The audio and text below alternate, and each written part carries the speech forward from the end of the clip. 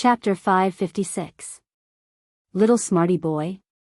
Li Tai's face turned green when he heard Li Zishuan calling him that.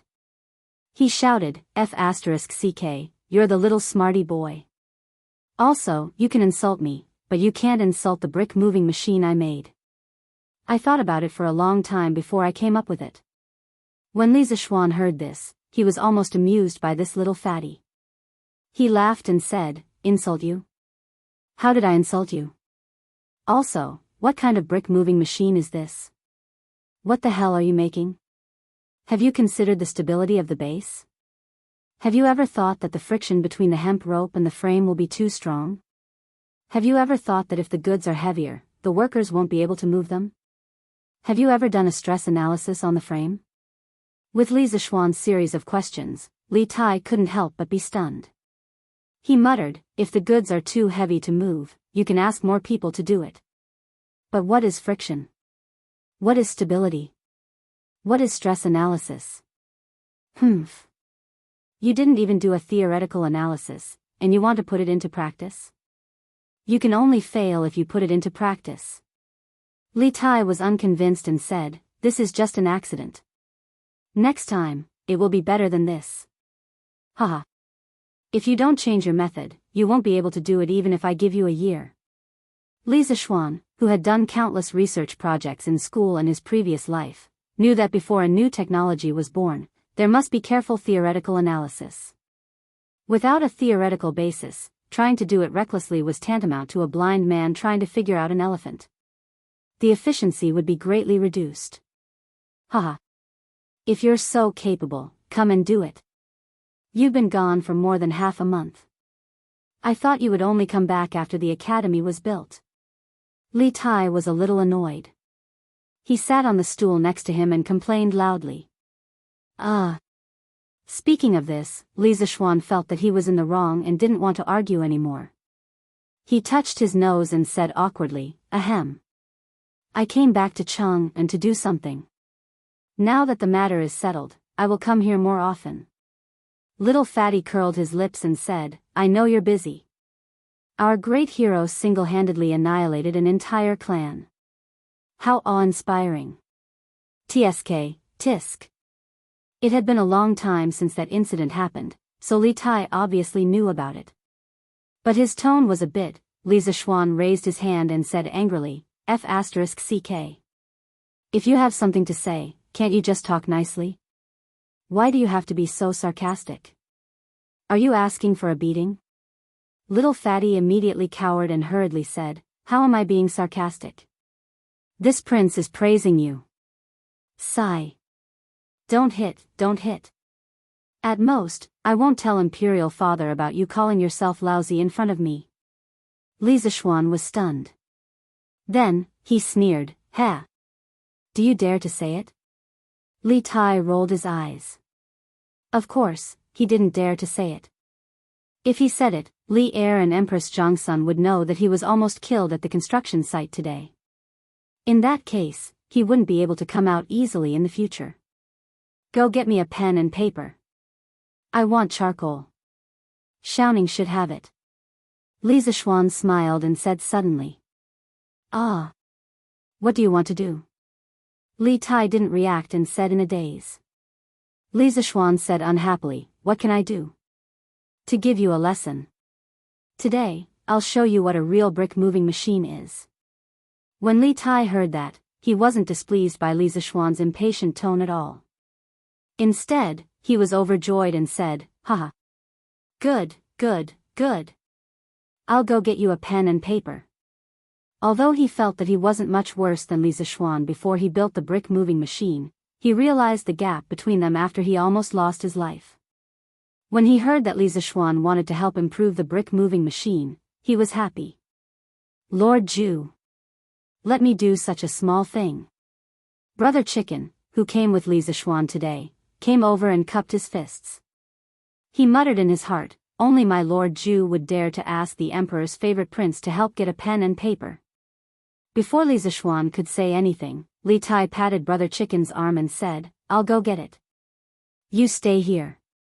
After saying that, he went out. Brother Chicken stood there, stunned and speechless. Lisa Schwan laughed and said, "When a student helps a teacher get a pen and paper, even the ministers in the imperial court won't say anything." "Feiji, you're overthinking it." Pang Feiji said, "You're right, Lord Ju." "Master. Master." At this moment, there was a knock on the door, followed by Iron Egg's shout. "Come in." Lisa Schwan hurriedly said. "Master. How do you have time to come over?"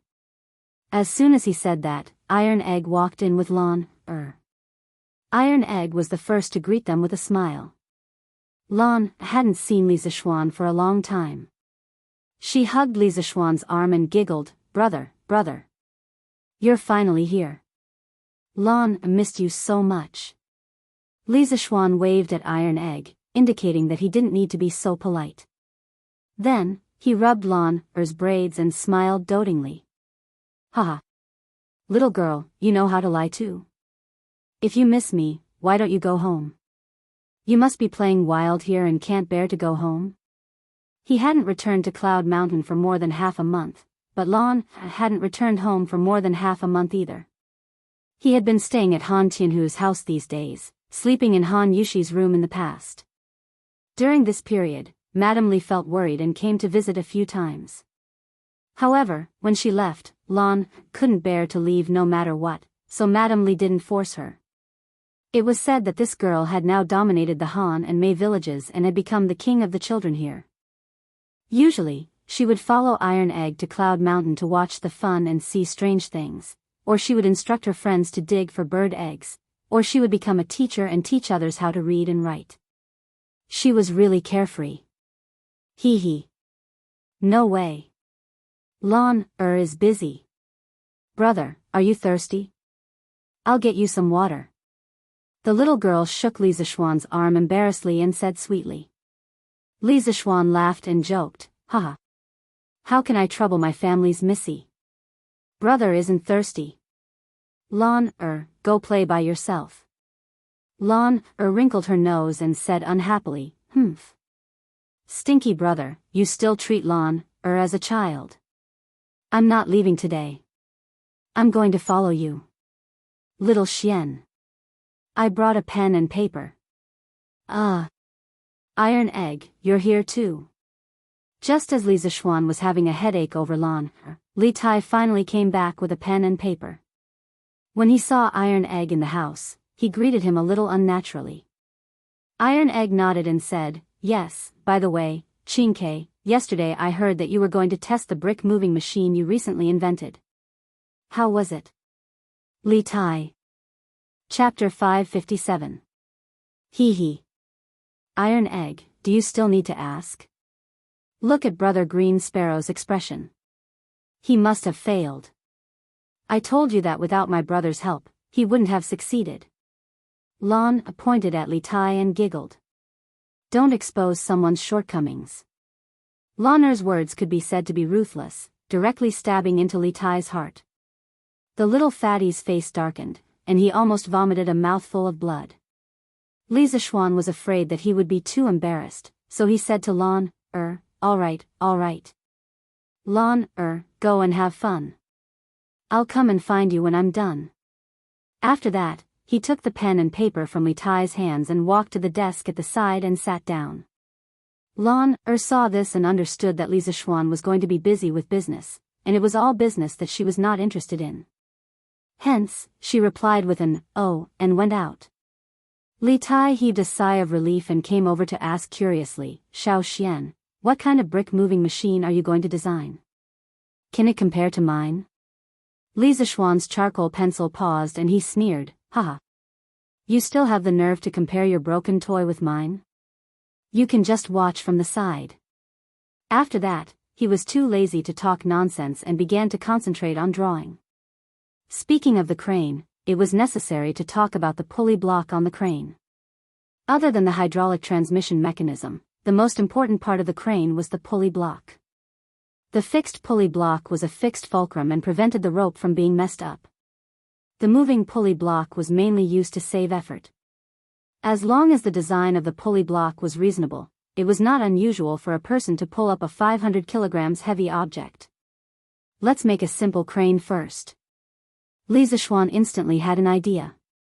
The crane's base, connecting rod, pulley block, lifting mechanism, and luffing mechanism all appeared in his mind. These components, under Li Zishuan's pen, quickly formed a beggar's crane with wheels. There was no other way. Although Li Zishuan could draw a 3D model of the modern large-scale cranes, almost all of them were hydraulic cranes. Even if he could draw one, it could not be done with the industrial level of this era. Hence, after thinking about it, he could only make a human-powered crane with pulley blocks as the core. You're done. Li Tai saw that Li Zishuan had stopped and could not help but ask. Li Zishuan nodded and said, yes. Li Tai furrowed his brows and picked up the drawing. After looking at it for a long time, a trace of surprise appeared on his face. He praised, this little wheel's design is good. With this thing, the hemp rope will suffer much less wear and tear in the future. I don't have to worry about the rope breaking anymore. Li Zishuan said with a faint smile, oh. Not bad. Qingke, it's not easy for you to see this. But you only know one part of it and not the other. Iron Egg, come and take a look. What's the use of the wheel on the side of the connecting rod? Yes, master. Iron Egg walked over and began to look at the drawing seriously. After a while, he hesitated and said, master. In addition to the wheel at the top of the connecting rod, there's probably something else that's connected to the bottom. Li Zishuan looked at Iron Egg with appreciation and said with a smile, not bad, not bad. Iron Egg, you're very accurate. Do you know what's the mystery of this wheel? Iron Egg said embarrassedly, sorry, master. I can't see it. Li Tai muttered, it's just a broken wheel. What mystery can there be? Li Zishuan was too lazy to bicker with little fatty. He pointed to the drawing and explained to them, Iron Egg. Qingke. I call this small wheel a pulley. The top is called fixed pulley. You can all guess its function. It's used to fix the fulcrum, prevent the rope from messing up, and reduce the wear and tear of the rope. The bottom pulley is called moving pulley. It's very useful. It can save half of the strength. Iron Egg and Li Tai were shocked and said in disbelief, save half of the strength? How is that possible? Li Zishuan smiled indifferently and said, how is it not possible? When using moving pulley, the hook weight is suspended by 2 pieces of rope. Each piece of rope only bears half of the weight of the hook weight. This way, the person pulling the rope only needs half of the strength to pull it. In the future, when you learn another course, physics, you will know a theorem that the power multiplied by the moving arm is equal to the resistance multiplied by the moving arm. The moving pulley's moving arm is twice as long as the moving arm, so the power is half of the resistance. At that time, you can use this theorem to analyze and you will find that the moving pulley is indeed labor-saving in principle. Although Li Zishuan's words contained many technical terms that Li Tai had never heard of before, little fatty still felt that Li Zishuan's words were very reasonable. He pinched his chin and fell into deep thought. Iron Egg nodded confusedly and asked doubtfully, Master, if it's really like what you said, then if we use more moving pulleys, won't we be able to lift thousands of pounds of heavy objects with very little strength? Li Zishuan nodded approvingly and said with a smile, Iron Egg, your question is very good. That's right. In theory, it is indeed like this. Do you remember what I told you before? When engineering is developed to the extreme, ordinary people can lift thousands of pounds of boulders. Master didn't lie to you. Li Tai's eyes widened and he was shocked speechless. What Li Zishuan said was tantamount to a fantasy to him. It was not an exaggeration to say that it was the means of immortals. Iron Egg nodded excitedly and said, yes, yes. Master, I remember. I didn't expect to see such a wonderful scene so soon. Li Zishuan smiled and shook his head, but although in theory, the more moving pulleys, the more labor-saving it is, it involves the question of whether it is worth it. What's not worth it? Iron Egg asked in puzzlement. Li Zishuan said with a smile, although using a moving pulley saves energy, the distance it moves is twice as far as the distance it moves the hook. That is, it consumes a lot of distance, and that brings up the issue of efficiency. For example, using a wooden stick to pry open an ant and using a wooden stick to pry open an elephant. Do you think the wooden stick is labor-saving or labor-intensive? It's the same with pulleys. If you use pulleys that can lift thousands of pounds of boulders to lift a basket of bricks, the pulleys will probably be heavier than the bricks. It's definitely not worth it. So when deciding the number of pulleys, you must consider the actual situation. The size of the horse should match the size of the saddle. Don't do more useless work. There were not many technical terms in these words, so it was not difficult to understand. Iron Egg and Li Tai both seemed to understand something after listening and fell into deep thought. Iron Egg understands. Thank you for your teachings. After a long time, Iron Egg came back to his senses and solemnly clasped his hands. Li Tai also came back to his senses.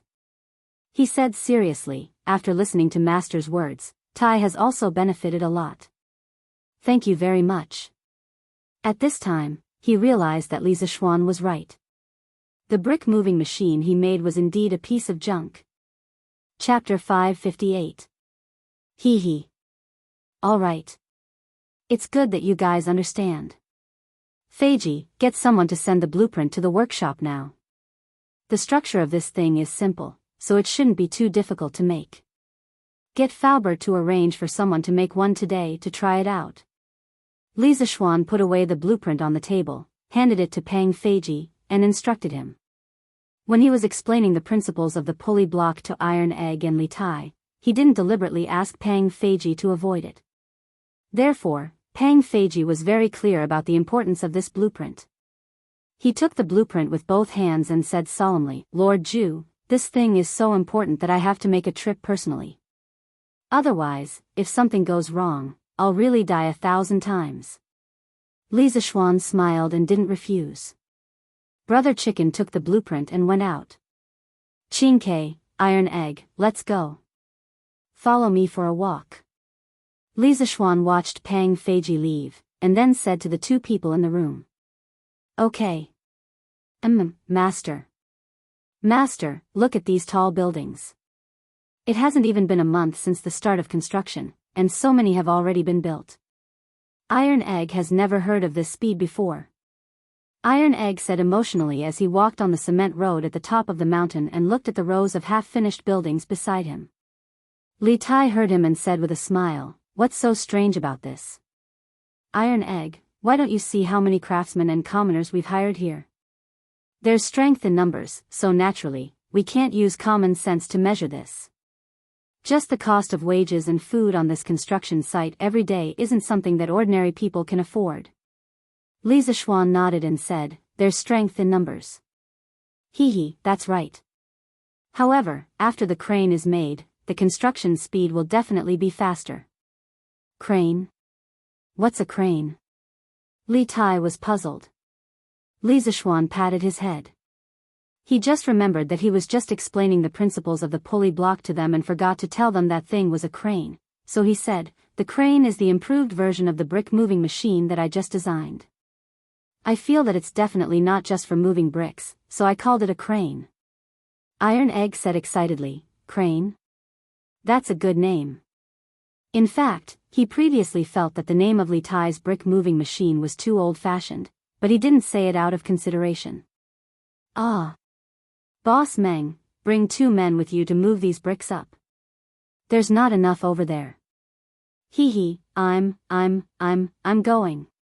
At this moment, Li Zishuan suddenly heard an incomparably familiar voice. He looked towards the source of the voice and saw a person he would never have thought of. It was the little idiot Sun Zifan. He pointed at the little idiot in astonishment and asked, why is this kid here? Seeing Li Zishuan's astonished look, Li Tai said proudly, hee hee. If this king can be here, why can't Sun Zifan be here? Li Zishuan was stunned for a moment before he reacted and asked, this kid was brought here by you, Qingke? Li Tai nodded and smiled, of course. Not only him, Wang Meng, Lu Yan, Huiran, Huayu, Yu Dongkai, Kusher Qing, Xing Ziran, and the rest are all here. This king can't be sunbathing alone in the wilderness while they enjoy life at home, right? It's just that Cho Ok said that he could only come tomorrow. That's a bit of a scam. However, more than half of the people from the school were called by me. How about it? I'm awesome, right? After Li Tai said that, he put on an expression of wanting to be praised and quietly waited for Li Zishuan to praise him. Li Zishuan was stunned when he heard that. He thought for a moment and suddenly asked in disbelief, Kushirqing? Zheng Ziren? Lu Yen? The three of them are here too. If he remembered correctly, when he decided to build his own college and leave the Imperial College, although half of the students from the school were willing to follow him to Yanhuang College, Kushirqing, Zheng Ziren, and Lu Yen, who were top-notch students but were not from official families, did not say that they wanted to come to Yanhuang College on the spot. Now, they were urged to come by Li Tai. It was a bit unbelievable. Li Tai understood what Li Zishuan was thinking and replied with a smile, Xiao Xian, are you trying to say that they didn't agree to come to Yanhuang College? Haha. Maybe at that time, they were hesitant to come to Yanhuang College and lose their future, but how many idiots are there in our school?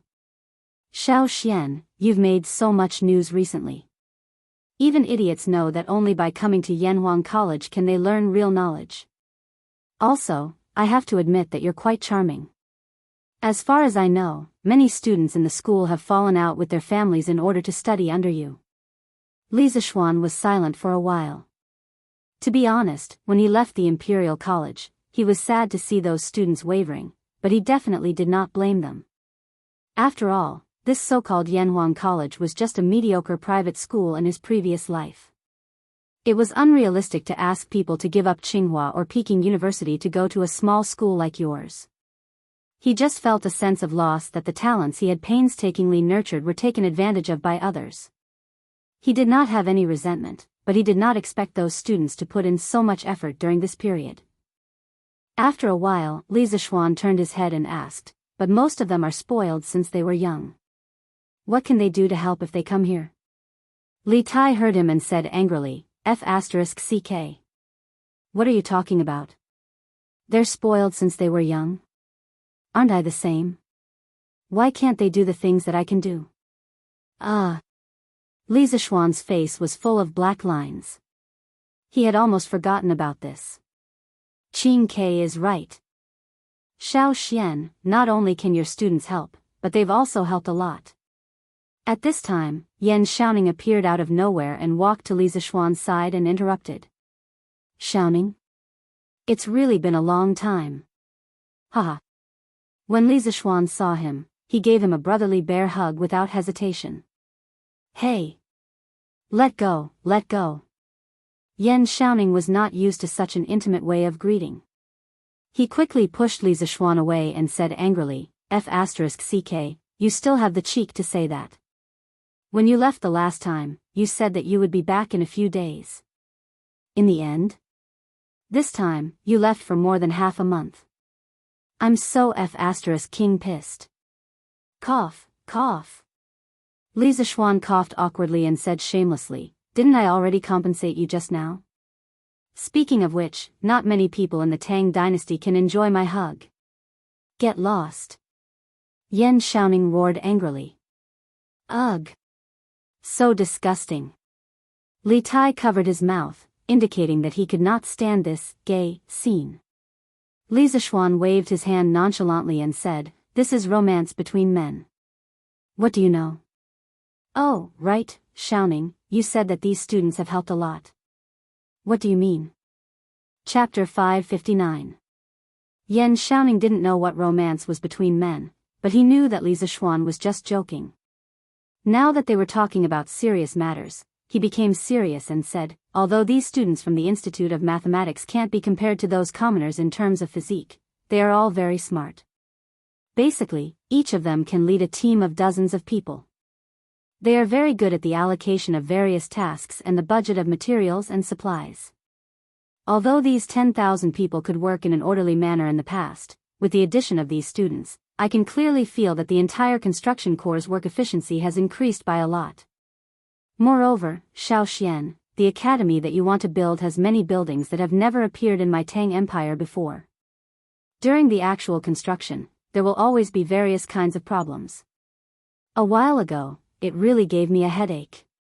Fortunately, Qingke called in these students from the Institute of Mathematics. You don't say. These students of yours are very different from those bookworms that only know how to read the 4 books and 5 classics. They can really apply what they have learned. Many of them may not be familiar with the work here when they first came, but after a few days, they can manage the people under them in an orderly manner. They can also give some very innovative and practical suggestions. They are really helpful to us. When Li Zixuan heard this, his mood immediately became happy. In the past, he didn't understand how teachers felt when they saw their students become successful. Now, he completely understood. That kind of happiness was not the same kind of happiness as earning $1 million. It was a kind of comfort that came from the inside out.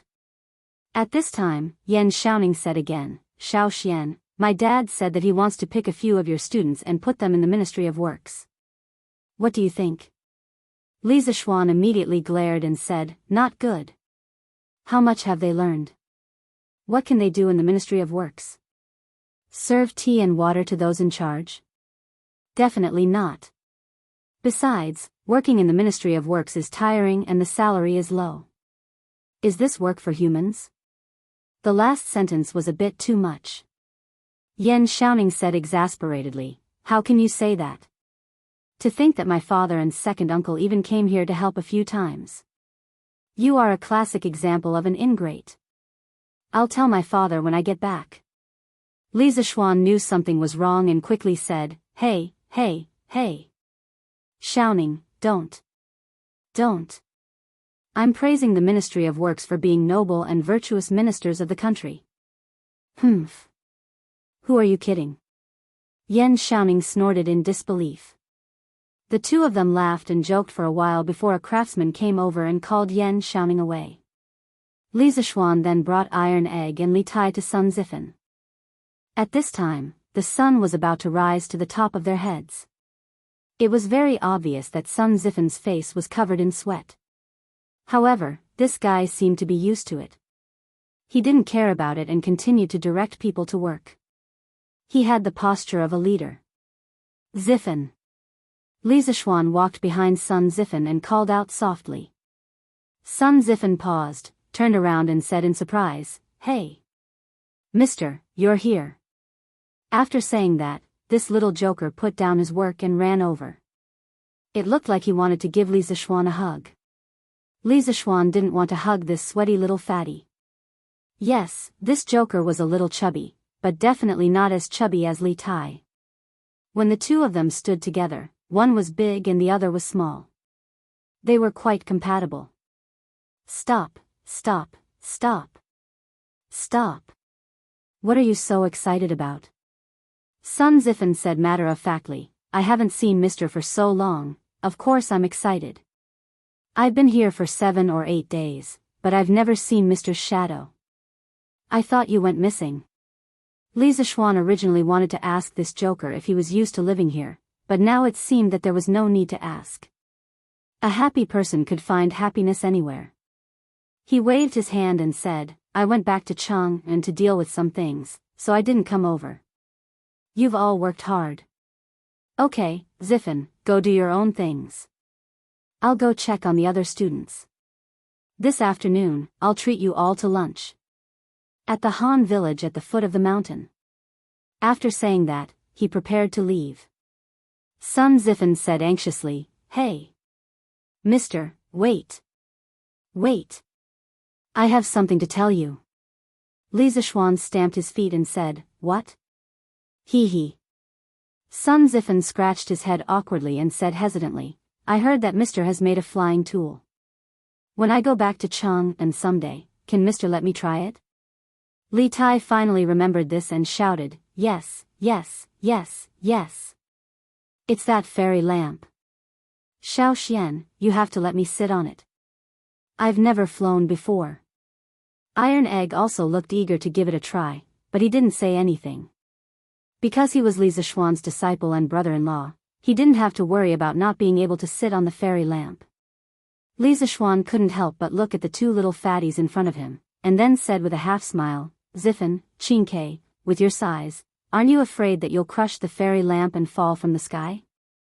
The two of them suddenly felt like they were hit by 10,000 points of critical hit. Sun Zifan said, "Hurt, mister, aren't you making your students too disappointed?" Li Tai wasn't so easily fooled. He thought about it and said angrily, F***ck. Xiao Xian, don't scare us. Your fairy lamp can definitely withstand Zifan and me. Others don't know, but I know that the 7-headed giant snake in your house was brought back by you using the fairy lamp. Sun Zifan's eyes lit up when he heard that, and he looked at Li Zishuan eagerly. Li Zishuan was helpless and could only say with a headache, well, the fairy lamp currently has a design flaw. After ascending to the sky, you can't control the direction, and once you go up, it's hard to come back down. Are you too sure you want to give it a try? The two of them were immediately confused. Li Tai wondered, then how did you control the direction last time? Li Zishuan smiled and said, Qingke, don't compare yourself to me. I know martial arts, and I won't be troubled by this. Okay. I'm not going to talk nonsense with you guys. I'm going to see Xiren and Kusher Qing. After that, he ignored the two little fatties who were flustered in the wind and left with Iron Egg. Hey! This fairy lamp is used to bring girls, how can it be used to carry little fatties? A while ago, I was too busy and didn't have time to bring girls. Now that I have time, maybe I can consider it. Li Zishuan thought to himself as he walked. In fact, the main reason was that the fairy lamp was unstable now. If it was used to carry people and he wasn't there to look after them, it would be easy for something to happen. However, he wasn't particularly willing to bring two big guys to see the scenery in the sky, so he could only let them suffer for now. Chapter 560. Noon. Han Family Village, Han Tianhu's house. Li Zishuan, Yan Xiaoning, Li Tai, Iron Egg, Lan Er, Sun Zifan, Wang Meng, Kusher Qing, and the other students from the School of Mathematics were all gathered in the main hall. The scene was very lively. There were close to 30 people, so one table was definitely not enough. There were 3 tables in total. The Han family's front hall, which was not very spacious to begin with, suddenly became very crowded. Since they were outside, they couldn't possibly treat their students to a meal in the cafeteria of Yunshan, right? At first, Li Zishuan planned to freeload at his father-in-law's house for lunch. Later, after seeing Sun Zifan, he thought about it. One person freeloading was freeloading, and more than 20 people freeloading was also freeloading, so he simply brought them all over. However, this made things difficult for Han Lizheng. After Iron Egg knew about Li Zishuan's plan, he came back 2 hours earlier to help Han Lizheng prepare the meal. Now that the living standards of the entire Han family village had improved, Han Lizheng's family had a special relationship with the Li Zishuan. Naturally, they would not be short on ingredients. They had chicken, duck, and fish, but they lacked a chef. Han Lizheng didn't want to neglect the students that Li Zishuan brought over, so he specially invited Hu Hanyan's wife to cook. Lu Yue went home after she finished cooking. Then, there were 3 sumptuous tables full of food and wine. Lord Taishan, come and take a seat. It's been hard on you today. Li Zishuan said apologetically. Actually, what he was thinking was to ask Han Yushi's opinion on whether he should find a second wife for Han Tianhu. It would be best if he could buy a few more maids and servants. Otherwise, it would be too hard for Han Tianhu to manage this huge house by himself. What's so hard about this? Xiao Xian, as long as you guys are happy eating. Han Tianhu wiped his sweat and said nonchalantly. He was really happy that Li Zishuan was able to bring his students over as guests. Now that Li Zishuan was his son-in-law, he was a junior. Seeing that his junior had made a name for himself and was loved by his students, he only felt gratified. Come, let's eat together. Yeah. Uncle Han, come and eat together. Li Zishuan and Yan Xiaoning quickly invited him. Han Tianhu nodded and sat beside Li Zishuan. Then, he raised his cup and said to Yan, Li Tai, and the others, this poor village can't be compared to the big restaurants in Cheng and City, so please don't despise this simple meal. Since all of you are little Xian's friends and students, as an elder, let me toast to all of you. Yan Xiaoning quickly said, Uncle Han, what are you saying? The dishes on this table are comparable to those of the restaurants in Chang'an. We should be the ones toasting you, Uncle Han. Yes, yes, yes. To Uncle Han. However, this Han family village isn't a poor village. It's much richer than many other villages. Uncle Han, you've managed it well. Sun Zifen was someone who knew how to talk to people and ghosts. At this moment, he could be serious in front of his elders. He raised his cup and laughed. Immediately, a bunch of voices of agreement rang out from behind. Yes, yes, yes. Today's dishes are very sumptuous. Thank you for your hospitality, Uncle Han. Here's to Uncle Han. That's right. Otherwise, we would have to eat together on Yunshan Mountain. Haha. Han Lijing's face was flushed with excitement when he heard these words. He finished the wine in his cup and smiled. Great. Then, you guys eat and drink well. Li Zishuan took over the conversation with a smile and looked at the crowd. He looked at the crowd and said, more than half of the people from our school of mathematics are here today, right? After more than a month, we're gathered together again. Kusher Qing, Zheng Ziren, Lu Yan, and the rest of you didn't plan to go to Yanhuang College with me. However, since you're sitting here now, it proves that you're willing to continue learning with me and that you're optimistic about the future of Yanhuang College. I won't say thank you to you for this. I'll only congratulate you. I congratulate you for making the best choice in your life. In a month, Yanhuang College will be officially established. At that time, you'll see an unprecedented college. At that time, Yanhuang College won't be a place where others can enter just because they want to. Come. To all of you. Everyone, let's have a toast. Okay. Well said, sir. Although the college hasn't been built yet, Sun Zifen have already fallen in love with Yunshan. To Sir.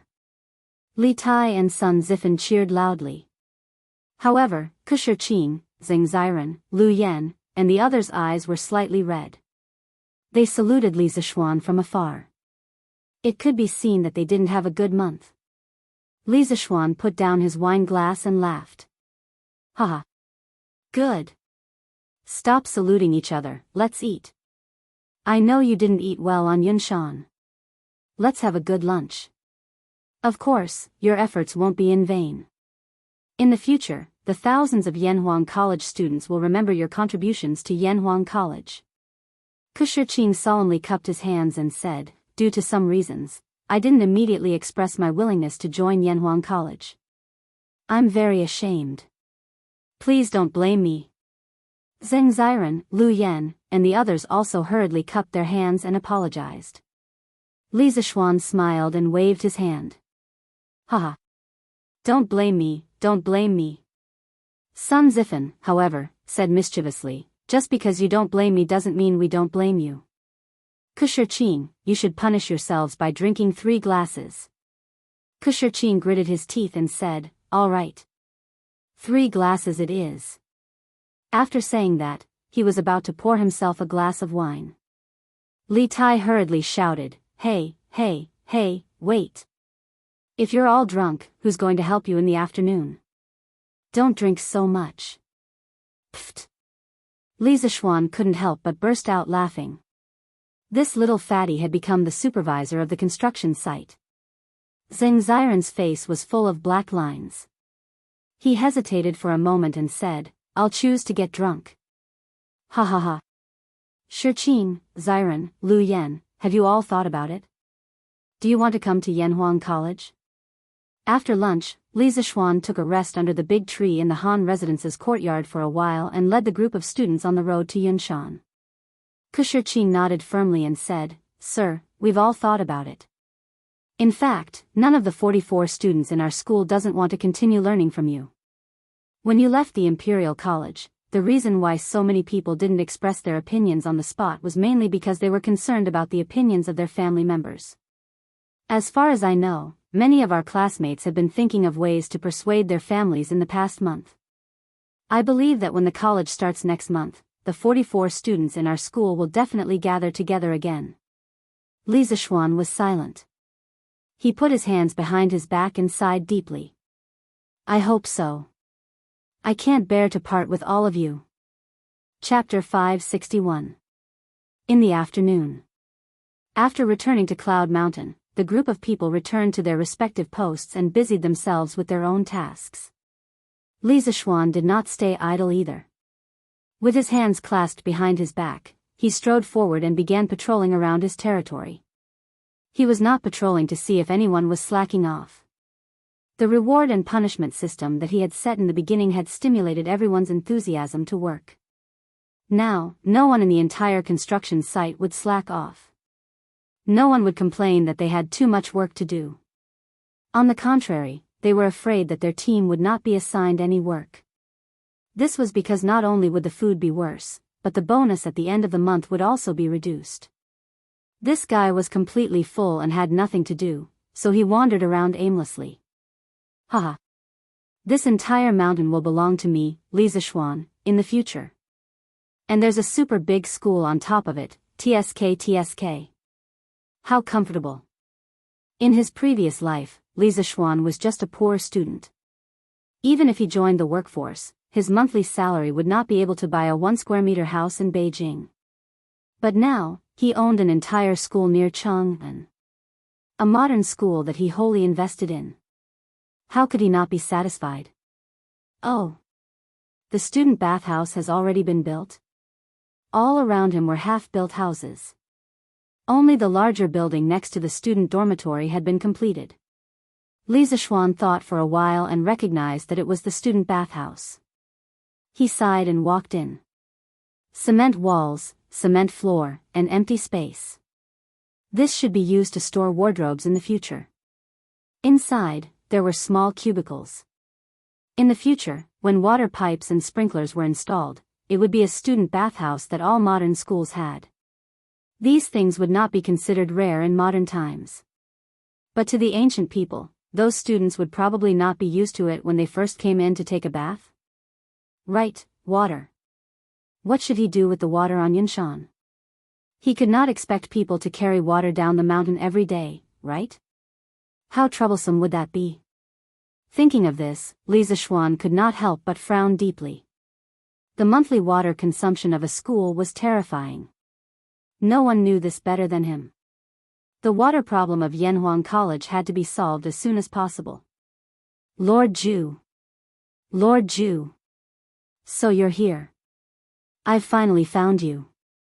At this moment, Pang Feiji suddenly ran in from outside and said while panting. Li Zishuan collected his thoughts and asked, Feiji, you're back.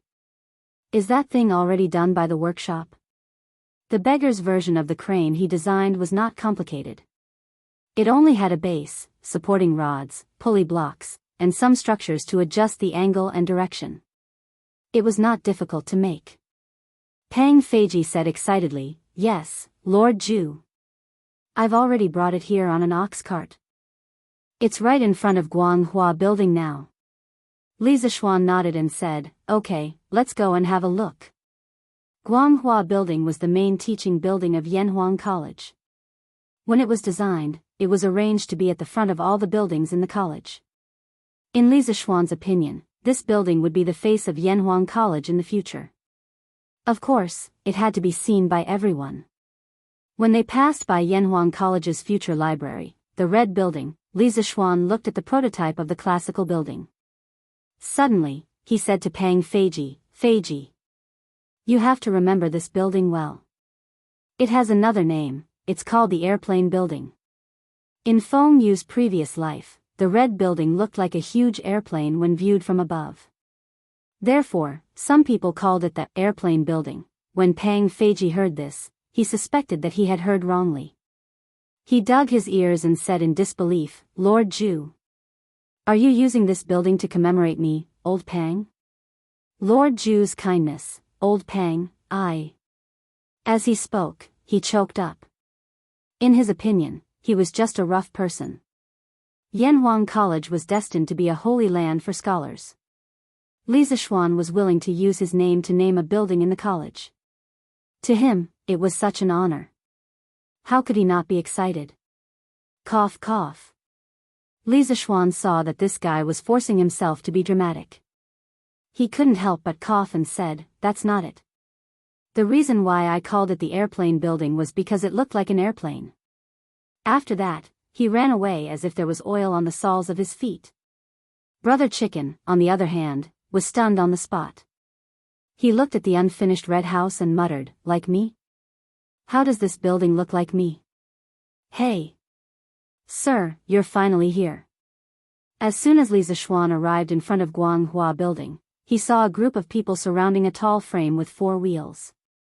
They were basically the students of the School of Mathematics. When Sun Zifan saw Li Zishuan, he came over to greet him.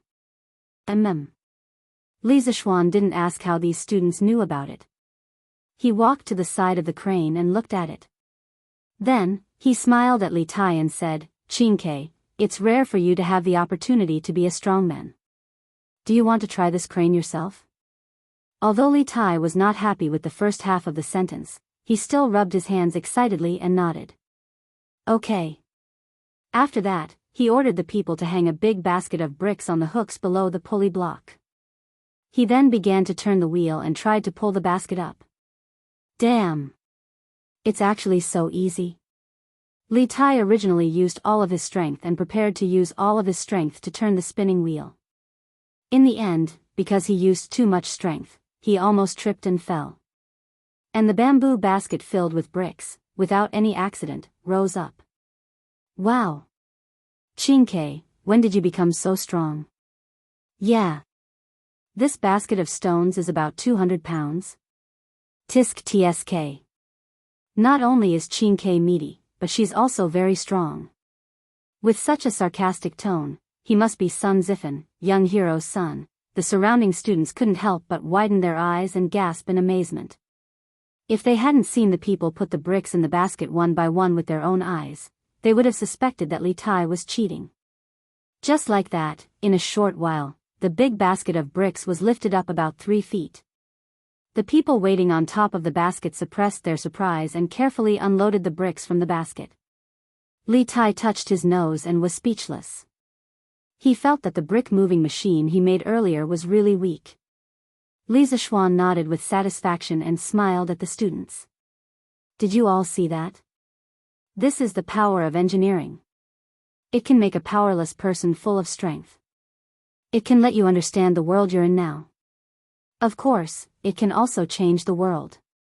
The knowledge that Yanhuang College will impart to you in the future will definitely be the most powerful knowledge in the world. Good. Sir, you're amazing. We want to learn the most powerful knowledge. Sir, you're mighty. Who hasn't been young and frivolous? When the students heard this, they were all elated and excited, except for Li Tai. He was very dissatisfied with Li Zishuan's words. It can make a powerless person full of strength. He felt that Li Zishuan was talking about him, so he moved to Li Zishuan's side and whispered, "Xiao Xian, I don't think your crane is good." "What's not good?" Li Zishuan asked subconsciously. Li Tai replied, "It's too troublesome. You single-handedly lifted up such a big basket of bricks in the morning. I think you're better than a crane. Why don't you use Qinggong to help us move the bricks in the future?" Get lost. Li Zishuan was stunned and almost slapped his size 40 shoe on this little fatty's size 38 face as he shouted angrily. Chapter 562. Shouting, "I'll leave this crane to you. With this thing, I believe the construction of the academy will be much faster. Please be sure to finish building the bishop, the canteen, and the dormitory within a month." It was the first time they saw such a novel thing, so naturally, the students of the school couldn't help but try it themselves. After an hour, their enthusiasm faded, and they returned to their posts. Then, Li Zishuan found Yan Xiaoning and said with a smile. Yan Xiaoning had also tried the crane himself. He nodded and said, "Yes, that's right. This crane is really helpful to us." No, Xiao Xian, are you going back to slack off again?" Li Zishuan couldn't help but twitch the corner of his mouth. Why is this guy so sensitive now? He hurriedly said, no, I'll come here often when I'm free. You have to take care of the things here. If you have any problems, you can send someone to find me directly. Enchanting had an, as expected, expression and said gloomily, I knew you were going to slack off. You're not even as good as your students. Li Zishuan shook his head and said, you can't say that. I'm not going home to slack off. You guys are responsible for the construction of the academy. I still have a lot of things to deal with. For example, the water supply of the academy, the hiring of teachers, the recruitment of students, the writing of teaching materials, and so on. I need to deal with all these as soon as possible. Compared to those students, I'm the one who's really working hard, okay? Hearing this, Enchanting stopped complaining. He thought for a while and said, well, you're right. Go do your own things then. I'll take care of things here. Li Zishuan smiled and said, okay. Then I'll leave it to you. After that, he was ready to go home. What he said just now wasn't a perfunctory or an excuse. He was really short on time. He should have started doing these things a long time ago, but he was delayed by the matter of the 7 cultivators of virtue for a long time, so he really didn't have much time left. Enchanting suddenly thought of something and hurriedly said, by the way, Xiao Xian, there's one more thing I need to tell you. What's the matter? Recently, the autumn harvest is approaching. Many people want to ask for leave to go back to help with the harvest. However, the construction period here is getting more and more urgent. Moreover, if we recruit new people, the new people will definitely not be as skilled as them. Therefore, I did not allow them to go home for the time being. But this is definitely not a long-term solution. Do you have any good ideas? Li Zishuan frowned slightly. He had neglected this point. In ancient times, the spring planting and autumn harvest were important matters for the common people. Basically, the whole family counted on the grain in the fields to survive the year. He absolutely could not delay the autumn harvest of more than 10,000 families because of his own selfish interests. He pondered for a moment and said, let's go. More money. All the workers and craftsmen who are willing to stay will have their wages doubled this month. They can use this money to hire people to help with the autumn harvest. Besides, each of their families should have half-grown children, so it shouldn't be a big problem. Of course, if they don't want to stay, we won't force them. We'll allow them to take leave and go home after handing over their work. However, they won't get the double pay. We'll let them decide for themselves. Enchanting raised his eyebrows and exclaimed, double pay? Xiao Xian, are you crazy? Putting aside the sumptuous meals, the wages that we, Yunshan, offer are already considered the most generous. Yet, you want to double the wages? Do you know that just based on this, you'll have to spend an extra 30,000 to 40,000 strings of cash this month? Li Zishuan shook his head and said, shouting, you can't calculate it like this. Yunshan is a special case. Although the meals and wages are very good, don't you see that these people are also working very hard? Yanhuang College is such a big project. Which construction team can complete it in 2 months? They can. Their efforts are completely worthy of this treatment. As for the double pay, isn't there no other way? No matter what, I can't affect the students' start of school because of the construction progress of the college.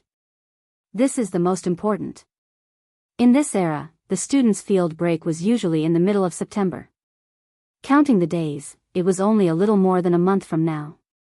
Li Zishuan's anxiousness made sense. Of course, he also had the capital to say this. Strange Interest Pavilion and Drunken Immortal House were now a group of hens that could lay golden eggs. It wasn't an exaggeration to say that they were raking in gold every day. Moreover, Datong Daily had long been on the right track and was no longer making a loss. Now, just the income from advertising alone was already very considerable. Enchanting said helplessly, all right, it's your money anyway. The rich ones are the masters. You can do whatever you want. After coming down from Yunshan, Li Zishuan didn't go straight home. Instead, he went to the workshop. Yanhuang College's enrollment promotion needed the power of Datong Daily. At this time, he couldn't help but feel lucky that he started Datong Daily first. With this tool of public opinion, it would be much more convenient for him to do other things. Brother Ma, for the next few issues of Datong Daily, help me write a few promotional drafts for Yanhuang College. I will personally write the first draft. Arrange for people to study it seriously and let them understand my engineering skills. You guys will write the drafts for the next few issues. I want to recruit students. In the editorial department, Li Zixuan found Ma Zhou and began to instruct him. Strictly speaking, Ma Zhou wasn't a pure Confucian disciple. He studied the art of governance and had a good understanding of the knowledge that was useful for governing a country. His character was flexible and flexible.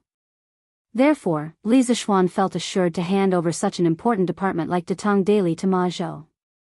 Ma Zhou understood what Li Zixuan meant when he heard this. He nodded and said, "Lord Zhu, don't worry. We will do our best to cooperate."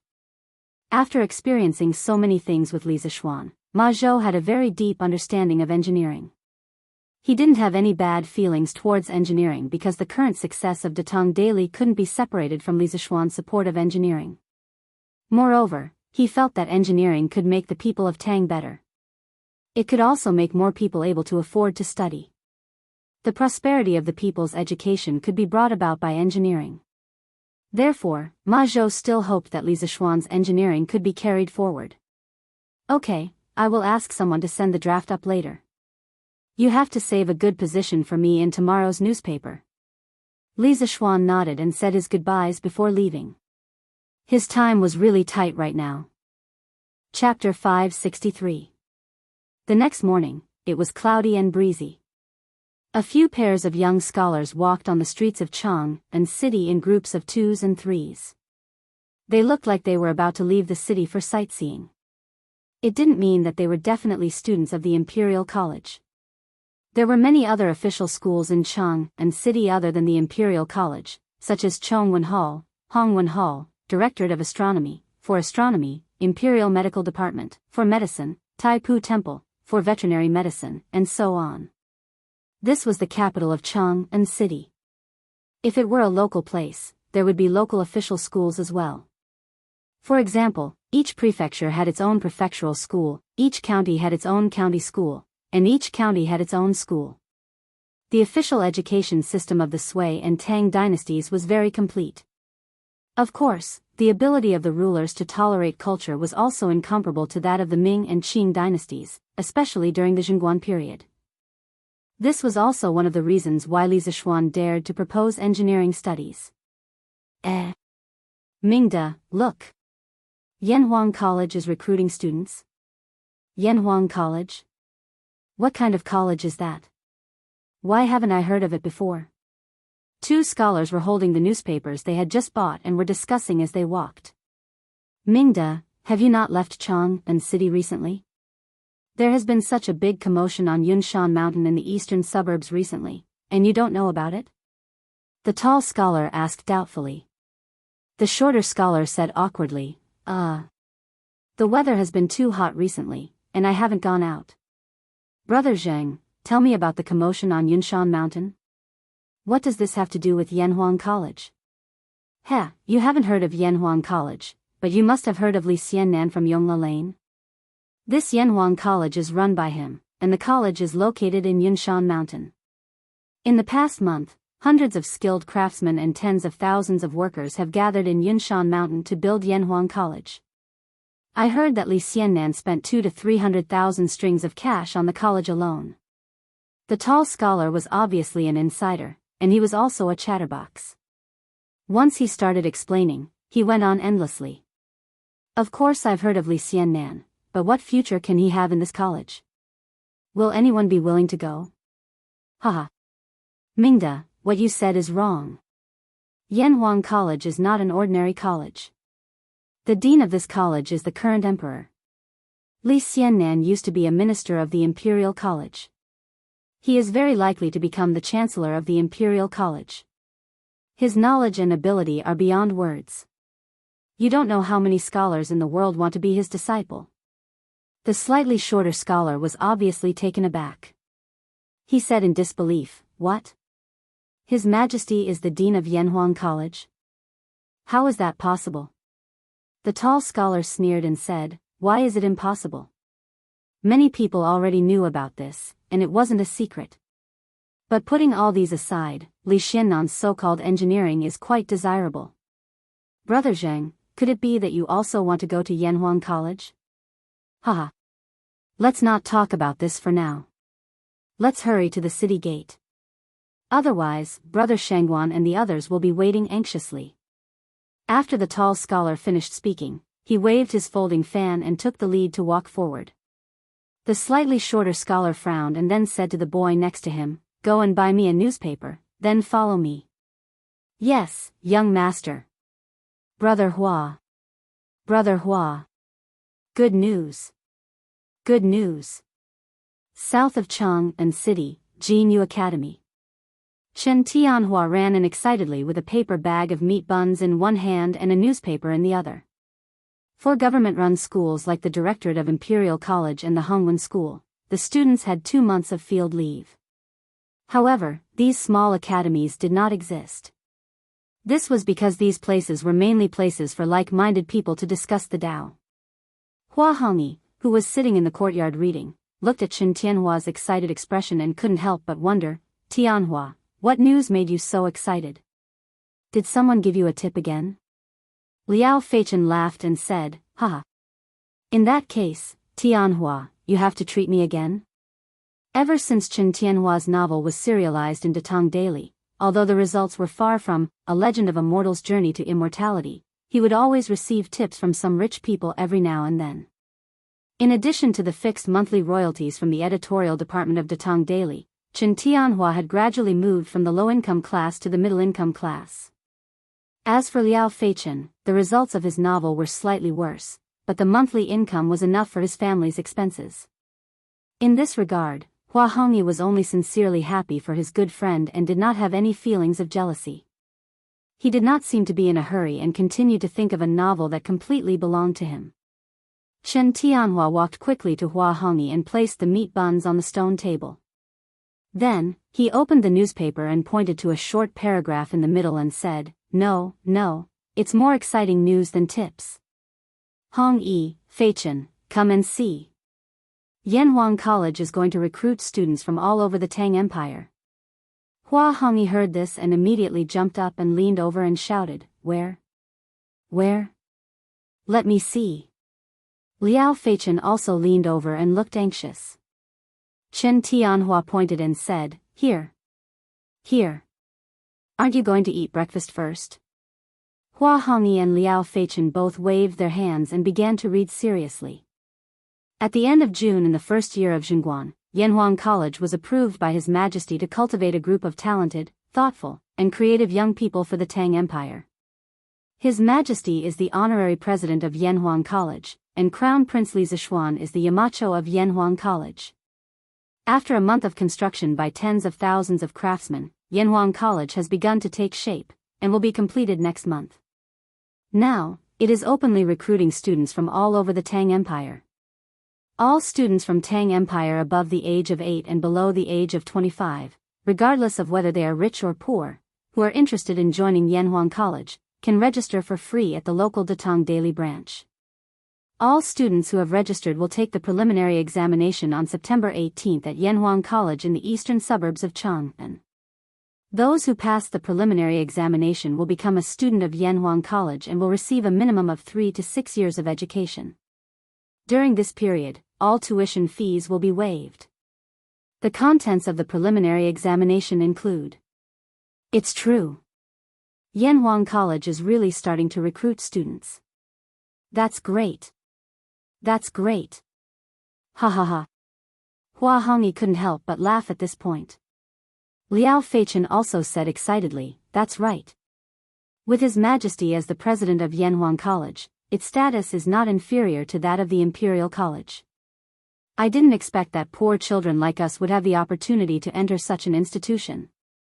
Chen Tianhua smiled and said, You too should finish reading. The contents of the entrance examination are explained at the end. Hua Hongyi and Liao Feichen lowered their heads and continued to read seriously. Chapter 564. Yanhuang College's entrance exam consists of the 5 classics, 30%, mathematics, 50%, and morality, 20%. The mathematics exam consists of addition, subtraction, multiplication, division, and geometry. Most of the content is related to the new mathematics of the Imperial College. Students are recommended to buy the latest textbooks from the Imperial College and study them carefully. The exam difficulty is below average. Students are encouraged to prepare for the exam. In Jinyu Academy, Hua Hongyi and Liao Feichen read the news carefully. Liao Feichen suddenly looked up and muttered, "Textbooks? Where are the new mathematics textbooks? We have to hurry and buy them." Chen Tianhua slapped his head and said, "That's right. Why didn't I think of that earlier? We should have bought the textbooks while we were at it. There must be a lot of people buying them now. Where can we buy them?" The 3 of them looked at each other and reacted almost at the same time. They said in unison, "Interesting pavilion." Hua Hongyi slammed the newspaper on the stone table and shouted, "Hurry and buy the textbooks." Then he ran out. Liao Feichen reacted and quickly followed him. Hey! Aren't you guys going to eat the buns? In fact, there was more than one article about Yanhuang College in the newspaper today. There were a total of 3 articles, but these people were focused on the enrollment and ignored the other 2. What is engineering? Hee, this old man wants to see how you are going to brag. Wei Mansion. Wei Zheng had his breakfast and habitually asked the servants to buy him a datang daily. Then he sat under the old tree in the courtyard and began to read it. Today was the official's day off, so there was no need to attend morning court. Wei Zheng rarely had a day of leisure. He couldn't help but mutter to himself when he saw a piece of news in the newspaper. Engineering is the study of engineering. Its main purpose is to serve the needs of the people and improve their lives. Its ultimate goal is to achieve prosperity for all. The houses of the common people, the pavilions of the palace, the riverbanks, the water conservancy, the city walls, the imperial mausoleum, and the agricultural production could all be supported by the school. Engineering can allow people to realize what kind of world we are in now. Engineering can allow people to make more advanced farming tools, allowing our Tang Empire to have more farmland and not have to worry about food. Engineering can allow people to make faster and steadier vehicles. One day, we will be able to travel between Chang'an and Luoyang in a day, and we won't need to travel back and forth for several months. Engineering can allow people to create more powerful weapons, allowing our Tang Empire to stand at the top of the world, allowing the barbarians to submit to us and congratulate us. Engineering can even create flying tools, allowing mortals to soar above the 9 heavens and overlook the magnificent mountains and rivers of our Tang Empire. There is no high or low in learning. Engineering is only for the benefit of the people of the world. Students of engineering can also have a bright future. If you don't have great ambitions, you can use engineering to become an accountant in a shop, or take part in the mathematics examination. You can become a deputy county magistrate or manager of the Ministry of Civil Affairs or Ministry of Works. You can feed and clothe your entire family. If you have great ambitions and are willing to devote yourself to the study of engineering, you can become a master of the generation. You can do things that others don't dare to do. You can create divine weapons that others can't create. You can enjoy great wealth, be worshipped by thousands, and leave your name in history for all eternity. Engineering, as a new study, is actually not new. It combines the academic essence of the pre-Qin dynasty with the purpose of benefiting the people and the world. Young students who want to learn engineering, please immediately register for the entrance examination of Yanhuang College. Gentlemen, on the 18th of September, we will meet at Yanhuang College. Be there or be square. After reading this news, the joking expression on Wei Zheng's face had long disappeared. He stared at the newspaper in a daze and muttered to himself, "Engineering is only for the benefit of the people of the world." Previously, that kid from the Li family said that Confucianism cultivates the mind, while engineering benefits the world. So that's it. But if that's the case, won't the sky of my Tang dynasty be pierced by this kid? Benefits the world, benefits the world. Back then, the school of Mo was righteous. Mencius said that it was for the benefit of the world. How similar is it to Li Zishuan's engineering? I'm afraid that many people will take this opportunity to make a big fuss. This kid is still too inexperienced. Wei Zheng had long passed the hot-blooded age where he would roll up his sleeves and do things on impulse. He wasn't bewitched by Li Zishuan's rather provocative words. Instead, he found a trace of worry in them. However, the reason why he had hidden worry was that he was slightly biased towards Li Zishuan. Otherwise, what was there to be worried about? Wasn't the reason why he had stubbornly opposed Li Er his whole life?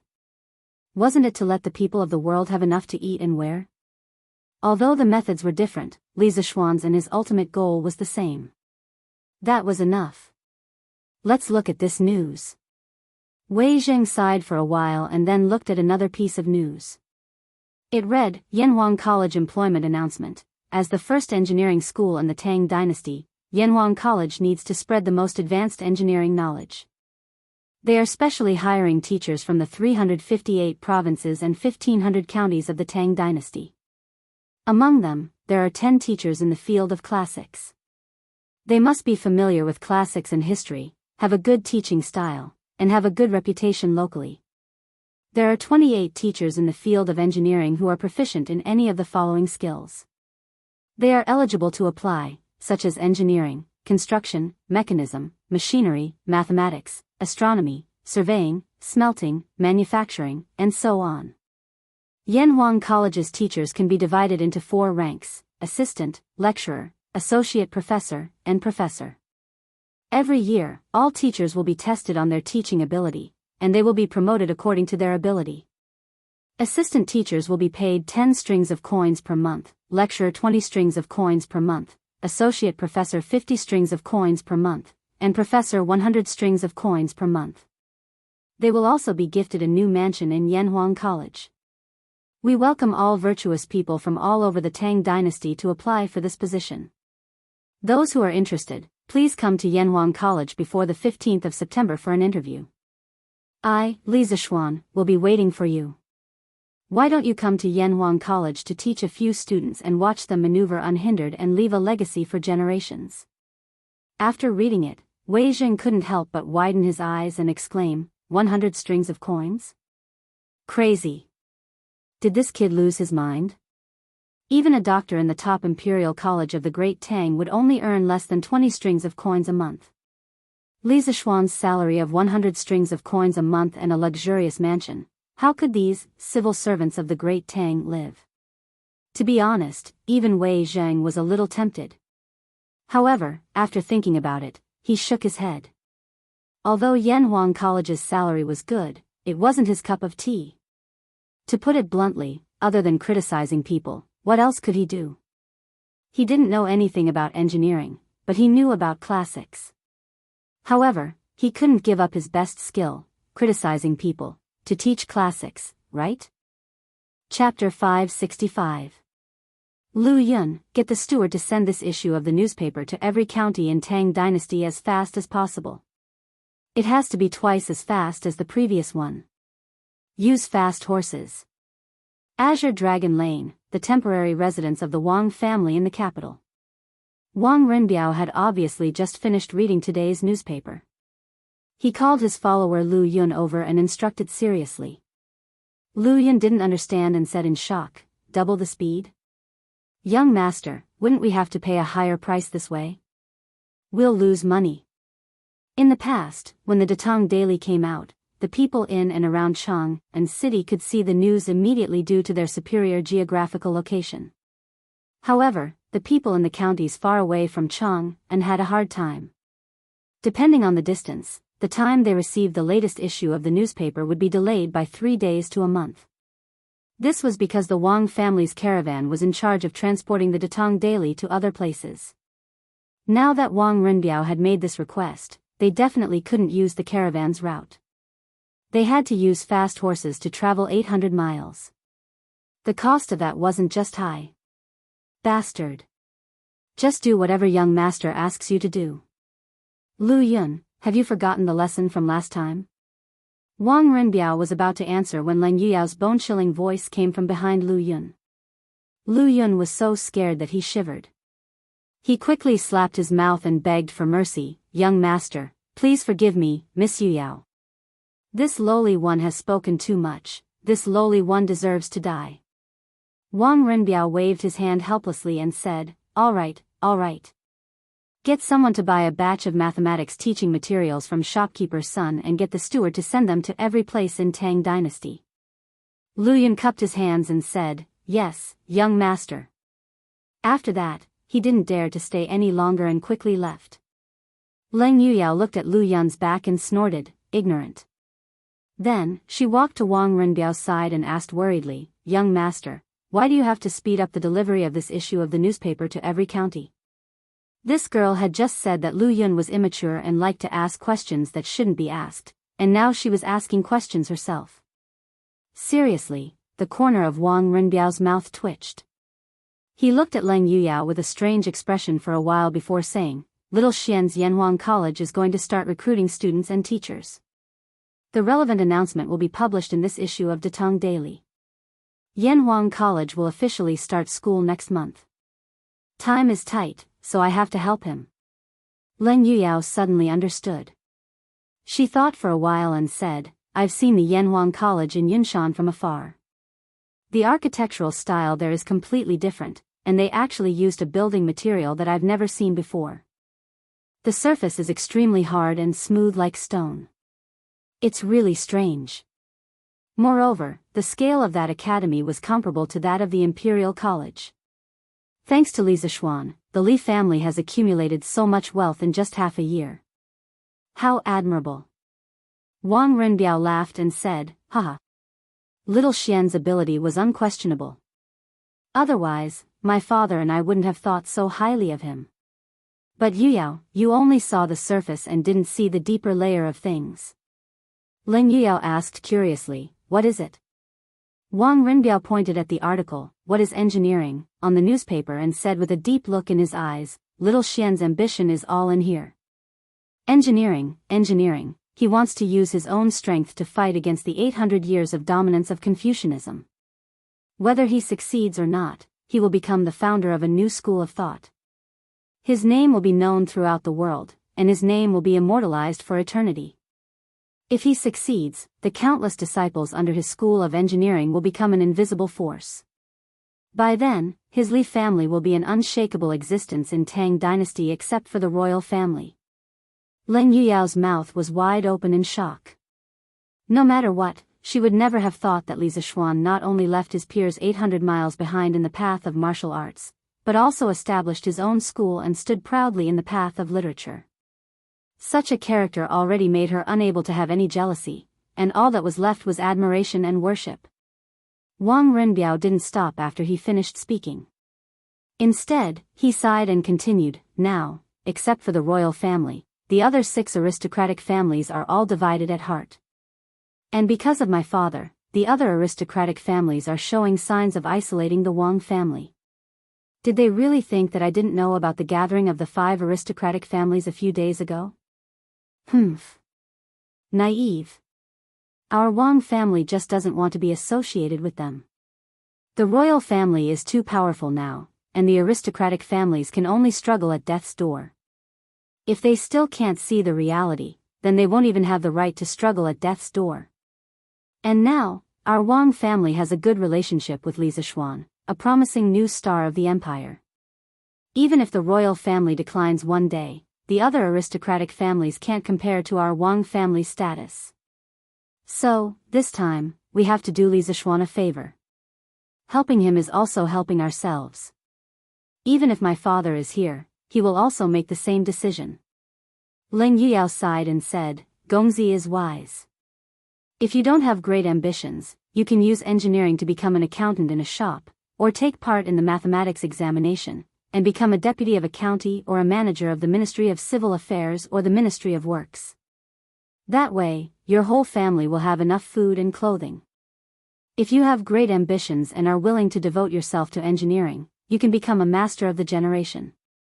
You can do things that others don't dare to do. You can create treasures that others can't create. You can enjoy great wealth, be worshipped by thousands, and leave your name in history for eternity.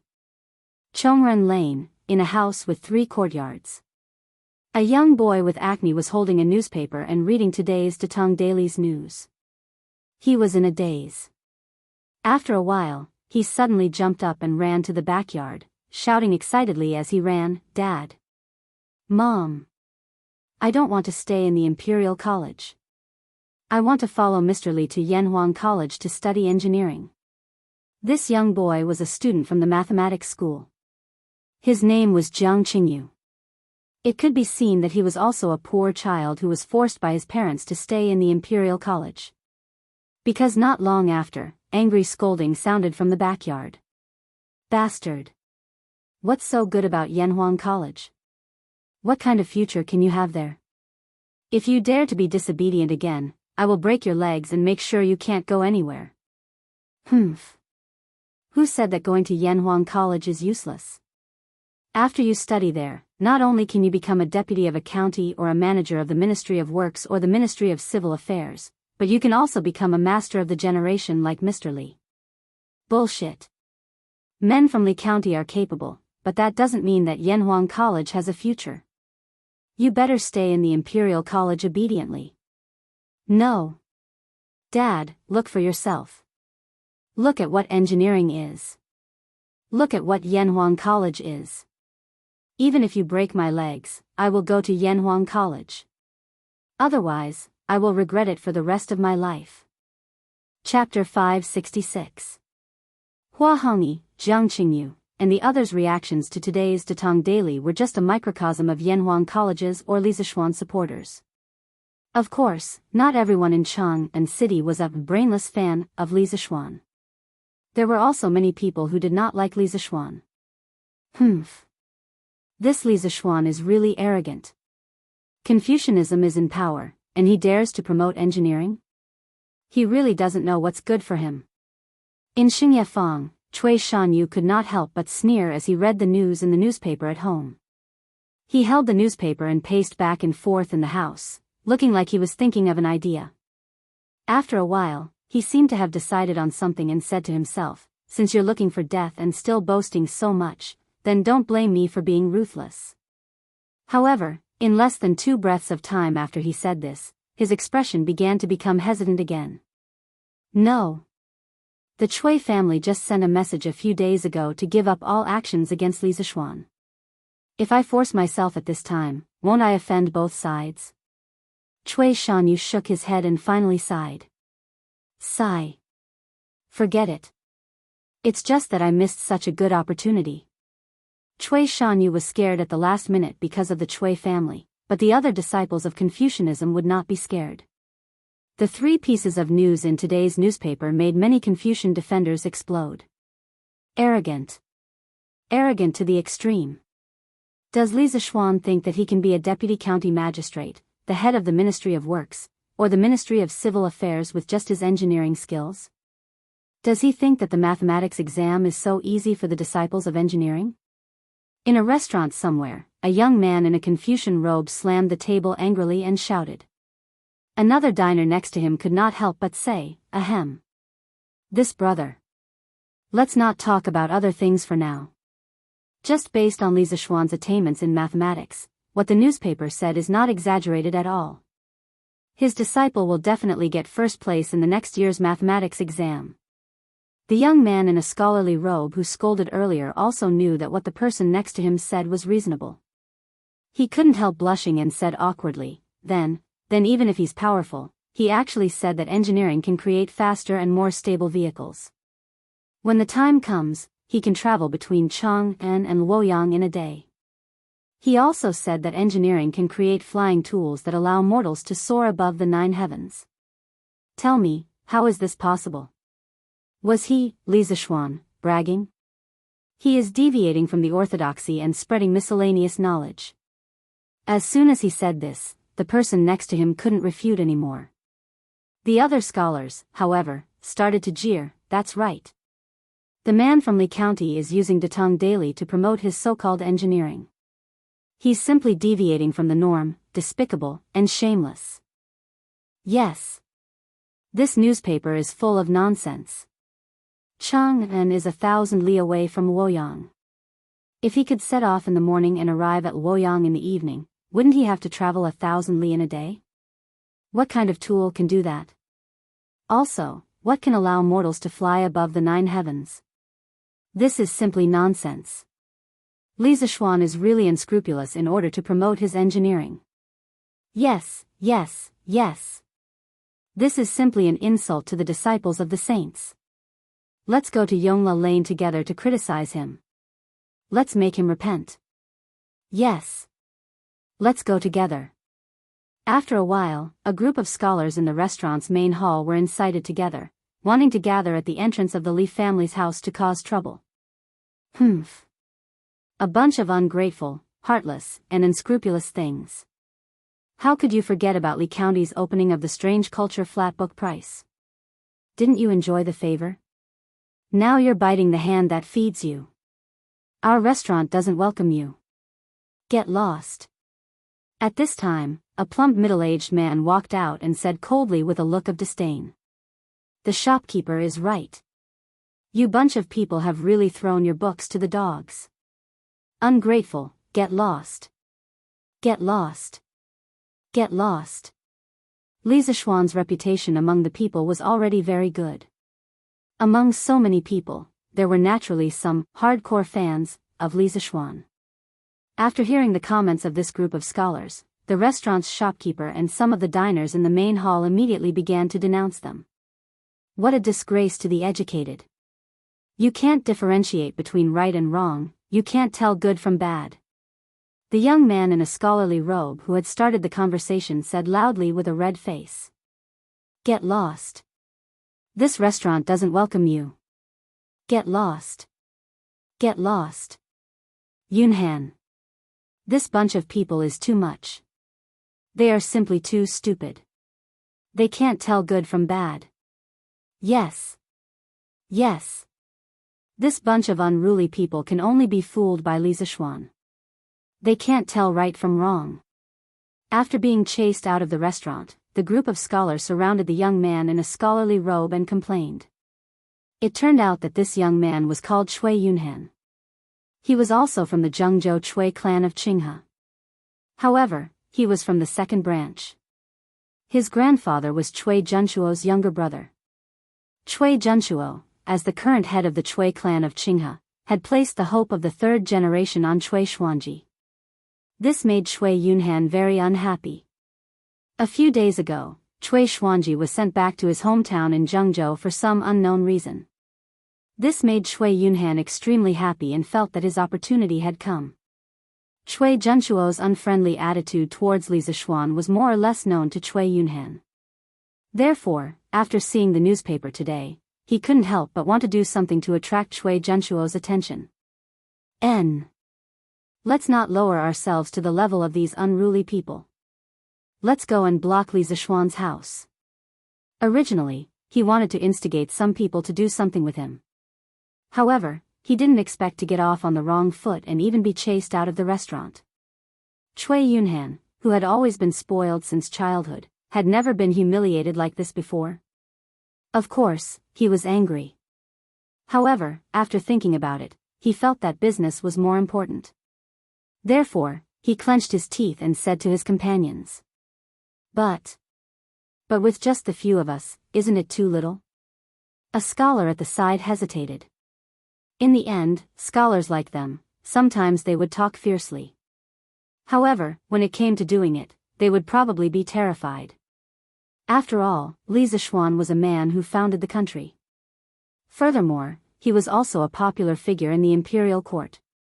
He was the crown prince Zhang Shi of the third rank. It was no wonder that this person would be terrified. Seeing that the others nodded in agreement, Chui Yunhan muttered, "Then let's go and gather our classmates." Li Zishuan wantonly spread miscellaneous studies and deceived the people. How can we, the disciples of the saints, sit back and do nothing? We must let the people see his true colors. That's right. I will go and find Dong Kong and the rest. All right. Then I will go and find Chao Lei and the rest. I will go and find Zhuojin and the rest. Cui Yunhan nodded and said, all right. Then you guys hurry up. After an hour, we will gather here and go to the Li family together. All right. Chapter 567. Mr. Wenji, Li Gang, courtesy name Wenji, long time no see. I trust you have been well since we last met. In Crooked River Square, Li Zishuan knocked on the door and entered a quiet and elegant courtyard. When he saw Li Gang watering the orchids with a water ladle, he greeted him with a smile. This was a relatively simple old house. The decorations were not luxurious at all. There were no artificial mountains, ponds, or pavilions. There was only a small bamboo forest in the courtyard, plus a flower garden. It was quiet and elegant to the extreme. Hee hee. This old man's bones are good. But how come you, a busy person, have the time to look for an old man like me? Li Gang unhurriedly put the water ladle into the wooden bucket next to him, turned around and said with a smile. Li Zishuan did not directly answer Li Gang's question. Instead, he glanced at the Datong Daily that was quietly lying on the stool and asked Li Gang, Mr. also reads Datong Daily? I do. This old man is idle at home. Other than watering the flowers, I can only read the newspaper. This newspaper of yours is really a good choice to pass the time. Li Gang suddenly came to a realization. He pointed at Li Zishuan and said with a deep smile, ah. This old man knows why you are here today. You want this old man to pay the wine debt. Haha. Let's talk inside. Inside the house, Li Gang asked his grandson Li Gang to pour a cup of tea for Li Zishuan. Then, the two of them sat opposite each other. Li Gang smiled and said, this old man's house is not as rich as yours. I don't have good wine, but I still have good tea. Don't dislike it. Li Zishuan cupped his hands and said, I wouldn't dare. Mister, you don't care about fame and fortune. Although you live in a humble house, many of us can't compare to your moral character. How would I dare to dislike it? Even Li Gang, a calm old pedant, couldn't help but laugh at his flattery. He laughed and scolded, glib tongue. I'm afraid I won't be able to bear your flattery. This tea was personally picked by this old man in March at the tea garden in the east of the city. It tastes very good. You should try it too. The corner of Li Zishuan's mouth twitched slightly. Thank you for your kindness, sir. Although the tea is good, I'm not used to this kind of tea brewing technique. I appreciate your kindness. Li Gang frowned and asked curiously, tea brewing techniques? Could it be that other than this old man's tea cooking technique, there are other tea cooking techniques? Li Zishuan coughed dryly and said, let's not talk about this for now. If old Mister is interested, I will use a new method to brew a pot of tea for you in the future. I came here today because I have something to ask of you. Haha. You want to invite me to your Yanhuang College, right? It was easy to talk to smart people. Li Zishuan didn't even need to take the initiative to say it. Li Gang had already guessed the purpose of Li Zishuan's visit. He shook his head and couldn't help but laugh. This old man has already read today's Datong Daily. What you want to say should be in the newspaper, right? There is no high or low in learning. Engineering is only for the benefit of the world. Xiao Xian, although this old man agrees with this sentence, I'm afraid you will be criticized a lot if you write it like this. Li Zishuan said, I don't care about public opinion and criticism. If I can let engineering be known by the world, be used by the world, and benefit the world, then what do I have to fear even if I'm criticized? Li Gang slapped the table and laughed loudly. Haha. Good. You are really a newborn calf that isn't afraid of tigers. This old man is very pleased that my Tang Empire has such a young talent like you. If your Yanhuang College has any use for this old man will not refuse. Li Zishuan said happily, Old Mister, you agree? Li Gang smiled and said, yes. But your Yanhuang College mainly teaches engineering, right? Although this old man is familiar with the classics and history, I know very little about engineering and construction. I'm afraid I can't help you much. Li Zishuan had already considered this point. He smiled and said, although Yanhuang Academy mainly imparts engineering, Confucianism also plays a large part. I believe that Confucianism cultivates the heart, while engineering benefits the world. Without the influence of Confucianism, even if the students are capable, they will not be of any benefit to the country if their three views are not correct. Besides, you are a person of virtue and prestige. Even if you don't do anything and just stand in our Yanhuang College, you will be able to smell the scholarly fragrance of Yanhuang College within 100 miles. Who says you can't help? Although this was a little exaggerated, Li Gang's role was really like a stabilizing needle. His prestige in the scholarly world and his reputation among the people were among the top of the famous scholars in Tang Empire. With Li Gang joining Yanhuang College, the overall level of the school would rise by a level. Li Gang stroked his beard, pointed at Li Zishuan and scolded with a smile, "You brat, I don't know where you learned this skill of flattery." "Fine, fine. This old man will go to your Yanhuang College to teach. You have to provide as much good wine and food as you want. You brat can give the other teachers such a high salary, so you can definitely give me a few jars of wine." How could Li Zishuan not agree? He hurriedly said, "Old mister, don't worry, this is how it should be. This is how it should be." Li Gang nodded with extreme satisfaction. Then he thought for a while and said, "Coincidentally, this old man has a few close friends. They are quite knowledgeable, but they have already retired. Previously, you said in the newspaper, since they have retired from the world, why don't they come to Yanhuang College to teach a few disciples and watch them maneuver unhindered and leave a mark for generations to come? This old man agrees very much. This old man will invite them to come to Cheng and some other day. You brat, come and meet them. If you think they are okay, you can also invite them to Yanhuang College." Li Zishuan waved his hand and said with a smile, "Since old mister thinks that they are knowledgeable, what other opinions do I have? If you think it's okay, as long as they are willing to come to Yanhuang College, this brat would be more than happy. I just don't know if there are any of your friends who are good at engineering, machinery. Li Gang was startled. After a while, he nodded with a heavy expression and said, This old man does know someone who is very proficient in engineering, machinery. However, we haven't contacted each other for many years. This old man will write a letter in a while and see if we can still contact each other. If there is a chance, I can recommend you." Li Zishuan's eyes lit up and he said excitedly, "Thank you for your trouble." He had been in Tang for so long, but the number of engineering talents he knew could be counted on one hand. Yanhuang College would be the #1 engineering college in Tang in the future. How could it not have a reserve of top talents? So today, Li Gang really solved his urgent problem. Li Gang hesitated and said, "But this person's identity is a bit special. Do you really want to meet?" Chapter 568. Li Zishuan. Come out. Li Zishuan, you're promoting engineering and deceiving the people. You're a disgrace to the saints. Come out and give us an explanation. That's right. Li Zishuan, come out and give us an explanation. Yongla Lane, Li Residence Gate. After Jiang Zuihua led dozens of women to surround the Li residence, the gate of the Li residence was once again blocked after half a month.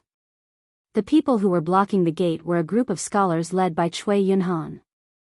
There were a total of 40 to 50 people. The status of the scholars was much higher than that of the women last time. Therefore, the commotion this time was even bigger. There were also more people watching the show. Many of the onlookers who had a good impression of the Li family could not help but worry for the Li family. This was because the scholars' mouths could turn black into white. If the Li family did not handle this matter properly, then the scholars would spread the news and the Li family's reputation would be ruined. Who are you? How dare you come to the Li residence to cause trouble? With such a big matter happening, there would naturally be servants to report to the inner court. Before the person in charge came, Pang Feiji had to stand up for a while. He pulled out the long knife at his waist and shouted coldly at the group of people in front of him. Some of the timid scholars were frightened by Pang Feiji's cold-faced Hades. However, Cui Yunhan had seen the world. He knew that Pang Feiji would not dare to make a move. Therefore, he pretended to be righteous. He took 2 steps forward and said loudly, "Riches and honor cannot be corrupted. Poverty cannot be moved. Might cannot be subdued. Today, we are here to demand an explanation from Li Zishuan. Why would we be afraid of a small guard like you? If you have the guts, then chop your knife down on my head." These righteous words immediately boosted the morale of the group of scholars. Many scholars loudly cheered, "That's right, we can't submit to force. We are here to seek an explanation. Why would we be afraid of a little guard like you? Hurry up and ask Li Zishuan, the cultured scum, to come out. That's right. Either get Li Zishuan to come out, or bring your knife down on our heads. Let's see if you still dare to commit murder in broad daylight." Facing this group of aggressive scholars, Brother Chicken couldn't help but frown. He didn't expect that not only did his threats fail to frighten the other party, it instead made them even more arrogant. He glared fiercely at Cui Yunhan, the scholar who was leading the troublemakers, and said loudly, "Humph. My Lord Ju is not at home now. All of you are causing trouble in broad daylight. If you do not leave quickly, I can only let the people from Wuhou government come and capture all of you." Cui Yunhan did not back down and retorted, "Gathering people to cause trouble? Which eye of yours saw us gathering to cause trouble? We are only here to reason with Li Zishuan. This is a matter between us scholars. You have no right to interrupt. Get out of the way. Tell Li Zishuan to come out. I don't believe that he's not at home. That's right. This is a matter between us scholars. Why are you interrupting? That's right. Tell Li Zishuan to come out. What's the point of hiding at home like a coward?" The more they caused, the fiercer they became. The more they spoke, the more they wanted a mile. They all pressed forward, wanting to crash into the Li family's main door. Brother Chicken was both angry and shocked. He shouted loudly, "All of you stop. Stop them. Whoever dares to go forward, chase them away with sticks." The Li family's guards at the side all agreed. Whenever they saw a scholar who dared to cross the line, they would mercilessly hit them with sticks. They didn't dare to hit their vital parts.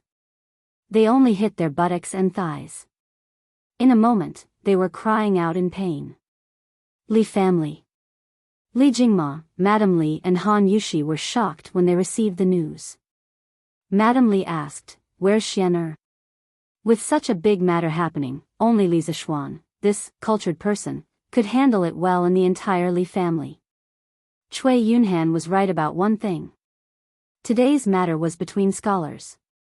It was useless for others to step forward. Only Li Zishuan could do it personally. Besides, they couldn't let Han Yushi, this woman, go out to solve the conflict. Putting aside her identity as a scholar, the people outside were all men. It was very inappropriate for a woman like her to step forward. Han Yushi quickly replied, "Mother." Her husband had gone out a long time ago. He should be at Crooked River Square, old Mr. Li Gang's house now. I'll ask San Bao to call him back. Madame Li nodded and said, "Go quickly. Ask Xian'er to come back quickly. Let Pang Siggy help out outside for a while." Han Yushi nodded and called San Bao over. She gave a few instructions, and San Bao sneaked out from the back door. Li Jingma shouted from behind, "San Bao, ride my horse. Hurry up, Io. You bunch of unruly slaves, how dare you commit violence in public? Just wait to go to jail. Everyone, they don't dare to really hit us.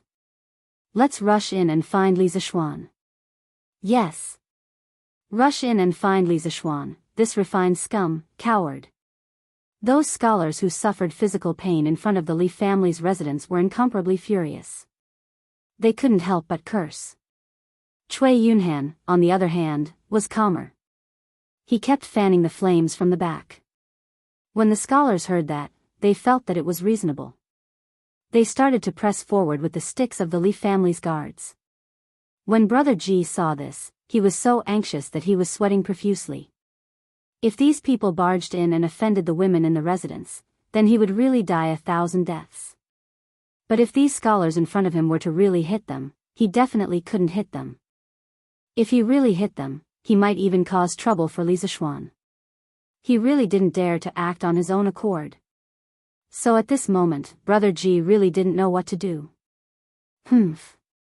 Are you the ones who want to see me? At this moment, many of the scholars who were causing trouble felt a bump on their shoulders.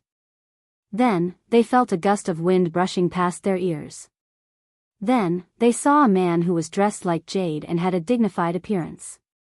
He stared at them and snorted coldly. Li Zishuan? Cui Yunhan's eyes flickered slightly. Then, he pretended to be calm and said, Li Zishuan, you finally dared to come out. That's right, the person who came was Li Zishuan. Sanbao had just left Yongla Lane when she met him.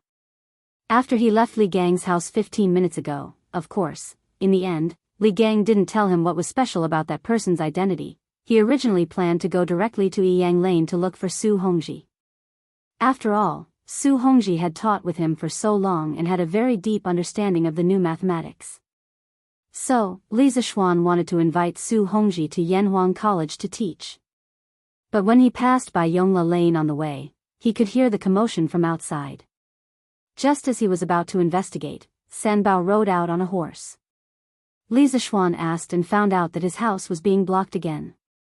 He hurriedly rode into the lane. When he arrived at the door, he saw that this group of people had gone overboard, which led to this scene. Chapter 569. Just you bunch of mad dogs, are you worthy for me to hide? Just now, I just happened to not be around. In front of the Li residence, Li Zishuan looked at Cui Yunhan in front of him and said sarcastically. He just descended from the sky, and the aura that he emitted was not something that Brother Chicken could compare with. This group of scholars were immediately frightened and did not dare to take another step forward. But hearing his words, many scholars' faces flashed with a trace of anger. They were all cultured people, how can they be called mad dogs? Cui Yunhan asked with an ugly expression, who are you calling mad dogs? Li Zishuan smiled contemptuously and said, I am talking about all of you. Look at all of you now, if you are not mad dogs then what are you? With your current appearance, you still have the nerve to call yourselves the disciples of saints? You keep on saying that what you learned is the teachings of saints. Did saints teach you to barge into private residences in broad daylight? Did saints teach you that you don't know the hierarchy and have no respect for your elders? Please don't smear the face of saints. Behind the door, Han Yushi, who knew that Li Zishuan had already rushed back, couldn't help but feel excited when she heard these words.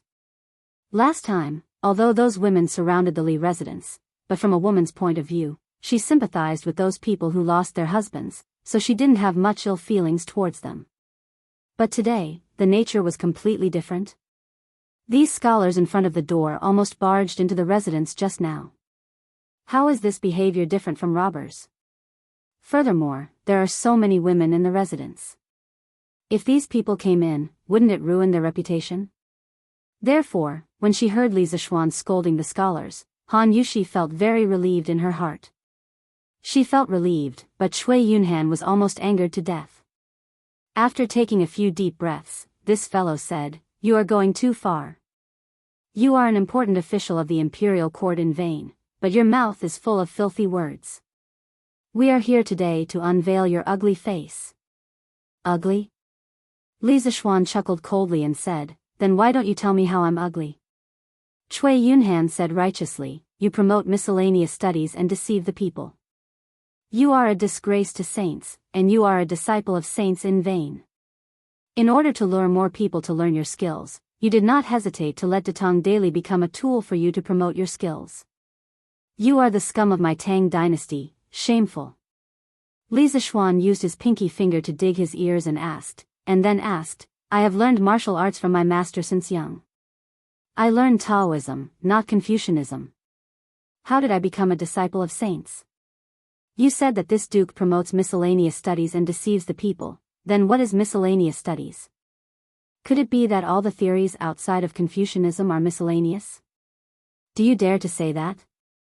Cui Yunhan saw Li Zishuan staring at him with burning eyes. He hesitated for a while and did not know how to answer. However, Li Zishuan didn't give him the opportunity to hesitate. Step by step, he pressed, His Majesty has established more than 50 different subjects for the imperial examinations: Xiuzai, Ming Jing, Jinshi, Ming Fa, Ming Calligraphy, Ming Swan, and so on. According to what you said, other than the 3 subjects of Xiuzai, Ming Jing, and Jinshi, the rest are all miscellaneous subjects that are unnecessary to establish? Are you wiser than His Majesty? Also, Yanhuang College was established after His Majesty discussed with the officials in the imperial court. You are just a student without any achievements. Do you dare to question the decision of His Majesty and the officials in the imperial court? After coming to the Tang dynasty for so long, Li Zishuan was no longer the ignorant person who knew nothing about the current situation of the Tang dynasty. Especially since he originally intended to set up an academy. As the principal of a school, of course he would specially do some research on the imperial examination system of this era. The more he understood, the more confident he was. This was because he realized that the cultural environment in the early Tang dynasty was really relaxed. There was no situation where only Confucianism could survive and other skills were all miscellaneous studies. This could be seen from Li Erding's imperial examination system. There were more than 50 types of subjects, which could be said to cover all fields of knowledge. Hearing this, Cui Yunhan's face turned green and white. Even if he was given 10 guts, he would not dare to say anything bad about Li Erjin and the officials in the imperial court. If he really said that, no one could save him. The rest of the scholars who had come to cause trouble were also speechless. They were no longer as arrogant as before. They didn't have pig brains. How would they dare to accept such a sensitive topic? In the end, Cui Yunhan was not willing to admit defeat. He gritted his teeth and argued, even if what you said is reasonable, it does not change the fact that you use Tatong daily to promote your skills and deceive the people. Humph. All the news in the Tang Dynasty daily is based on facts. How can you say that it's false? Cui Yunhan said, You said that skills can allow one to travel 1,000 miles in a day and that skills can allow one to fly above the 9 heavens. Isn't this promotion? Isn't this purposely exaggerating the facts? Let me ask you, who in the world has seen something that can allow one to travel 1,000 miles in a day or fly above the 9 heavens? The rest of the scholars' eyes lit up. They felt that they had found something to criticize. Hence, they all excitedly shouted, That's right. How can there be such a tool in the world? You must be bragging. That's right, that's right. You are purposely making up lies to deceive the people. Li Zishuan crossed his arms and looked at Cui Yunhan and the rest as if they were idiots. He said contemptuously, What a bunch of retards. Just because you haven't seen it before, does it mean that it doesn't exist in the world?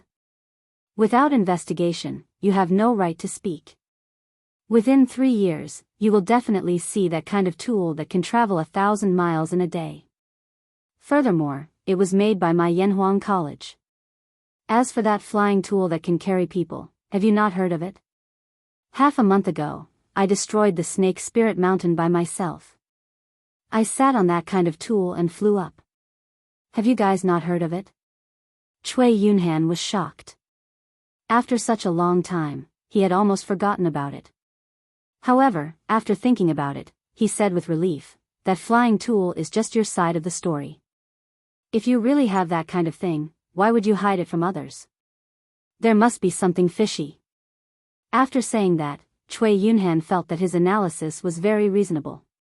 In his opinion, if anyone had such a heaven-defying tool, they would definitely show it off everywhere. However, Li Zishuan had not done anything for such a long time. There must be something fishy about it. Perhaps the rumor that Li Zishuan flew up the Snake Spirit Mountain was fabricated. Li Zishuan was so angry that he was amused. He sneered and said, Ha! Do you think that everyone is like you? Once you have something good, you must let the whole world know about it. If you keep a low profile, you will think that others are lying. I have to say, you are really an idiot. Chapter 570. In the Ganlu Palace. Li Er was quietly flipping through the memorials. Perhaps the contents of the memorials made him unhappy. He frowned and looked very serious. Although it was a rest day and there was no need for morning court, Li Er, as the ruler of a country, would not give himself a day off like the other courtiers. He still had to read through the backlog of memorials. It was really tough. Your Majesty, there is a group of students from the Hongwen Institute causing a ruckus in front of Li Zhanshi's house. There are many people gathered in Yongla Lane now. Zhao Song walked in from outside the hall. Initially, he saw that Li Er was concentrating on reviewing the memorials and did not dare to disturb him. He did not expect Li Er to suddenly raise his head as though he had sensed his arrival. Li Er frowned and said, "Why are there people surrounding his house again?" Zhao Song cupped his hands and said, "Your Majesty, it is said that the group of students felt that Li Zhanshi was promoting engineering in the newspaper and deceiving the people. They wanted to argue with Li Zhanshi face to face. At first, Li Zhanshi was not at home and the group of students wanted to barge into the Li residence. Fortunately, Li Zhanshi rushed back in time. Li Er heard this and his eyes flashed fiercely. He said angrily, "How dare you? There are people who dare to barge into the residence of an important courtier in broad daylight. Do these people still have the imperial court in their eyes? Do they still have me?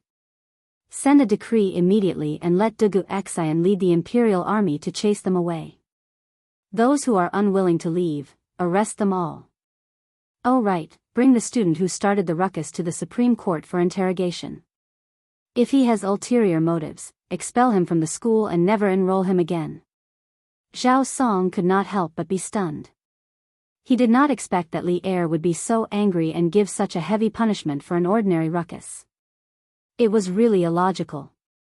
Although that was what he thought, Zhao Song did not dare to ask. He bowed and said, "Yes, Your Majesty." Then, he prepared to go out and make the arrangements. Li Er suddenly asked, "How is the Supreme Court's interrogation of Jiang Zuihua from last time? Did they find out the mastermind?" Zhao Song stopped in his tracks and thought for a while. He cupped his hands and said, "Your Majesty, according to Jiang Zuihua, she was indeed instructed by someone. However, she did not see the person's face. Judging from the voice, it should be a young man around 20 years old." A young man in his 20s? Li Er furrowed his brows and ordered thoughtfully, "Let the people from the Supreme Court interrogate the student who led the trouble today. See if he has any connection with the previous incident." Zhao Song had an idea. He bowed and said, "Yes." Li Er waved his hand and Zhao Song retreated. Then, he leaned against the dragon throne and closed his eyes in deep thought. He was indeed very angry just now, especially when he heard the words advocating engineering and deceiving the people. He was so angry that he wanted to arrest everyone who was causing trouble in the Li family. After experiencing the annihilation of the Snake Spirit Mountain, Li Er realized that Li Zishuan was far more important than he had imagined. The celestial lamp and gunpowder. These two things seemed to have opened the door to a new world for him. For the first time, he realized that engineering could not only play a role in the people's livelihood, education, and production, but it could also play an even bigger role in the military. Li Er had never been so eager for Li Zishuan to quickly build Yanhuang College and train a group of engineers. When that time came, Goguryeo and the Northern Turks would be like thin paper in front of the armed Tang Empire. At that time, he, Li Shimin, would achieve a hegemony that even Qin Huang and Hanwu could not achieve. Such a beautiful vision, just thinking about it made one's blood boil. And now, there was actually someone who used engineering as an unorthodox theory to talk about it, and even made Li Zishuan's whole family restless. How could Li Er tolerate such a pig teammate? Bring today's Datong daily for me to see. After a while, Li Er opened his eyes and ordered the servants in the hall. Yes. Stupid C*NT. In front of Li Zishuan's residence, Cui Yunhan was stunned. Of course, he did not know what stupid C*NT meant, but his intuition told him that this word definitely meant something bad. Didn't you see Li Zishuan's mocking face? Cui Yunhan, who had always been pampered, had never suffered such humiliation. His face turned red and he said angrily, You actually scolded me again?" Li Zishuan curled his lips and said, "Scolded you? So what if I scolded you? Scolding you is already considered light. You brat, you brought these people to my residence to cause trouble and even wanted to barge into my residence. I don't care who you are, but today's matter will not end well. After saying that, he turned his head and said, Feiji, capture all these people. Whoever dares to resist, beat them up ruthlessly. Just leave them with one last breath. The actions of these scholars today had completely angered Li Zixuan. If the tiger did not show its might, people would really treat him like a sick cat? Everyone took in a cold breath. What did he mean by, just leave them with one last breath? He was going to beat them to death. But these people in front of them were the top students of the Hongwen school. Ah! Lord! This! Pang Feiji's eyes widened. He could not believe his ears and said hesitantly. Li Zixuan snorted in an unfriendly tone, What? You still don't dare?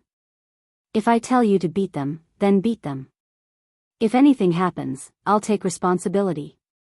Pang Feiji shivered and said hurriedly, Yes. Lord. I won't hide it from you. Our brothers have tolerated these people for a long time. After saying that, he turned his head and shouted, What are you all standing there for? Hurry up. Beat them up with all your might. Yes. Seeing a group of tall and sturdy men carrying sticks rushing over, the students were shocked.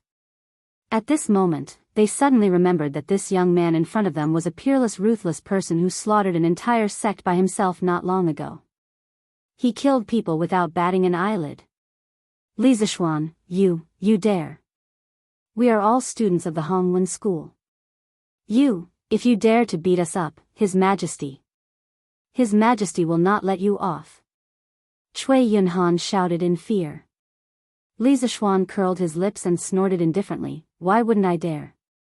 Pang Feiji, hurry up and do it. Pang Feiji hurriedly replied. Then, he flew forward and grabbed Cui Yunhan's arm effortlessly and lifted him up. The rest of the guards followed suit and rushed towards the 50 students. Brother Chicken was right. Previously, when these scholars crashed into the mansion, they were afraid that they would cause trouble for Li Zixuan. Therefore, they only used their physical bodies to block them and did not fight back at all. They had suffered a lot and were still suppressing their anger. Wait! Li Zhanshe, stop first. At this moment, a group of soldiers galloped over on horseback. The officer in the lead shouted at Li Zixuan. Chapter 571. General, you're here at the right time. You're here at the right time. This Li Zixuan instigated his servant to commit a crime in front of everyone. He has no respect for the law. Hurry up and arrest him. When Cui Yunhan saw the group of soldiers coming over, he couldn't help but be overjoyed.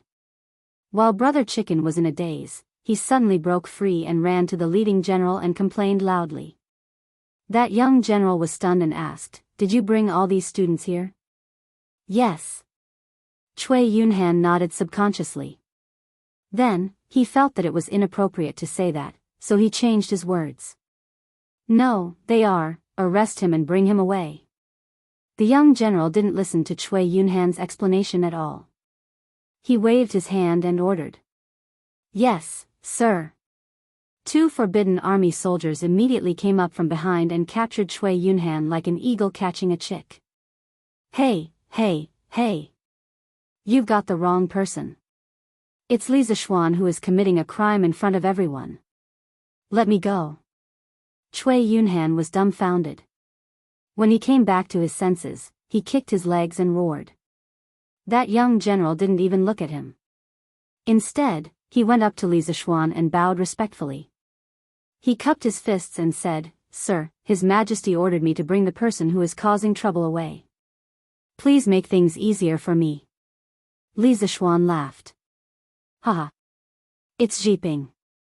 Can I not make things easier for you since you're here? Bring him away. The young general was taken aback and said in surprise, Lord Zhu actually still remembers this general. This general is extremely honored. Li Zixuan sighed and said, How many of the soldiers around Dugu Xian don't I know? Speaking of which, why didn't he come personally? The young general's name was Sun Jiping. He was a soldier in the Forbidden Army. He also participated in the attack on Snake Spirit Mountain. Li Zishuan had a good memory and vaguely remembered that Dugu Xian called his name a few times. It was also because he had participated in that great battle that Sun Jiping's attitude towards Li Zishuan was so respectful. Although the man in front of him was young, he had annihilated a sect and avenged his fellow soldiers. He was worthy of Sun Jiping's lifelong respect. Sir, General Dugu Xian took leave a few days ago. That's why I brought the soldiers here. When Li Zishuan gave the order, he only asked Dugu Xian to bring the soldiers over and forgot that Dugu Xian took leave. Zhao Song was too busy pondering the emperor's will and forgot about it. When he went to Baya and couldn't find Dugu Xian, he realized it. However, the situation was urgent, and it was too late for him to go back and ask for a new order. Of Dugu Xian's situation's mind, so he sent Sun Jiping. Oh. I see. Then you go and do your work first. Although Li Zishuan was curious about why Dugu Xian took leave, he also knew that it wasn't the time to gossip. Didn't he see that a few scholars were preparing to sneak away? Sun Jiping cupped his hands in acknowledgement, then turned to the scholars and said coldly, "You have gathered in broad daylight to cause trouble." His Majesty was very angry when he heard about this and ordered you to leave immediately. If there is a next time, he will definitely punish you severely. If anyone still refuses to realize their mistake and stays here, they will be expelled from school immediately. Buzz, buzz. Expelled from school? Oh my God, let's go, let's go. This Cui Yunhan has really screwed us over. General, it was Cui Yunhan who instigated us to come here. It has nothing to do with us. That's right. All of this has nothing to do with us. We will leave now. Yes, yes, yes, let's leave now. All the students were shocked. They didn't expect that today's incident would be so serious that they were almost expelled from school. How could they let that happen? Without their school status, their identity as scholars that they were proud of would be gone. They wouldn't be able to get scholarly honors for the rest of their lives. Wouldn't that be asking for their lives? Therefore, as soon as Sun Jiping's voice fell, the scholars scattered like birds and beasts, fleeing in all directions. They were afraid that Sun Jiping would misunderstand and expel them from the school if they were too late. Only 2 scholars looked at Sun Jiping with a complicated look in their eyes, and then slowly left the scene. Hey, hey, hey. I want to leave too. Let go of me. I won't cause trouble anymore. I will leave now. Seeing that he was the only one who was caught, Cui Yunhan couldn't help but panic. Behave yourself. Sun Jiping reprimanded. Then, he cupped his hands and bid farewell to Li Zishuan before leading his team away. The farce came and went quickly. It ended just like that. Let's go, let's go. Let's go home. Sigh. That doll has been taken away. Now, it's all good. Peace and quiet. I wonder how His Majesty will deal with that scholar. When the onlookers saw that there was no more drama to watch, they began to gossip while preparing to slip away. They each returned to their own homes and mothers. At this moment, they heard Li Zishuan shout, "Everyone, please wait. I have something to say." Hearing that, the crowd stopped and turned their attention back to Li Zishuan curiously. Li Zishuan saw that they stayed and continued, "Among you, there should be many who read today's newspaper, right? For those who read the newspaper, there must be some who, like those scholars, think that I am bragging and purposely exaggerating my skills. It's useless to say more. You won't believe my one-sided words. Now, I am making an agreement with all of you and the people of Chang'an. Tomorrow, yes, tomorrow night, you will witness a miracle. At that time, you will understand that what Datong Daily said today is all true." The reason why he said this to these people was that there were many students among them. This could be considered as a change of direction to advertise Yanhuang College and engineering. Secondly, he hoped to improve the ordinary people's impression of engineering. This would be beneficial for future enrollment. Tomorrow night? Lord Li, can you tell us what will happen tomorrow night? Yes, yes. Lord Ju, can you tell us in advance? Everyone saw Li Zishuan's current amiable appearance and was no longer as ferocious as before, so they all asked curiously. Haha. Tomorrow night, you will know. Everyone, you can leave now. Li Zishuan smiled and didn't give them an answer. Instead, he turned around and went back into the mansion. The crowd sighed in disappointment and left in groups of 3 to 5. Husband. In the courtyard, Han Yushi smiled sweetly and called out softly. Although the situation this time was more dangerous than the last time, her man was by her side, sheltering her from the wind and rain. This made her feel very happy. I have frightened my wife. Where are father and mother? Li Zishuan squeezed his wife's hand, comforted her softly, and then asked. Han Yushi said softly, father and mother are in the front hall. Husband, go and take a look. Li Zishuan nodded and pulled Han Yushi to the front hall. Chapter 572. Monthly Pass +1. Li Jingma and Madame Li were also shocked by the commotion outside. Li Zishuan talked to the 2 elders in the room for a while before he walked out. He called Brother Ji to the west courtyard and asked, Feiji, how's the interrogation of Jiang Zuehua from last time going? Why is it that after so long, they still haven't found the mastermind? Pang Feiji replied, Lord Ju, I've asked the people in the Supreme Court about this. According to Jiang Zuehua, someone gave her 100 strings of cash and asked her to instigate those women who had lost their husbands to come here and cause trouble. However, the person who instigated her was wearing a bamboo hat and didn't show up, so she didn't know who that person was. She only knew that it was a man around 20 years old. Li Zishuan snorted coldly and said, still hiding your head but showing your tail? No matter where you hide, I'll find you. Feiji, if anyone dares to block my door in the future, you don't have to worry about anything. If you should chase them away, chase them away. If you can't chase them away, beat them to death. If anything happens, I'll take responsibility. If I can't even take care of my own family, what's the point of being a Lord Ju? Pang Feiji shrunk his neck. Li Zishuan looked like he was really angry. He could only salute and agree, I understand. Don't worry, Lord Ju. In the future, no one will be a threat to the people in the mansion. Li Zishuan replied with an N and let Brother Ji do his work. He went to inform Han Yushi and then went to Chongren Lane to look for Su Hongji. Su Hongji had been partners with Li Zishuan for a few months, and he had a very good relationship with Li Zishuan. After Su Hongji figured out Li Zishuan's intentions, he immediately agreed to Li Zishuan's request. He even urged Li Zishuan to quickly write the next volume of mathematics textbooks for him. He wanted to learn in advance. Li Zishuan naturally agreed. After coming out of Su Hongji's house, Li Zishuan looked at the time and went straight home. When he walked to the door, he saw a woman in white standing under the ginkgo tree next to the door, and it was an acquaintance, Leng Yuyao. Miss Leng? Since you're already here, why don't you come in and have a seat? Li Zishuan stepped forward and greeted him. When Leng Yuyao saw Li Zishuan, she was slightly relieved. She took out a note from the purse at her waist and handed it to Li Zishuan. She said, no need. This is what my young master asked me to give you. Since it's here, I'll take my leave first.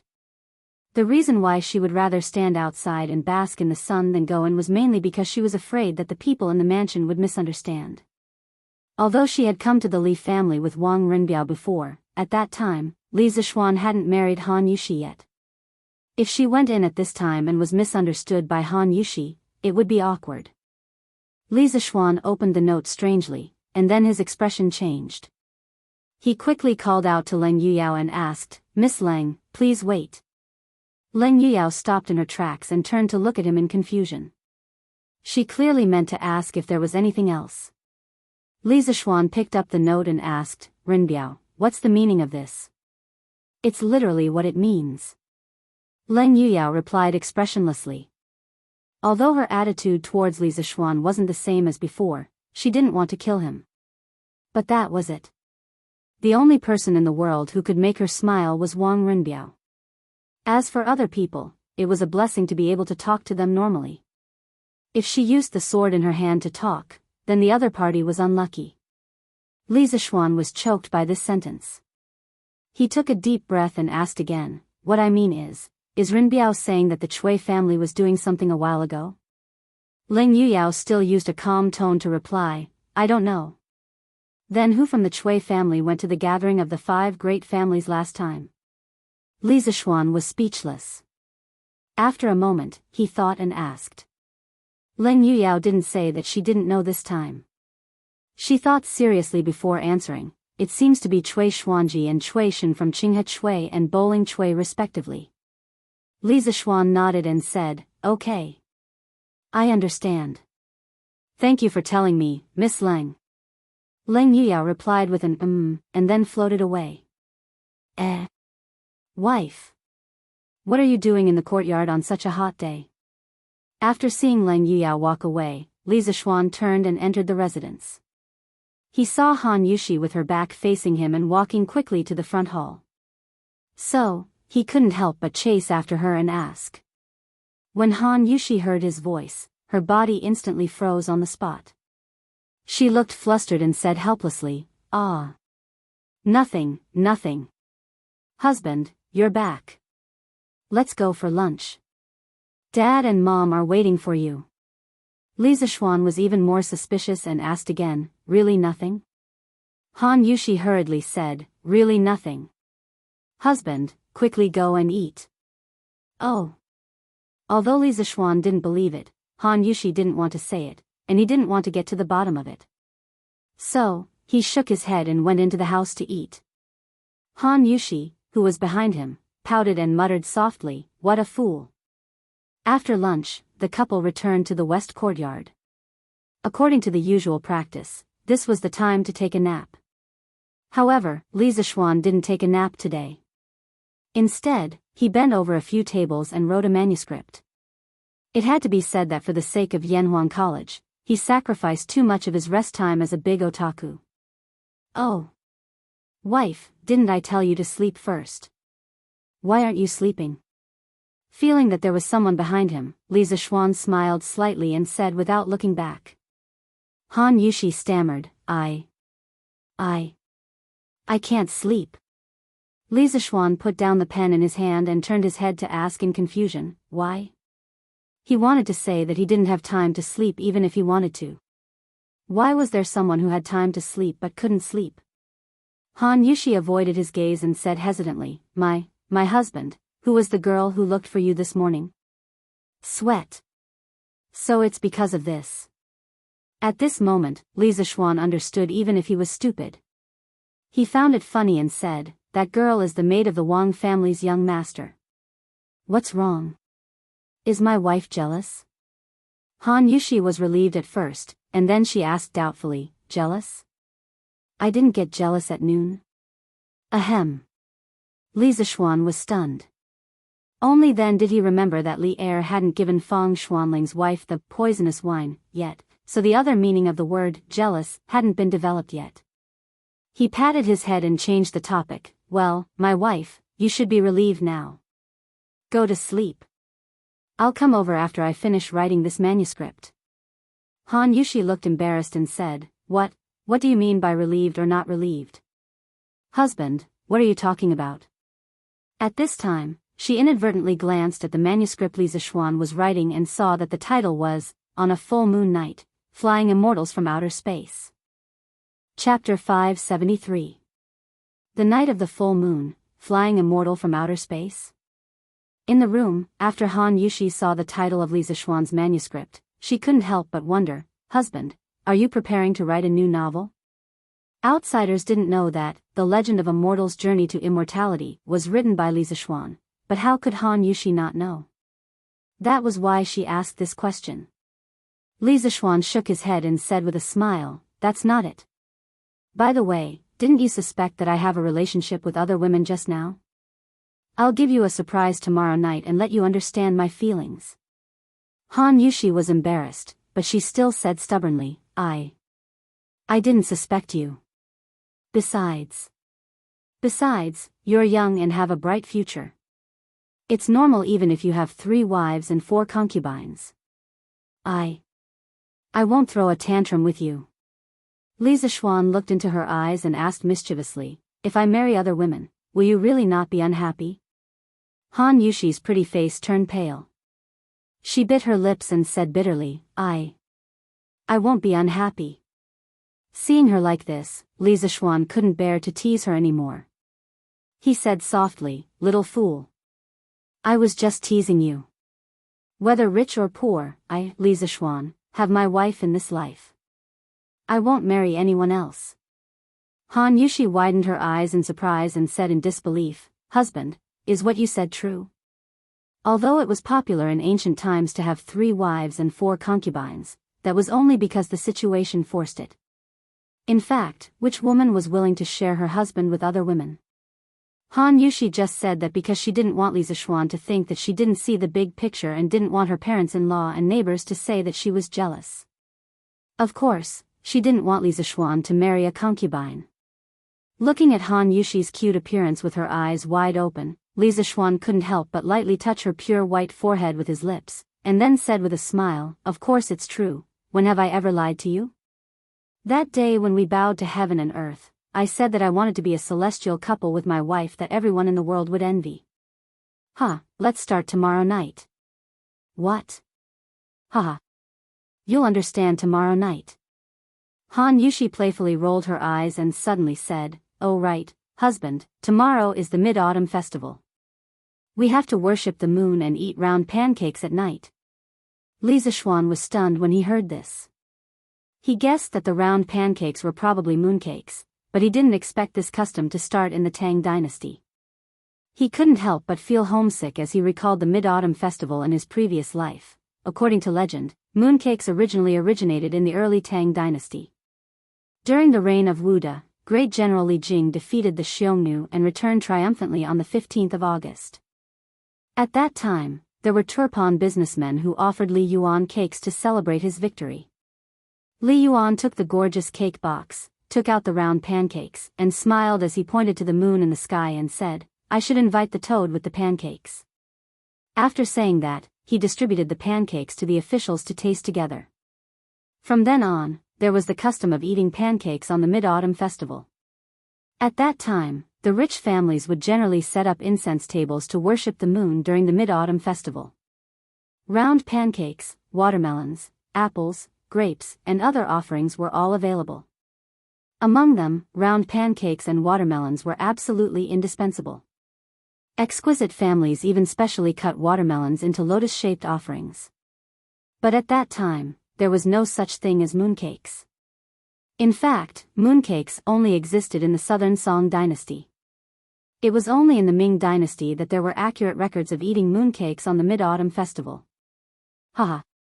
It's okay. We can worship the moon and eat round pancakes after we come back tomorrow night.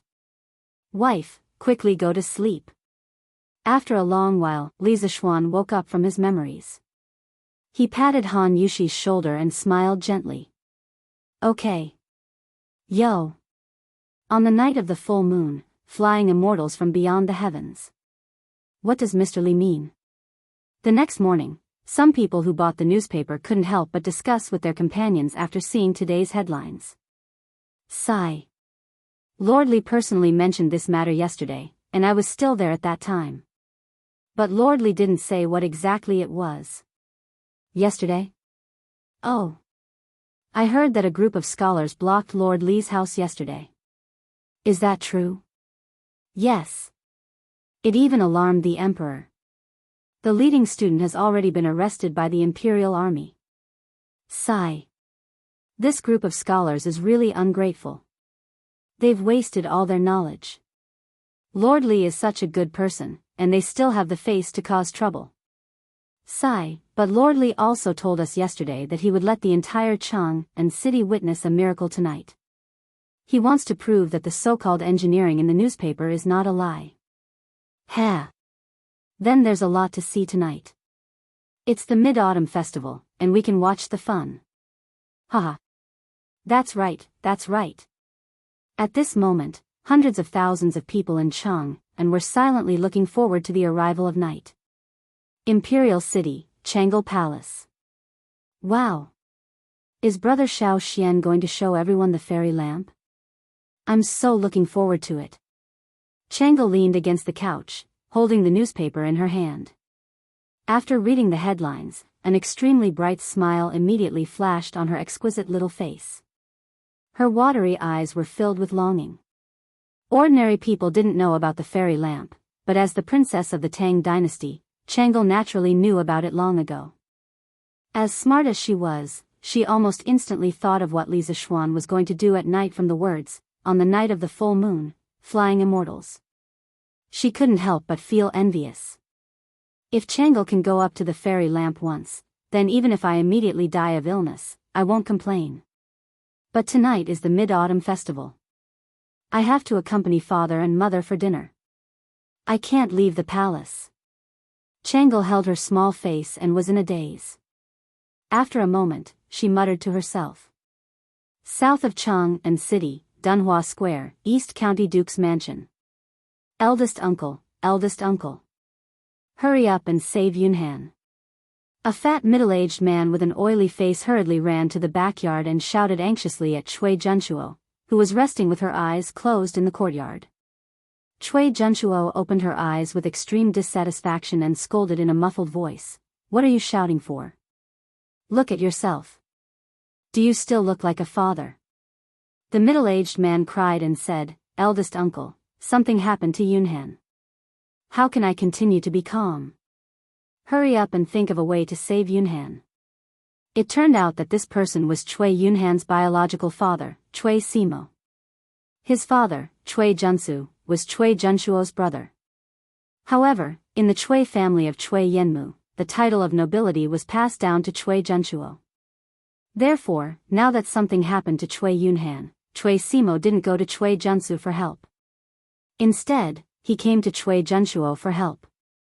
After all, in the current Cui family of Qinghe, Cui Junchuo's title was the highest. Cui Junchuo was stunned. Then, she asked with an ugly expression, "What happened to Yunhan? Shouldn't he be in the Hongwen Museum?" Chapter 574. At night, the moon was bright and the stars were sparse. When night fell, an extremely bright moon slowly rose from the horizon. In this era where there were no street lamps, neon lights, or LED advertising screens, this bright moon was extremely eye-catching at night. The term Mid-Autumn Festival was first recorded in the Rites of Zhou. The Book of Rites, Moon Order said, "The mid-autumn moon nourishes the old and nourishes the old." The custom of the Mid-Autumn Festival was to worship the moon at the beginning. The Book of Rites recorded, the emperor's spring morning sun, and the autumn moon. The autumn moon was to worship the moon.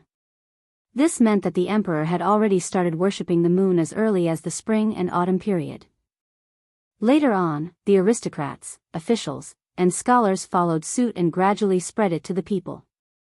Later on, the Mid-Autumn Festival was gradually used to celebrate the harvest.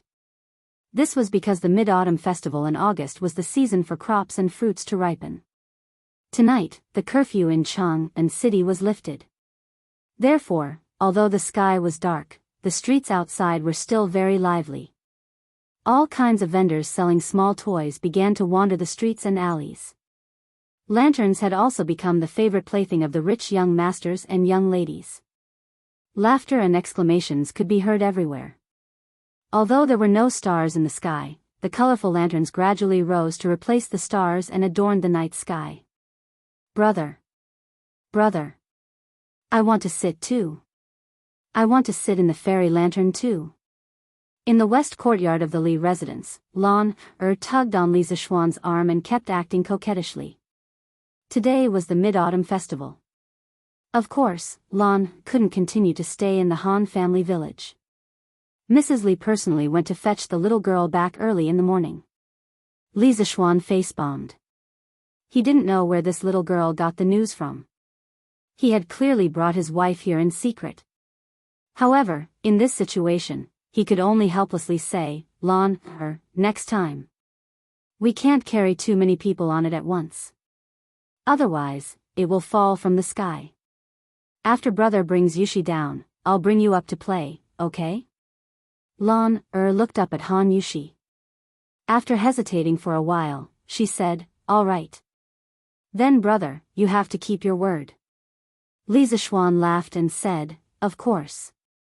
Han Yushi bent over and patted Lanner's little head. She smiled and said, Lanner, don't worry. When he doesn't bring you along, I won't listen to him either. Lanner nodded happily. Okay. Then, the little girl skipped down the corridor to watch the fun. Husband. Can this really withstand the two of us? At this point, Han Yushi looked at the hanging basket and became a little hesitant and afraid. She grabbed Li Zishuan's arm and said worriedly.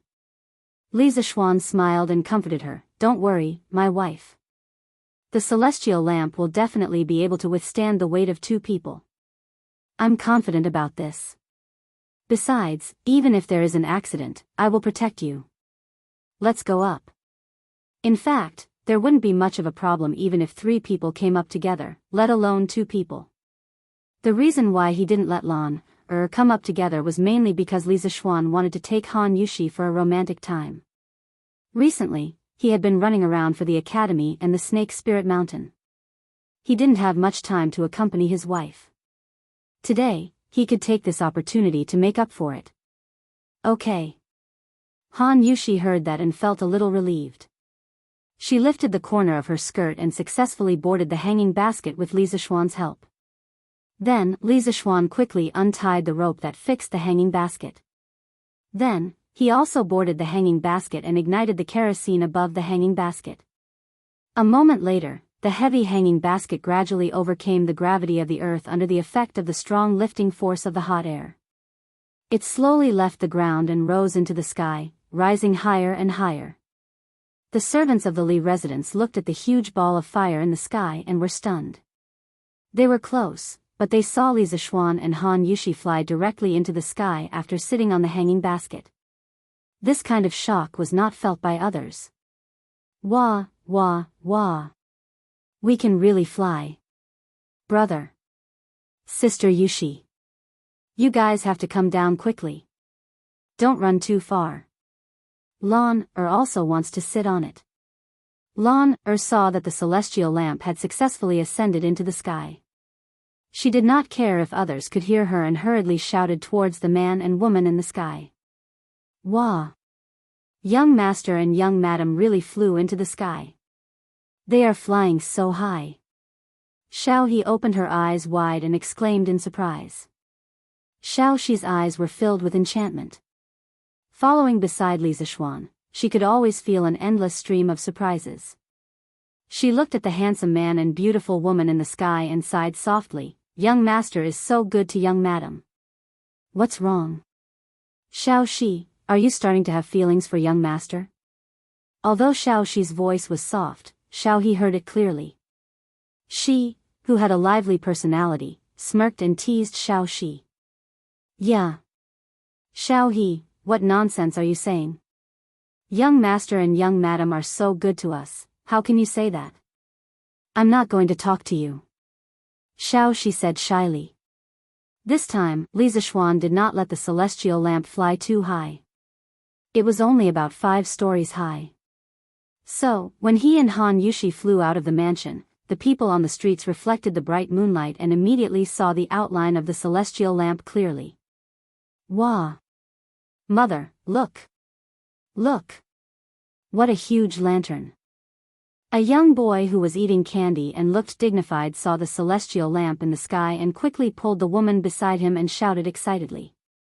The beautiful woman looked up and exclaimed, "Who bought this sky lantern? Why is it so big?" In just a short while, more and more people noticed the strange phenomenon in the sky. Wow! Such a huge sky lantern. It seems to have flown out of the Li County men's mansion. Hey! Look, there are people on the sky lantern. How is that possible?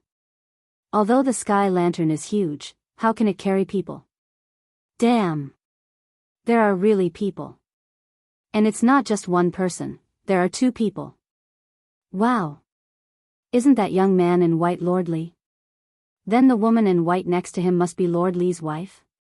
A talented man and a beautiful woman, a celestial couple. Countless people exclaimed at the celestial lamp under the moonlight. There were even people who were chasing after the celestial lamp. Luckily, it was only a light breeze tonight. Otherwise, these people would not be able to catch up even if they ran until their legs broke. Wow. I understand now, this is what Lord Li said in the newspaper today, celestial flying on the night of the full moon. Lord Li wasn't lying when he said that engineering could make people fly. Oh. So that's it. Then what kind of engineering is this? It's really amazing. TSK. Compared to engineering, Lord Li's celestial couple is the one that is really enviable. Chapter 575. Monthly ticket +2, wow. Hubby. We're really flying. In the sky, Han Yushi was 100 times more excited than the onlookers below. She looked at the buildings that were getting smaller and smaller below and felt very fresh. She had never been able to look at the magnificent Chang and city from such a high position. She had also never been able to be with the person she loved so quietly and undisturbed. She was really satisfied. Li Zishuan smiled and lazily hugged Han Yushi's slender waist. He said, "Yes. We're flying. Only in the sky can we not be bound by any imperial power and secular etiquette. We can do whatever we want. There's only the two of us. Do you like it, my wife?" Han Yushi quickly nodded and replied, "Yes, yes. I like it very much. Thank you, hubby, for being so good to me. Haha. My wife, I'll take you to tour Chang and city tonight. Let them envy us, this immortal couple." His wife was really easy to satisfy, but Li Zishuan felt that it was not enough. He pointed to the other markets below and said with a smile. Han Yushi blinked and was very tempted, but in the end, she shook her head and said, "Let's not. Lan is still waiting for us below. We'll just stay up there for a while and then go down." Li Zishuan laughed and said, "Haha. That little girl still has other friends to play with. Don't worry, my wife. If she doesn't see us in a while, she'll definitely go out and play with others. It's rare that the curfew in Chang and city is lifted tonight. Let me accompany you. Tonight, millions of people will be envious of us." When Han Yushi heard that, she could no longer refuse. She said sweetly in her heart, "Yes." But then she seemed to think of something and looked up. "But hubby, the wind is blowing from the south now. Our fairy lantern can only float to the north. How can we tour Chang and city?" Li Zishuan chuckled and said smugly, "Heh. Wife, watch carefully. Watch my 18 dragon subduing palms. Oh. Quick, look. Quick, look. There's a huge lantern in the sky." Li Zishuan was right. It was rare that there was no curfew in Chang and tonight, so many people would not go to bed so early. Those who had money would go to the night market, while those who had no money would go to their homes to chat and beat their sons. All the markets were bustling. It was precisely because no one was sleeping and Li Zishuan was flying at a low altitude that the celestial lamp caused a huge commotion wherever it went. Wow! There are 2 more people up there. This should be the meaning of celestial flying on a full moon night, right? Sir Li really didn't lie. There seems to be another person dancing. Was Lord Ju's wife dancing for Lord Ju? They are so loving. But aren't they offending public decency by doing this in public? Tisk. If you have the ability, why don't you go up as well? You'll be offending public decency. Seriously. F***ck. No, no, no. That's not Madame Ju dancing, but Lord Ju boxing. What kind of F***king look are you guys looking at? Then Lord Ju is really good to Madame Ju. Ping Kong Fong. This was the most famous red light district in Chang and city. It was commonly known as the Northern Li's famous flower district. In the Tang dynasty, there was no rule that officials were not allowed to visit prostitutes. As for the scholars who came to take the imperial examination, visiting their confidants at Ping Kong Fong was simply a semi-official activity. If anyone did not go, it would not be called chastity, but a country bumpkin. Therefore, in the past, although the doors of Ping Kong Fong were closed at night, the brothels in the square were still lit by red candles. There were dancing, couples coming and going, and singing in low voices. Tonight, there was no curfew in Chang'an, and Ping Kong Fong was even more lively. Many young people secretly came here to fool around in the name of going out to drink with their friends. Ping Kong Fong was full of traffic, and it seemed even more crowded. Master Hu. Come in and play. Our Xiao Chui misses you very much. Baihua Building, the largest brothel in Ping Kong Fong. A middle-aged woman with heavy makeup pulled a fat man and laughed coquettishly. Hee hee. Am I not here now? Mother Hua quickly asked Xiao Chui to come over. Hey. I'll be here soon. Mother Hua, where's your family's courtesan, Miss Yen? Why don't I see her? At this moment, a young man in luxurious clothes walked over and asked with an unhappy expression. Mother Hua's expression froze, and she murmured, Young Master Niu. Miss Yen hasn't been feeling well these few days. Wow. What a huge lantern. Why are there so many people following down there? At this moment, Li Zishuan's fairy lantern happened to pass by Ping Kong Fong. This huge fairy lantern shook everyone's heart. Mother Hua. That's Lord Li and his wife. They came from Yongla Lane, and they should be touring Chang'an City. I heard it from those people just now. A page boy pointed at the commoners who were chasing after the fairy lantern and said to Mother Hua. After the surrounding ladies heard it, all of them became excited. Wow. Lord Li is such an affectionate young man. He's so handsome and gentle. Ah. Lord Li, wait for me, can you let me go up there for a while? A girl in a pink dress suddenly screamed and chased after the people from before. Ah. You slut. Lord Li is mine. The power of role models was endless. If there was one, there would be a second. In the blink of an eye, a group of ladies ignored Mother Hua's obstruction and chased after the fairy lantern. In one of the attics in Hundred Flowers Tower, a lady in purple looked at the fairy lantern flying by outside the window and heard the crazy screams downstairs. She couldn't help but sigh. Miss Han is so lucky to be married to such a man. If there's someone who can treat me so well in this life, I, Fang Fian, would be willing to pay any price. Husband, they all seem to like you? On the fairy lantern, Han Yushi looked at the ladies who were chasing after them crazily and couldn't help but smile at Li Zishuan. Cough, cough. Li Zishuan wiped the cold sweat on his forehead and said awkwardly, Well, I only like my wife. Even if they catch up with me, I won't look at them. Han Yushi smiled and asked, Then why are you controlling the fairy lantern to pass by this place of prostitution? Li Zishuan, could he say that he was just curious? Chapter 576. In the West Court of the Imperial Palace.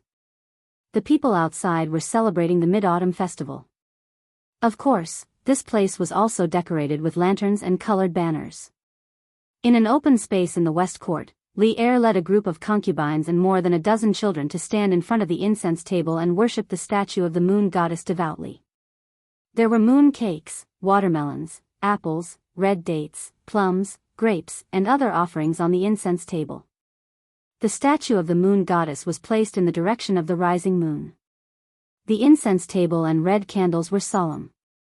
Looking at their posture, they should be praying to the moon. Speaking of praying to the moon, the story of Saltless praying to the moon had to be mentioned. It was said that the ugly girl of the ancient Qi state, Wu Yan, prayed to the moon devoutly when she was young. When she grew up, she entered the palace with outstanding virtue, but was not favored. On the 15th of August, Wu Yan was praying to the moon. King Xian of Qi happened to see Wu Yan under the moonlight. He felt that she was beautiful and outstanding, so he made her his queen. That was how the tradition of praying to the moon came about. Chang'e of the moon was famous for her beauty. Therefore, the girl prayed to the moon and wished to be like Chang-yi, with a face like the bright moon. The story of saltless praying to the moon first appeared in the biography of the women, written by Lu Xiang of the Western Han Dynasty. Wu Yan, also known as Zhong Wu Yan, was shockingly ugly. She had a wide forehead, small eyes, a high nose, a big throat, a hunchback, and a thick neck. But in the end, Zhong Wu Yan became a typical representative of, the sea cannot be measured with a pint pot, and people cannot be judged by their appearance through her own efforts. May the Tang Empire be free of disasters and have good weather. Li Er looked at the bright moon in the sky and sighed faintly. There were less than 10 months left before the locust plague mentioned by Li Zishuan. He was somewhat uncertain. In the past few days, he had been concerned about the harvest of various places. He even personally went to the farms near Chang, and several times. It could be said that he was worried sick. Your Majesty, don't worry. The Tang Empire is established according to the will of heaven and will be protected by heaven. Empress Zhongsun knew what her husband was worried about. She smiled and comforted him softly. Yes. Wow. Father, mother, look. What is that? Changle, who was at the side, suddenly saw a ball of fire floating in the southern sky. He couldn't help exclaiming in shock. Li Er, Zhang Sun, Li Qingxian, Li Tai, Li Ku, and the princess of Xiangqing all looked in the direction of Changle's finger. They saw an extremely bright flame floating in the sky far to the south. It seemed to be moving slowly. Zhao Song, get someone to check if this is Li Zishuan's doing. This ball of flame was very far away, and it was difficult for ordinary people to distinguish what it was. However, Li Zishuan had seen it from a distance on the Black Tortoise Gate's watchtower when he used the immortal lamp to wipe out the 7 cultivators of true virtue. Therefore, he was able to recognize it at a glance. Zhao Song responded and ran out. Not long after, he came back. He bowed and said, Your Majesty, that is Li Xiannan and his wife. They are touring the city on the immortal lamp. They are still some distance away from the imperial city, and it seems like they are about to turn around. Hearing this, Changle came to a realization. She looked at the fairy lamp in the distance and said with a mesmerized expression, So this is the fairy lamp. Brother Xiao Xian actually brought sister Yushi up with him. They are really loving. Li Er's expression was a little ugly. He snorted and said, At least this kid knows his place. Get the guards at the city gates to keep an eye on him. If he dares to approach the imperial palace, shoot him down. Shoot him down? Everyone present was stunned. They were all thunderstruck by Li Er's words. Zhao Song wiped his sweat and said respectfully, Yes, Your Majesty. However, Li Xiannan shouldn't be so reckless. Li Er glanced at the immortal lamp in the sky and said unhappily, That better be the case. This was Li Zishuan. If it were someone else, he would have ordered the imperial guards to shoot down the immortal lamp. After Li Er said that, he pulled Empress Zhongsun, who was holding back her laughter, and walked to the back of the palace. He said to the concubines and children, Let's go to Lijiang Hall for the Mid-Autumn Festival. Everyone bowed and agreed. After Li Er walked away, Li Tai looked at the immortal lamp and said indignantly, Xiao Xian, this bastard, really forgets about friendship when he sees a girl. He told us that the immortal lamp is unstable, has a limited capacity, and can't control the direction. Now it seems like he was lying. This won't do, I'll settle the score with this kid tomorrow. Li Ku, who was following behind Li Er, looked back at the immortal lamp in the sky as he walked. He thought to himself, Is this engineering? Li Zishuan's engineering is so amazing. No wonder Qin Ke is so obsessed with engineering. Tonghua Square, Sun Residence. Sun Zifan, who was eating biscuits and admiring the moon in the courtyard, also saw the immortal lamp in the sky. Moreover, he was closer to the immortal lamp than Li Tai, so he could see the outline of the immortal lamp very clearly. When he found out that Li Zishuan and Han Yushi were still standing on it, his reaction was exactly the same as Li Tai's. Damn! Sir, you're too mean. That day, you told me that the immortal lamp is unstable. Why are you sitting on it today? I think this thing is quite stable. Damn. I've been cheated. I've been cheated. Putting aside whether the immortal lamp was stable or not, the two people on it were so romantic that they couldn't control themselves. Husband, this is the Imperial City. Han Yushi snuggled in Li Zixuan's arms and pointed to the Imperial City in the north as she asked. Li Zixuan draped his outer robe over Han Yushi's body. Just now, in order to bring Han Yushi to see the Imperial Palace, he deliberately raised the immortal lamp quite a bit because he couldn't ride the immortal lamp to the sky above the Imperial Palace. If he did, Li Air would definitely mess with him. After all, no emperor could tolerate others spying on his territory. This was also the main reason why the residential buildings next to the Imperial Palace couldn't be built too high. In this way, the night was already cool, and they still stayed in the sky so high up in the sky, it seemed a little cold. After putting on the clothes, Li Zixuan smiled and said, "Yes, this is the Imperial City. Isn't it spectacular?" Han Yushi replied softly, "Yes. I've never seen the Imperial City from this angle. It's really magnificent. But husband, if we look like this, we won't attract the city defense soldiers later, right?" Li Zixuan chuckled and said, "Hee hee. That's hard to say, so let's run now." Han Yushi was stunned and speechless. She thought that since Li Zixuan dared to do this, he must have a card up his sleeve. Haha. Let's go. Lan is probably waiting anxiously. We should go back. Li Zixuan laughed and used 10 dragon-subduing slaps to the back. The immortal lamp began to change direction and flew toward Yongla Lane.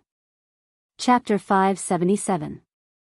After sending Han Yushi down, Li Zixuan took Lan, Xiao He, and Xiao Shi for a walk in the sky for a while before returning home to worship the moon, eat pancakes, and celebrate the Mid-Autumn Festival with his family. It wasn't that he didn't think of letting his parents experience the celestial lamp in the sky, but Li Jingma and Mrs. Li firmly disagreed. It was said that they would feel dizzy if they looked down from above. Therefore, Li Zixuan didn't force them. He went home to celebrate the Mid-Autumn Festival, but his legend was left outside. The appearance of the celestial lamp tonight ignited the enthusiasm of the people in the city. Everywhere Li Zixuan and Han Yushi passed by, many people would scream or chase after them. Until now, there were still many people in front of the Li Zixuan's residence. They were waiting for Li Zixuan to come out with the celestial lamp again. But this time, they were destined to be disappointed because the person they were waiting for was having dinner with his family. After dinner, he didn't have time to go out and had to go back to his room to hug his wife and sleep. The next day, after a whole night of brewing and accumulating, the enthusiasm of the people of Cheng and city finally erupted. Every street, alley, tea house, tavern, and every corner, as long as there were people could hear the discussion about the celestial lamp. On the street, 2 big men got up early and prepared to go to work. "Hey! Lu Biaozi, did you see the big sky lantern in Lord Li's house last night?" "Of course I saw it. And it said that it's not called a sky lantern, but a celestial lamp. Lord Li used this thing to fly up last time when he wiped out the 7 cultivators of virtue." "Wow! How do you know so much about it?" "Hey! I heard it from the servant next door from Assistant Minister Li's house. Tisk tsk. This Lord Li is really amazing. I never said that there's something that can make people fly, but Lord Li really did it. It's really the work of a celestial. Haha. Lord Li is the lucky star that God gave to our Tang Empire. Hateful that some people dared to doubt Lord Li's bragging the day before yesterday. Now, no one dares to doubt it, right? Hey! If that's the case, then Lord Li's engineering project seems to be really impressive. It's amazing, but what does it have to do with you, pockmarked Xiang? What do you mean it has nothing to do with me? I plan to let my brat go to Yanhuang College next month to try. If he can get in, won't he be able to soar into the sky like Lord Li in the future? Ha ha ha. I'm dying of laughter. How can someone as silly as your steamed bun get into Yanhuang College? Why? Why can't I? My little bun has already been enlightened. I'll buy him an arithmetic book and let him study for a month. There's an 80% chance that he'll pass. Inside the classroom of the Hongwen school. Although it was the start of the field break, many students who lived in Cheng and still volunteered to stay in the school for supplementary lessons. This phenomenon was not only present in the Hongwen school, but also in the Imperial College, Chongwen School, and other places. In a certain classroom, the students took advantage of the fact that the teacher hadn't arrived yet to discuss the celestial lamp that carried people into the sky last night. Did you all see Li Xiannan riding the lantern and flying in the air last night? Of course I saw it. It was so exciting. I didn't expect Sir Li to really do what he said. With the power of a mortal, he flew in the sky. This kind of thing can only be seen in cultivation novels.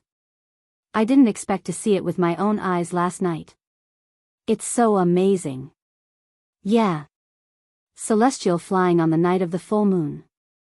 I was still wondering what this news meant. I didn't expect Li Xiannan to give us such a big surprise. It's so unbelievable. Sigh. That's right. Did many students from our Hongwen school go to Li Xiannan's house the day before yesterday? They said that Li Xiannan was exaggerating and deceiving the people.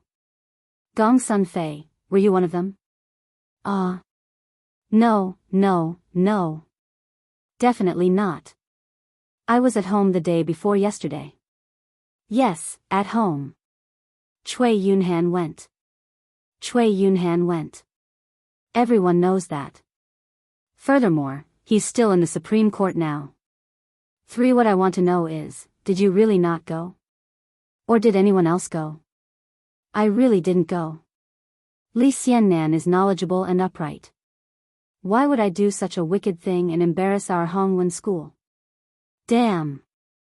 That bunch of people really disgraced our Hongwen Institute. Now, even the students of the directorate are laughing at us. Sigh. I didn't expect Cui Yunhan to be such a person. Imperial College. The students' discussions could be heard everywhere. They were even more enthusiastic than the students from the Hongwen school. This was because Li Zixuan was once a professor at the Imperial College. Because of this relationship, all the students felt proud of what happened yesterday. Ha ha ha ha. Li Sai is so amazing. He must have slapped the faces of those students from the Hongwen school until they're swollen. Although Li Zixuan had resigned from his position as the Imperial College's secretary, many students from the Imperial College were still used to calling him CE. Perhaps this was also a form of nostalgia. Yes. Let's see who dares to jump out in the future. Whoever is not convinced, Li Sai will slap their faces. Haha. But Li Sai's sky lantern is really amazing. It can actually carry 2 people, amazing. Good job, Li Sai. Previously, so many people suspected that Li Sai was advocating engineering, but I never doubted it. Because the person who said those words was Li Sai, I believed that he could do it. Indeed, he didn't disappoint me last night. Do you guys know that Yanhuang College's entrance exam is next month? At this moment, it was unknown who said these words. Then, the classroom instantly quieted down. The originally excited expressions on everyone's faces froze. Gradually, some people's eyes began to flicker, but they didn't say anything. Clang, clang, clang. Coincidentally, at this moment, the bell for class rang. The students cleared their complicated thoughts, sat upright, and prepared for class. However, things were far from over. After school, at Chitsu Culture. Hey! Situ Cheng. Why are you here?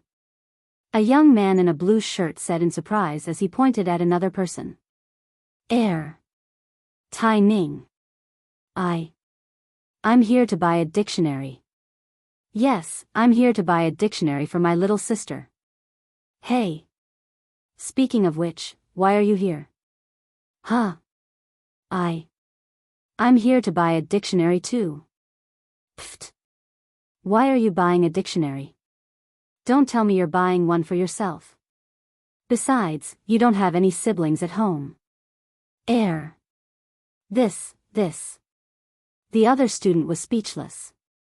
He stuttered and couldn't come up with anything. Seeing this, the young man named Tai Ning's expression changed slightly.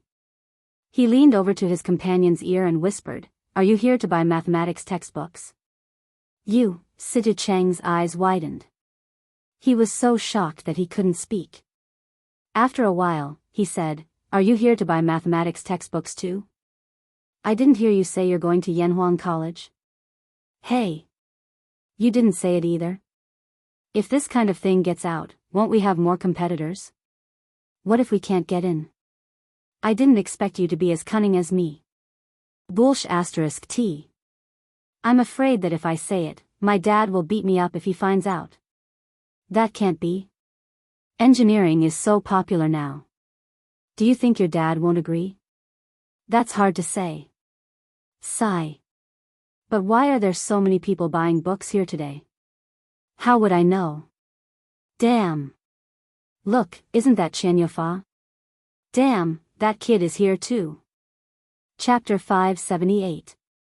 Li Zishuan's act of using the fairy lamp to carry a person into the sky could be considered as another wave of advertising for Yanhuang College and engineering. Furthermore, the effect of the advertising was several times better than the last time. The most direct manifestation of this was that the first volume of the new mathematics textbook sold out like crazy in Chitsu culture. 100 books were sold out in an instant, 200 books were sold out in an instant, and 500 books were sold out in an instant. In order to alleviate the pressure of Chitsu culture's traffic, Li Zishuan decisively decided to distribute the tens of thousands of new mathematics textbooks to the major booksellers in Chang and City at a price of 15% below the market price. In any case, he had never thought of using these textbooks to make money. It was fine as long as he didn't make a loss. Compared to making money, spreading the new mathematics textbook was obviously more important. In addition to the booming sales of mathematics textbooks, the number of applicants for Yanhuang College's entrance exam next month had also increased sharply. According to Ma Zhou's statistics, by noon today, the number of students who had signed up had increased from 100 yesterday to 800. Although there were millions of residents in Chang and City, how high could the percentage of people who were educated be expected to be, given the educational conditions of this era? Not even 1%. This was also one of the reasons why scholars in ancient times were always given preferential treatment. Today's Datong Daily's headlines were written by Ma Zhou himself. Ma Zhou did a comprehensive report on the fairy lamp carrying a person into the sky last night and enthusiastically praised the wonders of engineering. It was believed that with the Wang family's sales of today's newspaper to the various counties of Tang Dynasty, Li Zishuan's name would be known all over the world. Yanhuang College and engineering would also be planted in the hearts of the people. With time, this flame would eventually become a prairie fire that would burn the entire Tang dynasty. In the afternoon, Li Zishuan stayed at home to write teaching materials. Regarding the future plans of the Yanhuang Academy, he more or less had an idea. First of all, he had divided the entire academy into a middle school department and a university department, with each department having 3 years of study. If one were to look at it from the perspective of the modern education system, this arrangement of schooling was extremely unreasonable. In modern times, it would take at least 16 years to go from primary school to university.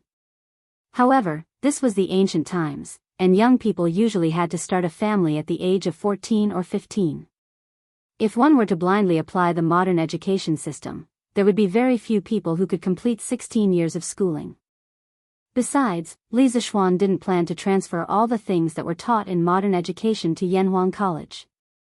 For example, he didn't plan to include Chinese, English, ideological and moral character, art, music, politics, history, biology. If these were taught in ancient times, there would definitely be a big problem, and so on, which were more literary subjects. He didn't plan to include them in the curriculum of Yanhuang College in the future. In this way, the courses that the students of Yanhuang College had to learn would be less than half of what the modern students had to learn. Under a reasonable teaching arrangement, there was still hope to complete the popularization of the basic knowledge of mathematics, physics, and chemistry in the first 3 years. In the second 3 years, it would complete the cultivation of the students who were interested in further study in the fields of engineering construction, precision machinery, sound, light, heat, and so on, which would open the door to a new world for them. As for whether they wanted to continue to study in depth in the future, they would have to rely on their own efforts. Li Zixuan only wanted to be a guide, not a knowledge repeater. This was because no one knew what kind of strange ideas the ancient people would have after they had the basic scientific knowledge of modern people. Perhaps even Li Zixuan, the guide, would be shocked. Young master. Someone from the palace came. The master wants you to go out and greet them.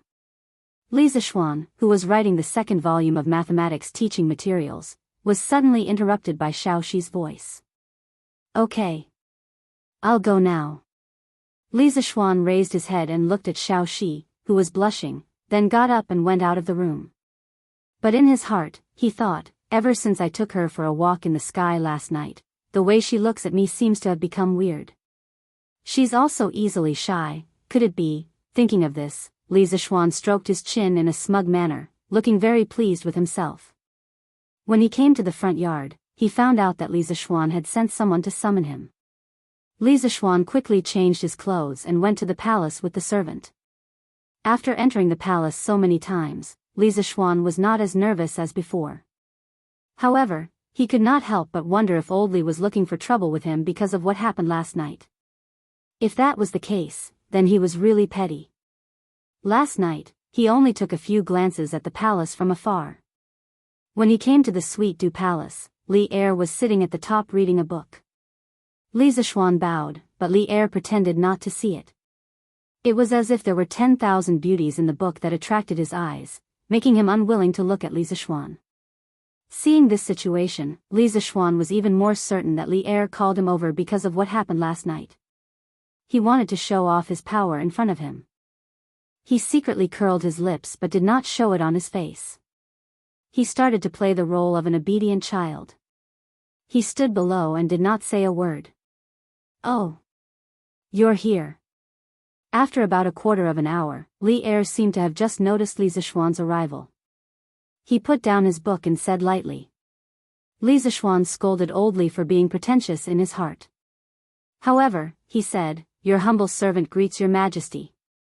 I wonder what your majesty has summoned this humble servant here for." Every word and action of this fellow was methodical. He was like an old fox who had been in the imperial court for decades. No one could find fault with him. Li Er's mouth twitched slightly. He did not answer but asked, "What have you been busy with recently?" "As the Crown Prince John Sure, I haven't seen you do anything in the East Palace. If it wasn't for me protecting you, you would have been impeached and sent to prison." Li Zixuan's face was full of black lines. When others wanted to find fault with you, how could they find fault with you? However, after being promoted for so long, he only knew that the Crown Prince John Sure's rank was very high. He was a primary third rank.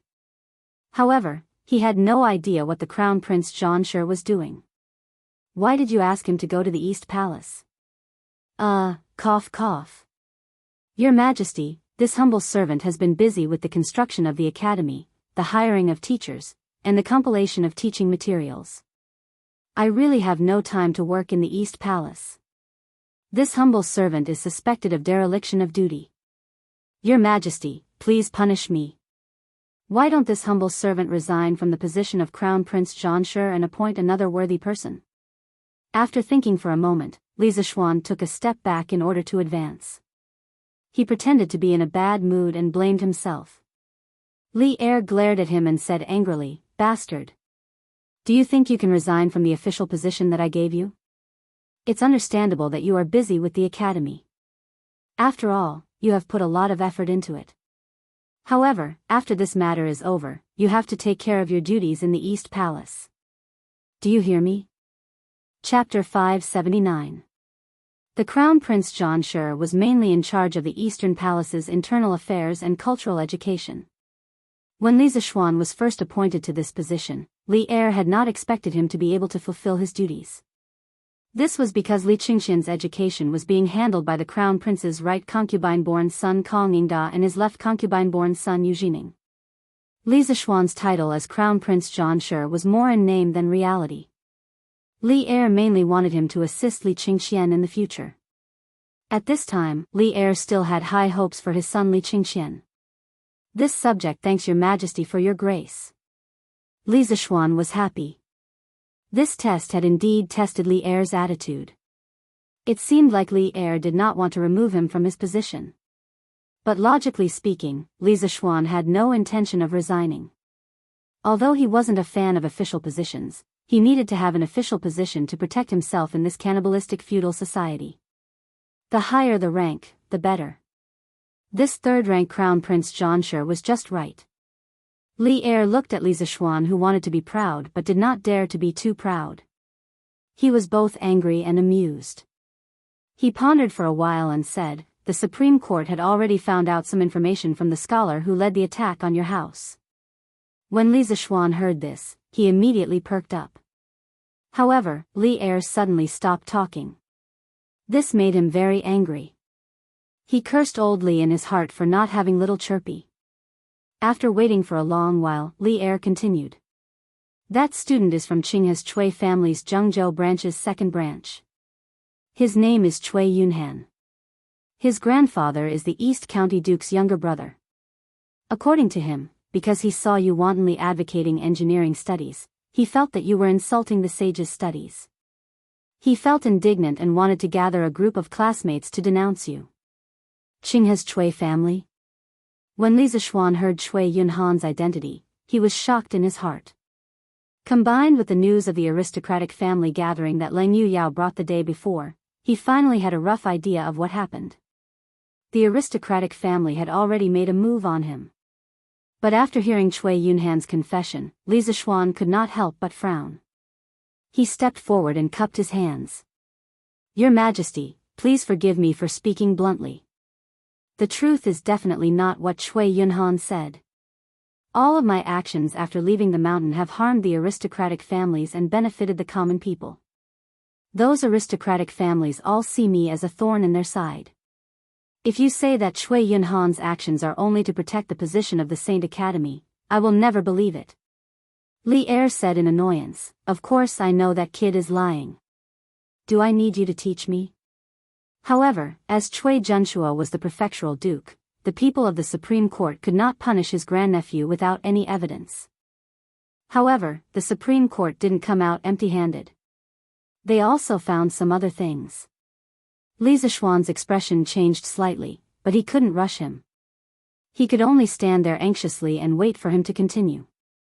The incident this time was less than a month apart from the time when Jiang Zuhua led a group of women to surround your house. Previously, I suspected that there should be some connection between the two cases. Thus, I let the Supreme Court officials try the two cases together. As expected, Jiang Zuhua testified that Chui Yunhan's figure and voice were very similar to the person who instigated her last time. Thus, Chui Yunhan has been detained by the Supreme Court and will be handed over to the Ministry of Justice to be convicted. After Li Er finished speaking, there was a trace of complacency in his expression. Li Zishuan felt that he should play the background music of Detective Conan for old Li. However, he felt that the previous case had nothing to do with this case. Because the day before yesterday, Leng Yuyao brought news that during the gathering of the 5 aristocratic families, the one who went to the Chui family was Chui Xuanji. Your Majesty is wise and observant. I admire you. But I wonder how your Majesty intends to deal with it. Li Zishuan thought to himself. No matter if the previous incident was done by Chui Yunhan or not, this kid will definitely not be able to escape. I will kill him first. Li Er stared into Li Zishuan's eyes and asked, "How do you want me to deal with him?" A qualified and virtuous official would definitely say, "Your Majesty can decide," at this moment. However, Li Zishuan was never a qualified and virtuous official. He said with a serious face, "Your Majesty, to be honest, ever since I decided to establish Yanhuang College and promote engineering, I have been running around everywhere for the college. Even so, the progress of the college is not satisfactory. The main reason is that in the process of building the college, there are always some people with bad intentions who want to harm me. In order to protect myself and my family, I am really tired of dealing with them. Therefore, if your Majesty feels that there is still a need for Yanhuang College to exist, or if your Majesty feels that engineering is still useful to my Tang Empire, I beg your Majesty to punish the chicken to warn the monkey, so that those demons and monsters will not affect me from spreading engineering. After saying so much, Li Zishuan wanted to use the name of engineering to make Cui Yunhan look bad in front of Li Air. With the fairy lamp and gunpowder, these two peerless artifacts, Li Zishuan felt that the bargaining chip on the side of engineering was enough. Furthermore, Li Air's relationship with the Shandong nobles was not good. This choice was not controversial for Li Air. Of course, Li Air would not choose to stand on the side of the nobles. Otherwise, he would not have personally ordered the imperial army to capture Cui Yunhan. The reason why he did that was because he placed great importance on engineering.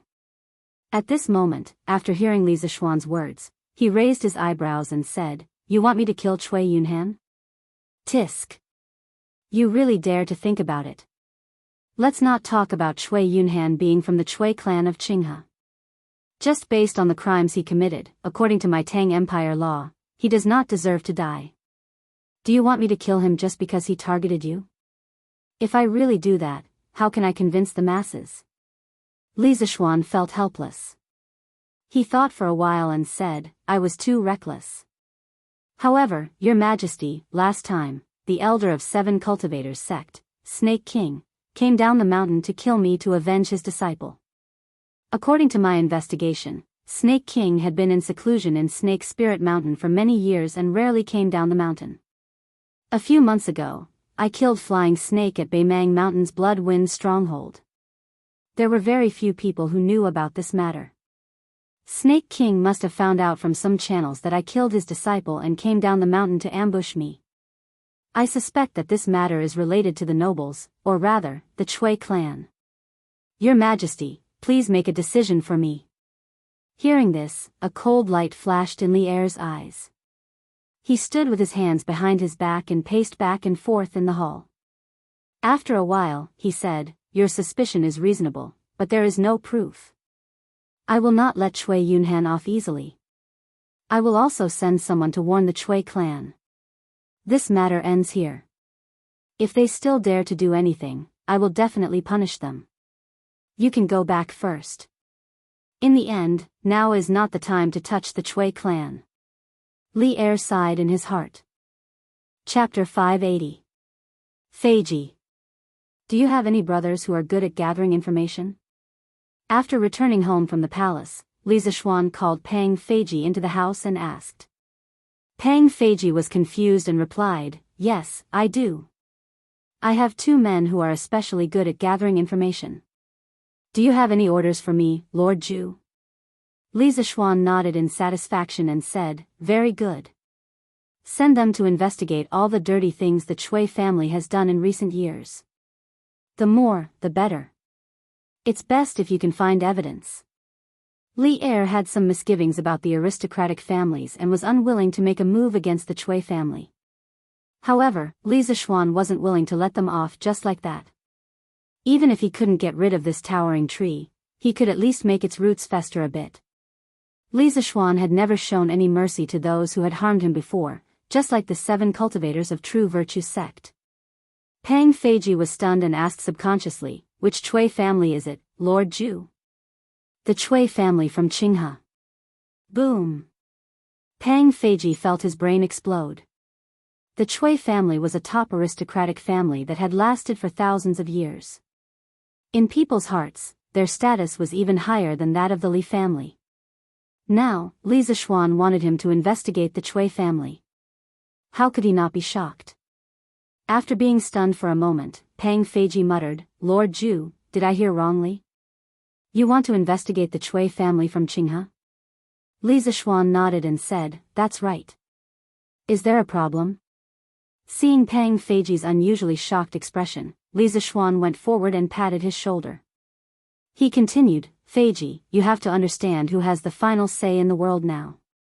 It's the emperor. The aristocratic families are just arrows at the end of their flight. Don't be afraid of them anymore." Pang Feiji swallowed a few mouthfuls of saliva and said, "I understand. Don't worry, Lord Zhu, I will find a way to get this done. Okay. Go.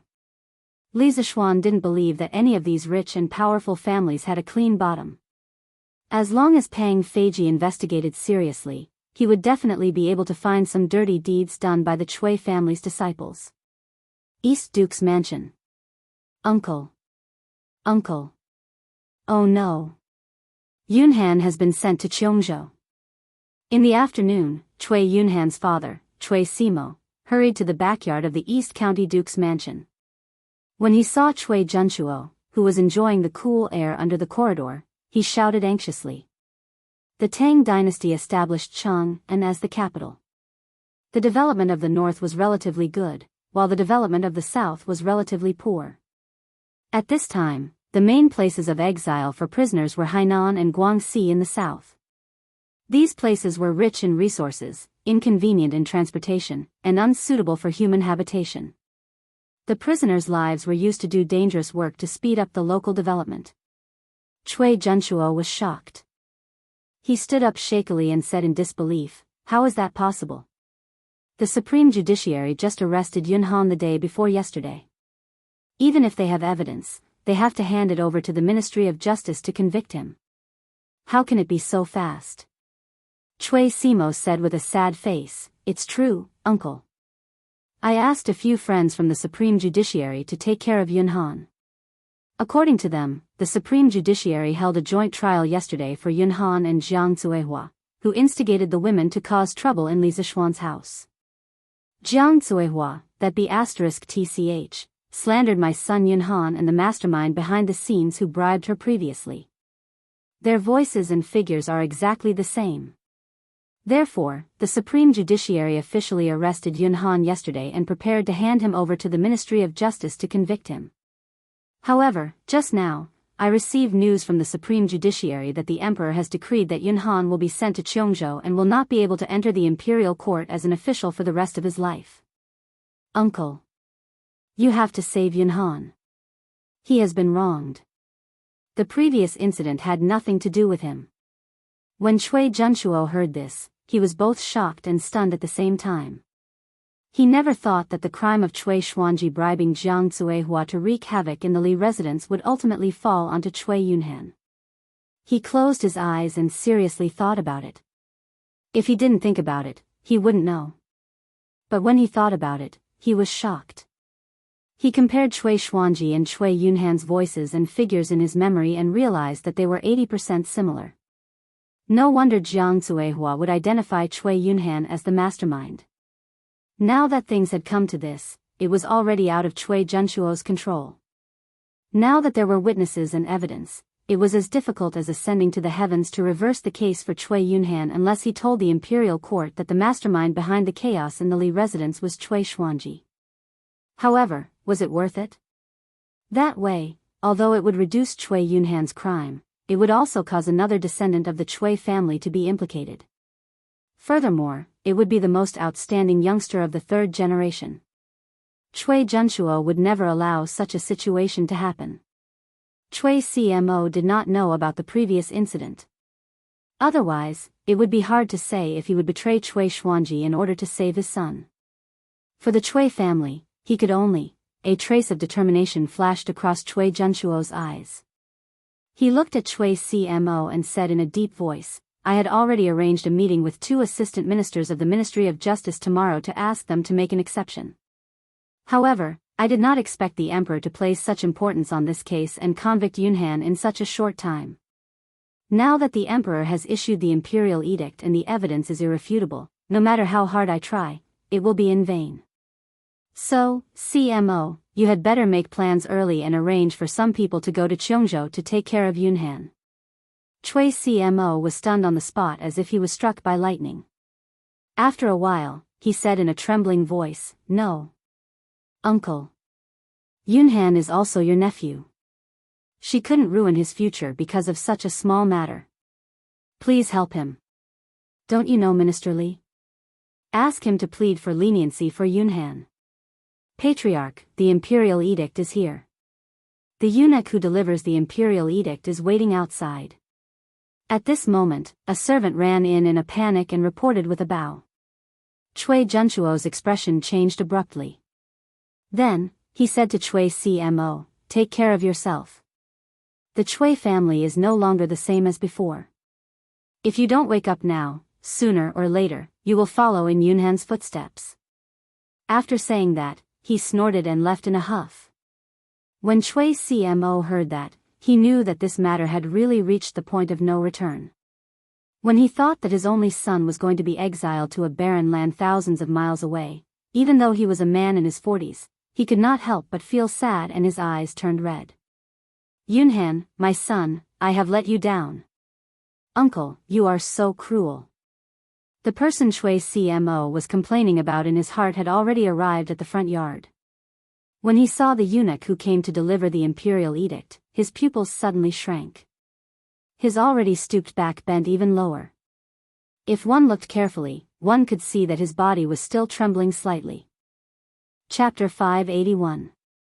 Steward Zhao, why have you come personally? East County Duke's Mansion. The person who came to deliver the imperial edict was Zhao Song. Although this person did not have any rank, he was the person closest to the center of power of the Tang Empire. No one dared to ignore him. Furthermore, Chui Junchuo had just heard the news of Chui Yunhan being exiled to Cheongzhou, and Zhao Song, the head eunuch, came with the imperial edict. Even a fool would know that the Chui family was in big trouble. "Hee, I'm here to see the grand courtyard of the East County Duke's mansion. I wonder if the East County Duke has been well recently?" Zhao Song's face was full of smiles, but his smile did not make people happy. Perhaps this was the so-called "there is a knife hidden in a smile." When Chui Junchuo heard Zhao Song's words, his expression froze completely. After a long silence, he said, "Thank you for your concern, Steward Zhao. I'm well." As soon as he finished speaking, Zhao Song sighed and said, "But His Majesty has not been well recently. There are always some people who don't want to live a peaceful life and insist on doing shameful things in the dark. These people think that they are doing it secretly and no one will find out. But they don't know that if they don't want anyone to know, they shouldn't do it in the first place. His Majesty is watching." After saying that, Zhao Song stared at Chui Junchuo meaningfully without blinking. The atmosphere in the room suddenly froze. The panic in Chui Junchuo's eyes disappeared in a flash. Then, he stepped forward and clasped his hands. This kind of person is really hateful. His Majesty is diligent and loves the people. He has a lot of things to deal with every day, but he still has to worry about this kind of person. I am greatly indebted to His Majesty, but I can't share His Majesty's burdens and find out those evil people in the dark. I am ashamed to face His Majesty." As he spoke, Chui Junchuo's tears flowed down. Looking at him, anyone would think that he was a rare loyal minister. Zhao Song's expression did not change, as if he did not hear Chui Junchuo's words at all. Chui Junchuo expressed his feelings for a long time, but he did not receive any response from Zhao Song. If he knew that a clown was a creature, he would definitely feel that he was a clown now. Cough cough. The atmosphere was awkward for a while, and Chui Junchuo finally couldn't help but get to the point. "I wonder why Steward Zhao is here today?" Zhao Song's expression turned solemn. He stepped forward and said, "His Majesty ordered me to come. His Majesty wants me to say a few words to you." Chui Junchuo hurriedly said, "Then this old man will order people to set up the incense table to welcome the imperial edict." Zhao Song said, "There's no need. I'm just here to pass on a few verbal instructions from His Majesty. I don't have an imperial edict with me. East Commandery Duke, just listen to me." Chui Junchuo's heart was beating very fast. He quickly cupped his hands and said, "Chief, please speak. This old man is all ears." Zhao Song smiled and said, "I've just finished what His Majesty wanted to say to the prefectural duke. I have to return to the palace now. Take care." After saying that, he didn't care whether Chui Junchuo reacted or not and directly left. "Are you done? That's it?" He just said that if you don't want others to know, don't do it in the first place. Could it be that His Majesty already knows about the Snake Spirit Mountain? Chui Junchuo stared at Zhao Song's back as he left and muttered. His face had never been so pale, and he seemed to have aged a lot. Cui Yunhan has been exiled to Cheongzhou? In the evening, at the Li residence. Li Zishuan widened his eyes and looked at Brother Ji in front of him as he asked in shock. He still had some basic knowledge of history. He knew that the Cheongzhou of this era was completely different from the Cheongzhou of his previous life. With the current level of transportation, it would be good if Cui Yunhan could reach Cheongzhou alive. Even if he was still alive, the rest of his life would be wasted. Logically speaking, being exiled to that place was no different from being beheaded. Pang Feiji nodded excitedly and said, "Lord Zhu, this is absolutely true. Jiang Zuihua has also been exiled to Cheongzhou. With these two as examples, I'll see who dares to cause trouble in the residence in the future." Not bad, not bad. Li Zishuan stood up with satisfaction and paced around the room. He didn't expect Li Er to be so ruthless and not give the Cui family any face. It seemed that what he said in front of Li Er in the afternoon had taken effect. Looks like old Li still cares a lot about his work. This way, I can save a lot of trouble in the future. Li Zishuan thought proudly in his heart. Unlike the other emperors in the future, Li Er had a strong personality and was very opinionated. Once he made up his mind to protect someone, as long as that person didn't look for trouble, they would usually be safe. Lord Zhu, then should we continue investigating the Cui family? Pang Feiji asked tentatively. After following Li Zishuan for so long, Chicken Bro understood Li Zishuan very well. He guessed that when Li Zishuan asked him to investigate the Cui family, it was mainly because of the results given by Li Er. Li Zishuan might not be satisfied, but looking at Li Zishuan now, it was obvious that he was satisfied with the results given by Li Er. That was why he asked this question. Li Zishuan muttered, "Let's investigate. Let's not talk about other things first. I'm also very curious if the Cui family has done any dirty things in recent years." Although Cui Yunhan was crippled, Li Zishuan wasn't completely relieved. After all, the Cui family was a millennium-old family. Who knew if the other party would play any tricks again? He had to prepare the black material first so that he could be prepared when he needed to use it in the future. Yes. Lord Zhu. Pang Feiji scratched his head. Although he didn't understand what Li Zishuan was thinking, he still obeyed the order and agreed. Hey. Did you hear? Cui Yunhan has been exiled to Cheongzhou. In front of the Hongwen Library, a group of students who had just finished school were walking in groups of 3 to 5. One of the students suddenly said, "How is that possible? Cui Yunhan had only been in the Supreme Court for less than 3 days. How could he be convicted so quickly?" "Yeah. Dongfang Ruo, where did you get this unreliable news?" "It's true. My father is the head of the Supreme Court.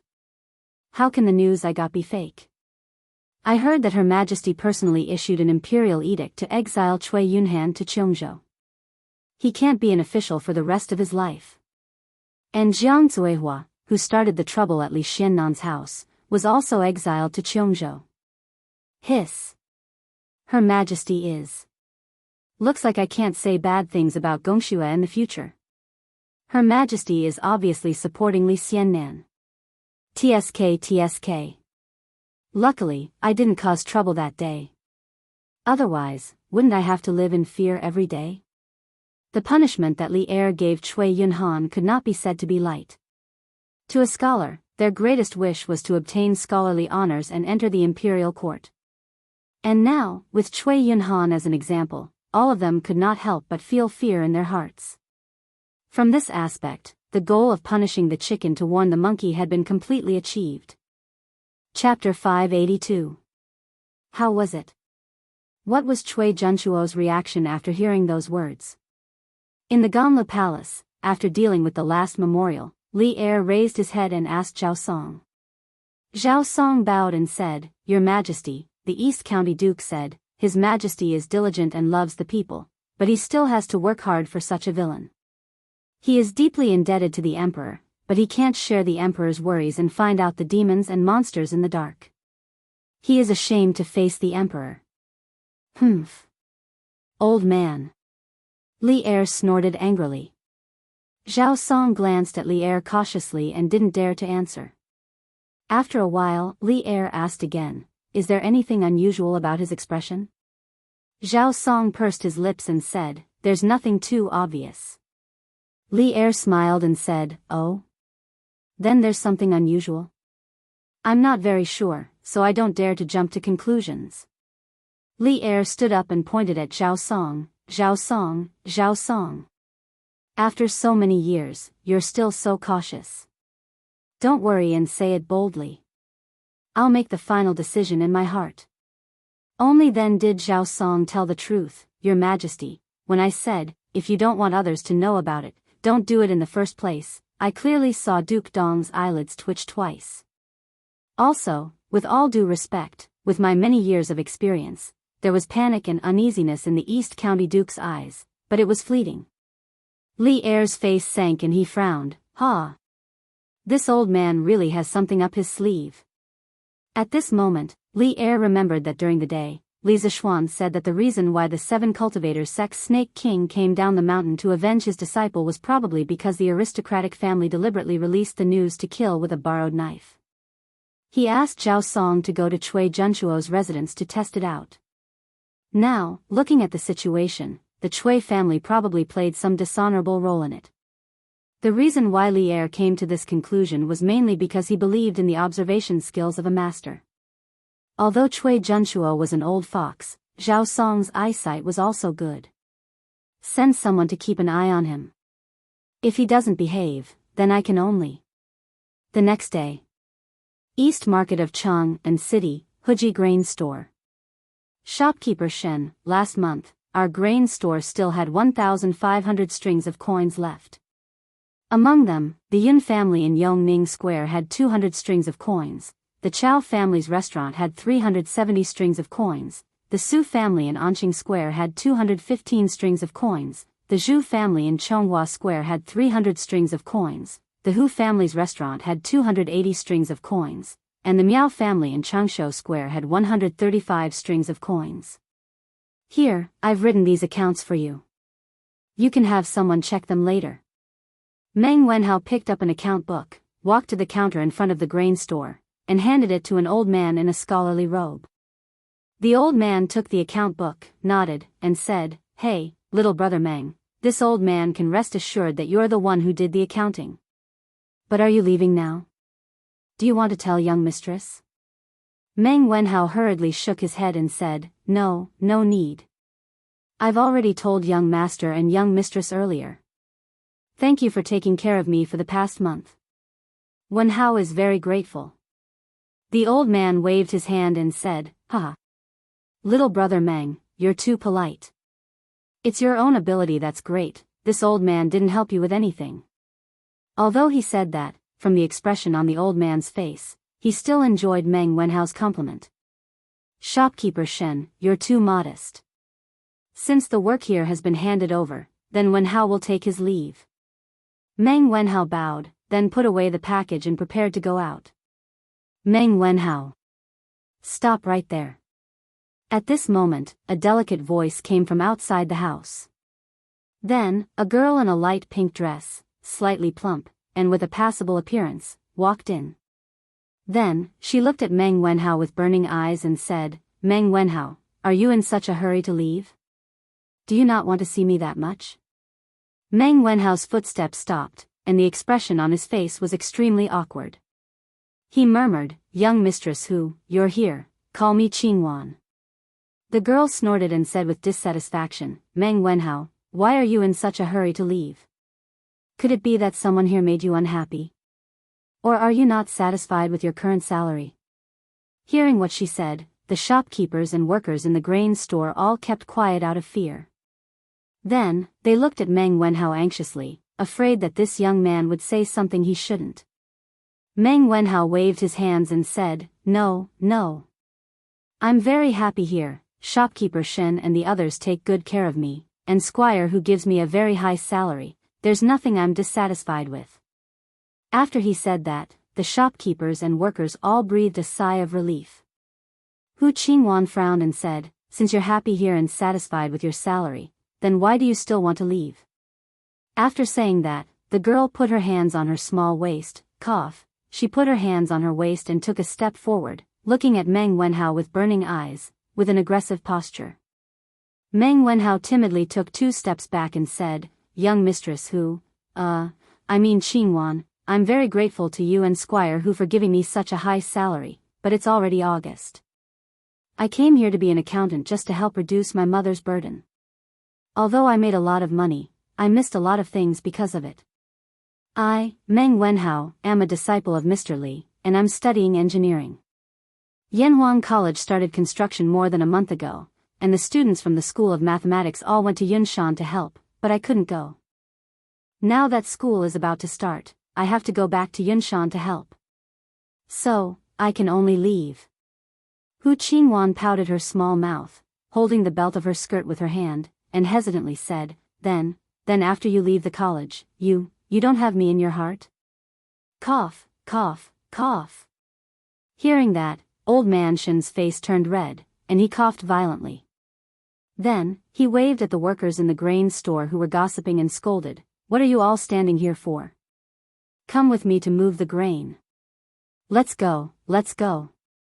The workers suddenly understood, and under Old Man Shen's lead, they all left the grain store.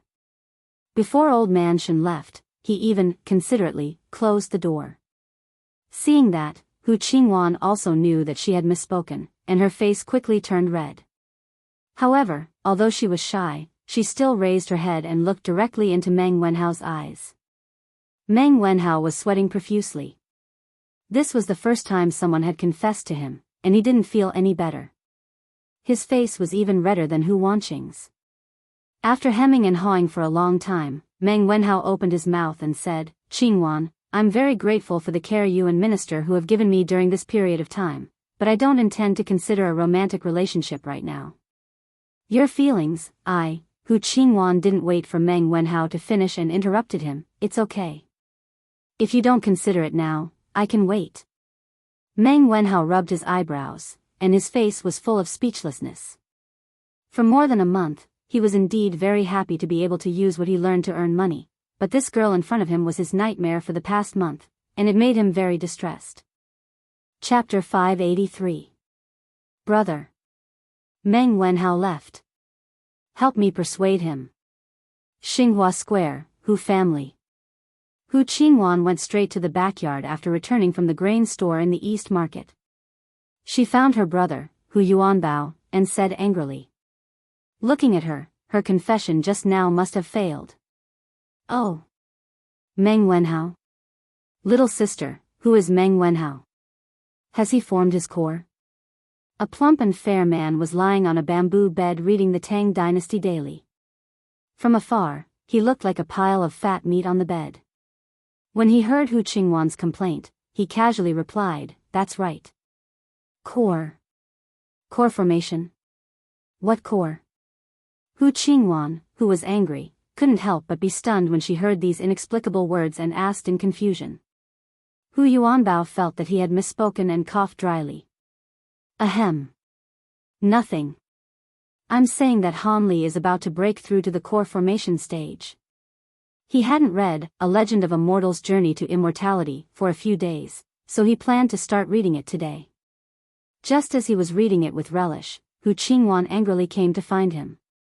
Therefore, before his mind could break away from the novel, he subconsciously replied to her. "Hu Yuanbao." There was always a price to pay for being willful, and Hu Yuanbao thoroughly experienced it at this moment. After figuring out what core formation was, Hu Qingwan yelled angrily, which resounded throughout the Hu family's courtyard. The birds on the branches flapped their wings and fled in fright. "Hu Yuanbao. I'm talking business with you. Can you not just stay at home and read novels all day long? Can you?" Hu Yuanbao was so scared that his cheeks were trembling.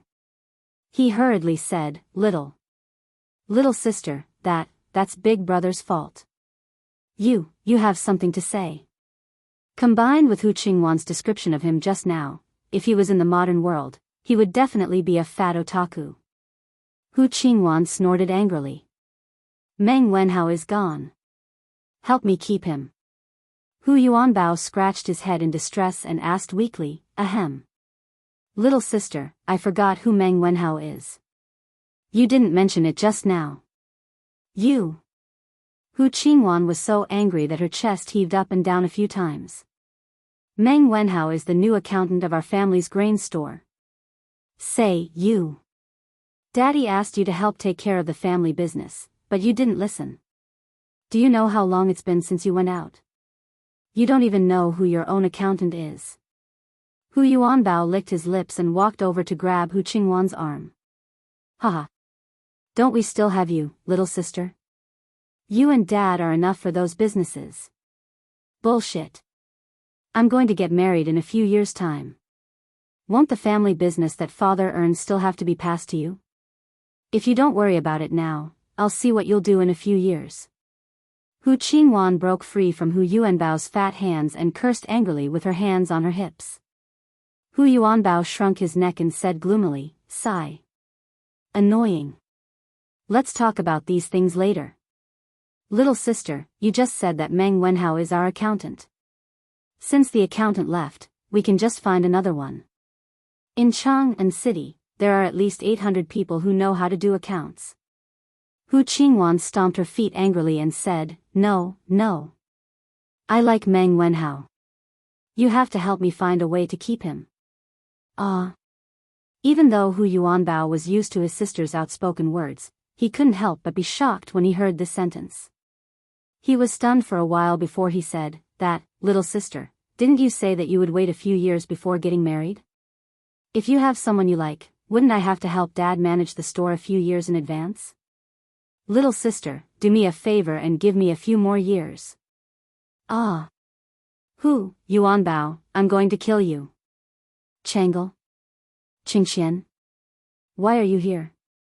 On this afternoon, Li Zixuan had just returned from the workshop when he saw the two siblings, Li Qingxian and Li Lizzie, coming over. Changle was talking to Han Yushi, but Li Qingxian awkwardly didn't have anything to talk about. His eyes kept looking outside. When he saw Li Zixuan return, Li Qingxian's eyes lit up, and he hurriedly called out, Little Xian, you're finally back. Husband. Brother Little Xian. Han Yushi and Changle looked over and hurriedly stood up to greet him. Li Zixuan nodded in agreement. He walked into the front hall, and everyone sat down again. Li Zixuan asked again, Qingxian, Changle, why are you here today? Li Qingxian opened his mouth to answer, but Changle beat him to it and said, I'm here to chat with Sister Yushi. I haven't seen her for a long time, so I wanted to come over and take a look. It's quite boring to stay in the palace. Haha. Looks like you're embarrassed to say it. Then I'll help you say it. At this time, Li Qingxian laughed loudly and interrupted, Xiao Xian, Changle wants to sit in your celestial lamp, so I brought her here. I didn't see you here, so I wanted to sit for a while before returning to the palace. I didn't expect you to come back. Changle's cheeks heated up, and she said angrily, Brother Crown Prince, you're talking nonsense. Didn't you want to sit too? Otherwise, why would you be so kind to bring Changle over? Li Zixuan smiled and waved his hand. Haha. It's okay, since you want to sit, then go ahead. It's not like it's a rare item. But didn't I already give the blueprint of the fairy lamp to His Majesty earlier? Calculating the time, the craftsman who will be supervising can make 1 or 2 fairy lamps by themselves. Li Qingxian shook his head and said, they can make it, but how can the fairy lamp they make be as stable as yours, little Xian? Your fairy lamp has been used for several days without any accidents, so I came over with Changle. Qin Ke originally said that she wanted to come over, but Yan Xiaoning called her to Yunshan. Li Zixuan suddenly understood and nodded. Okay. Qingxian, Changle, follow me to the west courtyard. The fairy lamp is over there. The siblings nodded happily. After Han Yushi saw that Li Zixuan had returned to entertain the 2 second-generation emperors, she went to do her own things and didn't follow him. Hey, hey, hey. Little Xian, don't untie this rope. When they arrived at the west courtyard, Li Zixuan was about to untie the long rope binding the fairy lamp when Li Qingxian hurriedly stopped him. Why? If I don't untie this thing, how will the fairy lamp fly away later? Li Zishuan was puzzled. Li Qingxian explained, just fly above your house, there's no need to fly out. Also, don't fly around on the fairy lamp like on the night of the Mid-Autumn Festival. As far as I know, Father won't like it. The general idea was, don't do that, Father won't like it. Li Zishuan was speechless. Chapter 584. All right. Then both of you can come up together. Li Zishuan already knew that Li Er didn't like fairy lamps flying everywhere. Otherwise, Li Er wouldn't have given him a hard time at the beginning. While cursing Li Er's stinginess in his heart, Li Zishuan checked the fairy lamp and said to Li Qingxian and Li Lizzie. Xiao Xian, aren't you coming up? Li Qingxian was slightly startled. He looked at the unfamiliar fairy lamp and asked weakly. Although he had seen this thing before, he didn't know how to operate it. If some unknown malfunction occurred in the sky, wouldn't he and Changle be dead? Changle also looked at Li Zishuan with some worry, but she didn't question him. Li Zishuan asked curiously, of course I'll go up. If I don't go up, how can this fairy fly into the sky? Li Qingxian opened his mouth wide and said in disbelief, Then why are you asking us to go up together? This thing can only hold 2 people at most, right? Li Zishuan was speechless. Who told you that this fairy lamp can only hold 3 people? There were 4 people on it last night. It's okay, come up together. After saying that, he took the lead and walked up, waving at the siblings. Li Qingxian was skeptical. After hesitating for a moment, he shook his head and said, No. It's better to do it one by one. This way, even if the fairy lamp malfunctions, you can still save Xiao Xian. Changle, you go up first. Changle nodded and said, Okay. Then the little girl walked happily to the fairy lamp. Li Zishuan said helplessly, Okay. Then let's do it one by one. However, he muttered in his heart, the richer and more powerful people are indeed afraid of death. After a series of operations, the celestial lamp slowly rose into the sky. Because there was a rope between the bamboo basket and the ground, the celestial lamp could only rise up to the height of a 4- or 5-story building. Moreover, the flying range was limited to the western courtyard. Facing the afternoon breeze, Li Zishuan's exhausted body and mind were greatly relaxed at this moment as he looked at the 108 streets of Cheng and in picturesque disorder. If it weren't for Changle and Li Qingxian beside him, he would definitely roar a few times to relax. The main thing was that there were too many things to do recently. Li Zishuan had never felt so tired, mentally and physically. Wow! Cheng and city look so beautiful from the sky. It's so beautiful. After the fairy lamp stabilized, Changle walked to the edge of the bamboo basket and held it. She couldn't help but exclaim as she looked at the scenery below. The sun's reflection on her pink palace dress made her look like a fairy princess who had just come out of the palace. She was beautiful and beautiful. Haha. That's right. In this world, I'm afraid there's no city more beautiful than Chang'an. When Li Zishuan heard this, he sighed faintly and said, Those who were born in this era were very lucky. Those who were born in this era and in Chang'an were extremely lucky. They sat in the world's #1 city and enjoyed the protection of the most powerful empire in the world. Wherever they went, they could hold their heads high and not be bullied. But now, he, a person with a modern soul, had inexplicably entered this time and space. Everything he did now would speed up the Tang Empire's path to invincibility. Although it was a little tiring, it was all worth it. After the academy was built, he would be much more relaxed. Brother Xiao Xian, have you been to many places? Changle turned around and asked crisply. Li Zishuan shook his head and said, No, I don't like to travel. But I've heard my master talk about many interesting places. Oh. Changle nodded and looked at the bulging ball-shaped canopy above her head. Suddenly, she asked, Brother Xiao Xian, if we let this celestial lamp fly all the way up, will we fly to the moon? Then, we'll be able to see Fairy Chang'e. Li Zishuan was amused by her childish words and couldn't help but laugh. How is that possible?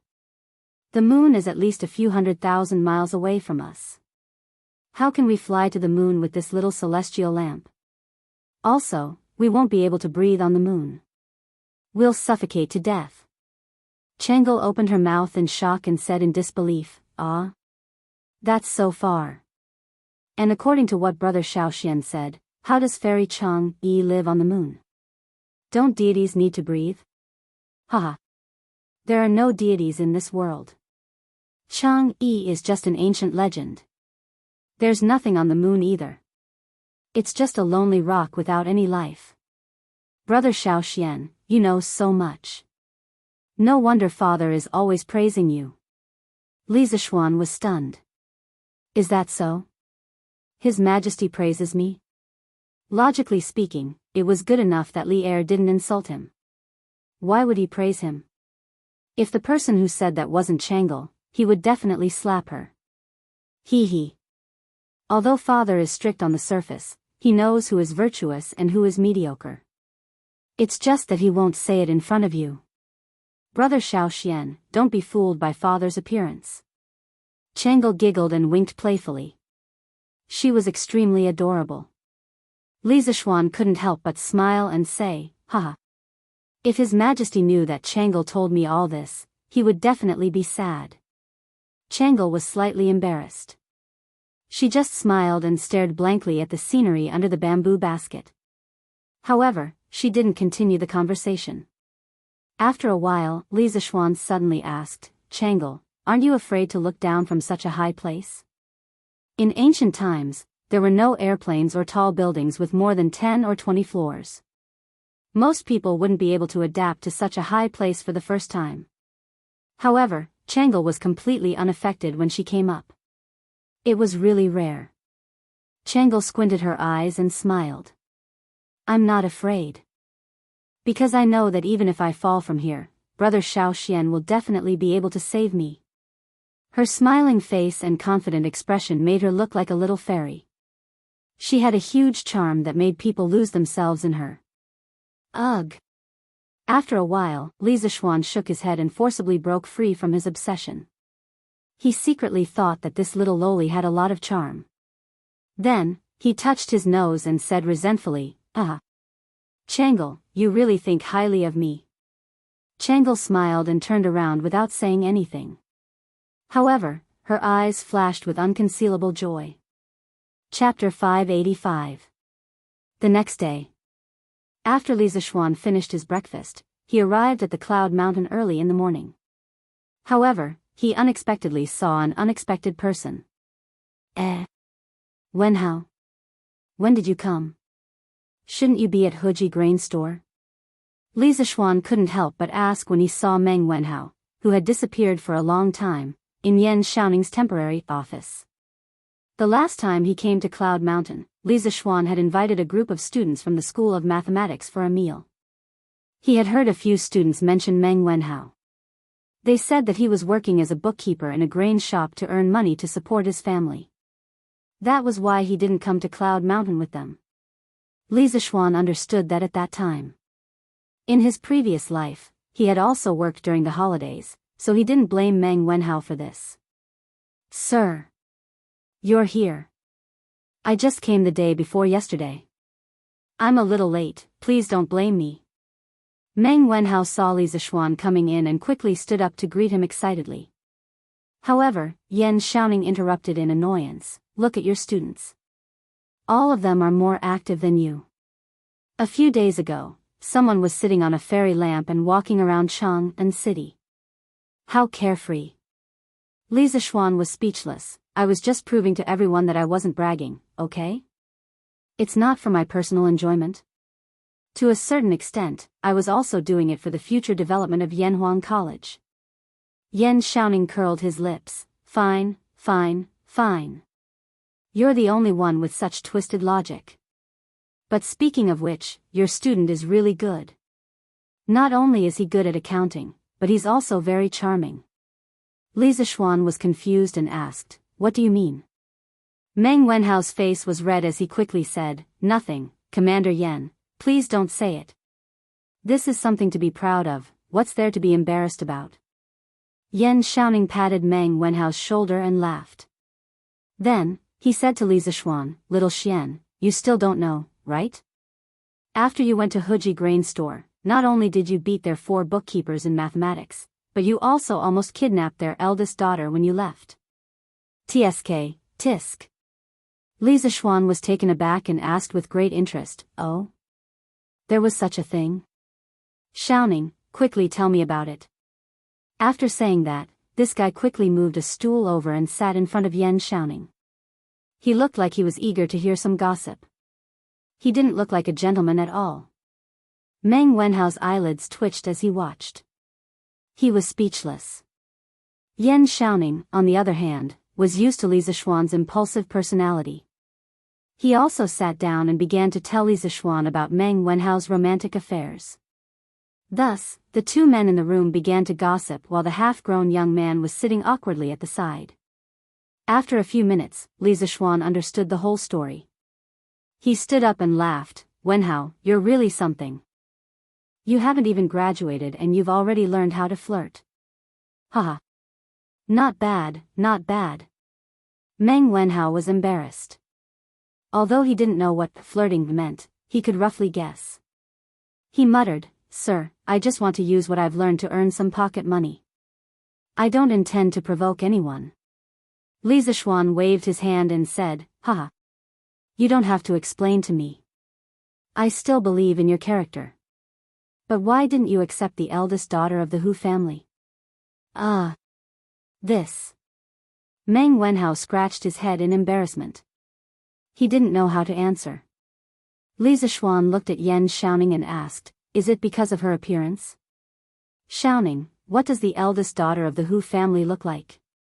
Enshanting held back his laughter and said, Her facial features are all right. It's just that, her figure is slightly plump. There's nothing bad about it. Oh. Li Zishuan replied with a meaningful, oh. Meng Wenhao quickly said, Sir, it's not because of her appearance. It's just that I'm still young and haven't considered marriage. Enshanting curled his lips and said, Tisk, pretentious. If it wasn't because of her appearance, then it would be weird. Oh, right. Li Zishuan suddenly thought of something and asked, Shouting, don't you like girls with plump figures? He remembered that many books in his previous life wrote that the Tangs viewed plump people as beautiful. Logically speaking, since Miss Hu's facial features weren't bad and her figure was slightly plump, such a girl should be more popular nowadays. But looking at them now, it was obviously not the case. Enshanting said in disdain, Go. Who said that I like girls with plump figures? I don't see you like girls like that.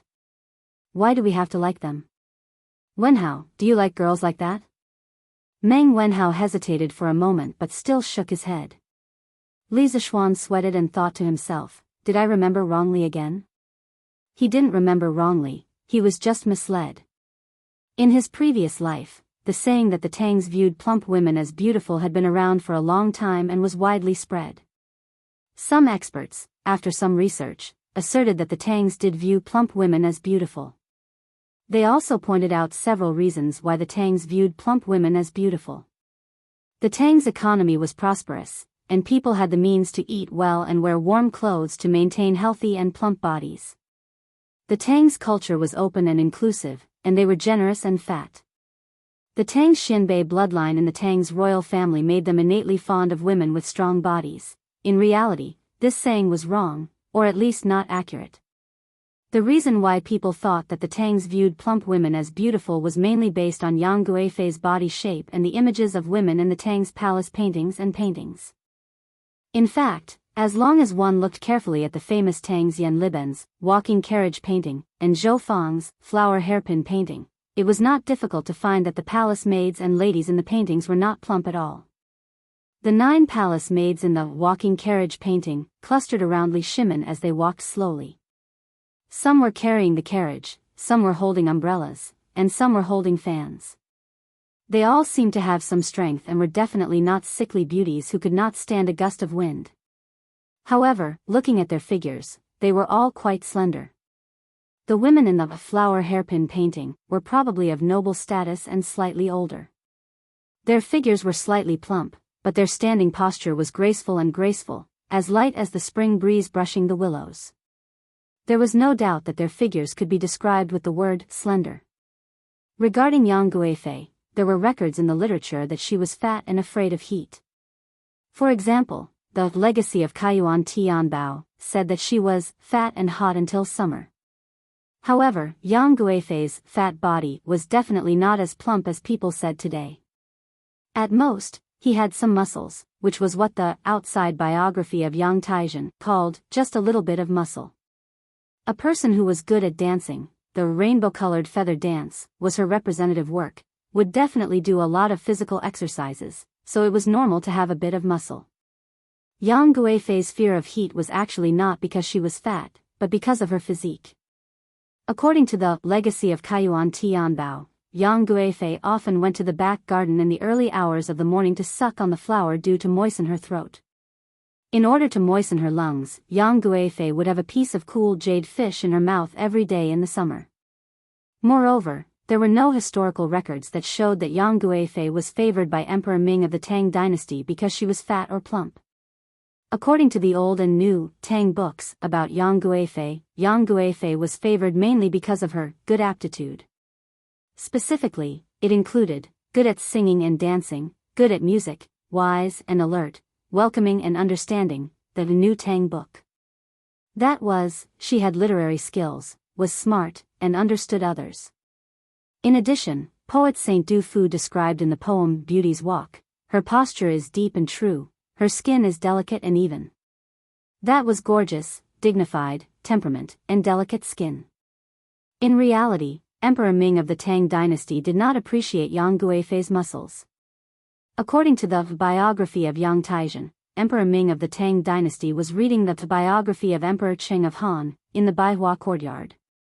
After Yang Guifei saw it, she asked him what he was reading. Emperor Ming of the Tang dynasty smiled and said, "Don't ask. You will feel bad if you know." Yang Guifei snatched the book and saw that it said, Emperor Qing of Han obtained the flying swallow, and his body was light and unable to withstand the wind. Fearing that he was floating, the emperor made a crystal plate and ordered the palace servants to dance and dance. At this time, Emperor Ming of the Tang dynasty joked with her and said, "You can withstand the wind more than her." Yang Guifei was not convinced and confidently expressed that her rainbow-colored feather dance surpassed Zhao Fian's. When Li Bai was enshrined in Hanlin, he was ordered to write 3 songs of purity and peace, to praise Yang Guifei's beauty and the life in the palace at that time. The second one was dedicated to Yang Guifei's beauty. A stick of red dew and fragrance, the clouds and rain Wushan heartbroken. Who in the Han palace can be like her? Poor flying swallow is wearing new makeup. In the poem, Yang Guifei was compared to a peony and Zhao Fian. If Yang Guifei was really a fat person, she could form a sharp contrast with Zhao Fian. Then, this comparison would be a mockery and disobedience. It was very likely that Yang Guifei herself also admired Zhao Fian and was willing for others to compare her to Zhao Fian. It was said that Yang Guifei had the nickname of Fat Maid, which was very likely a curse from people who were jealous and hated her, such as concubine Mei. From this, it could be seen that people at that time did not view fat as beauty. The most interesting were 2 lines of Bai Zhi's poem, A Fat Horse Walks Fast, A Prostitute Sings and Dances, 3 poems with feelings. Fat horses are beautiful, the 6 horses of Zhaoling are all fat and strong, but thin and tall prostitutes are beautiful. Being fat is an unforgivable flaw for prostitutes.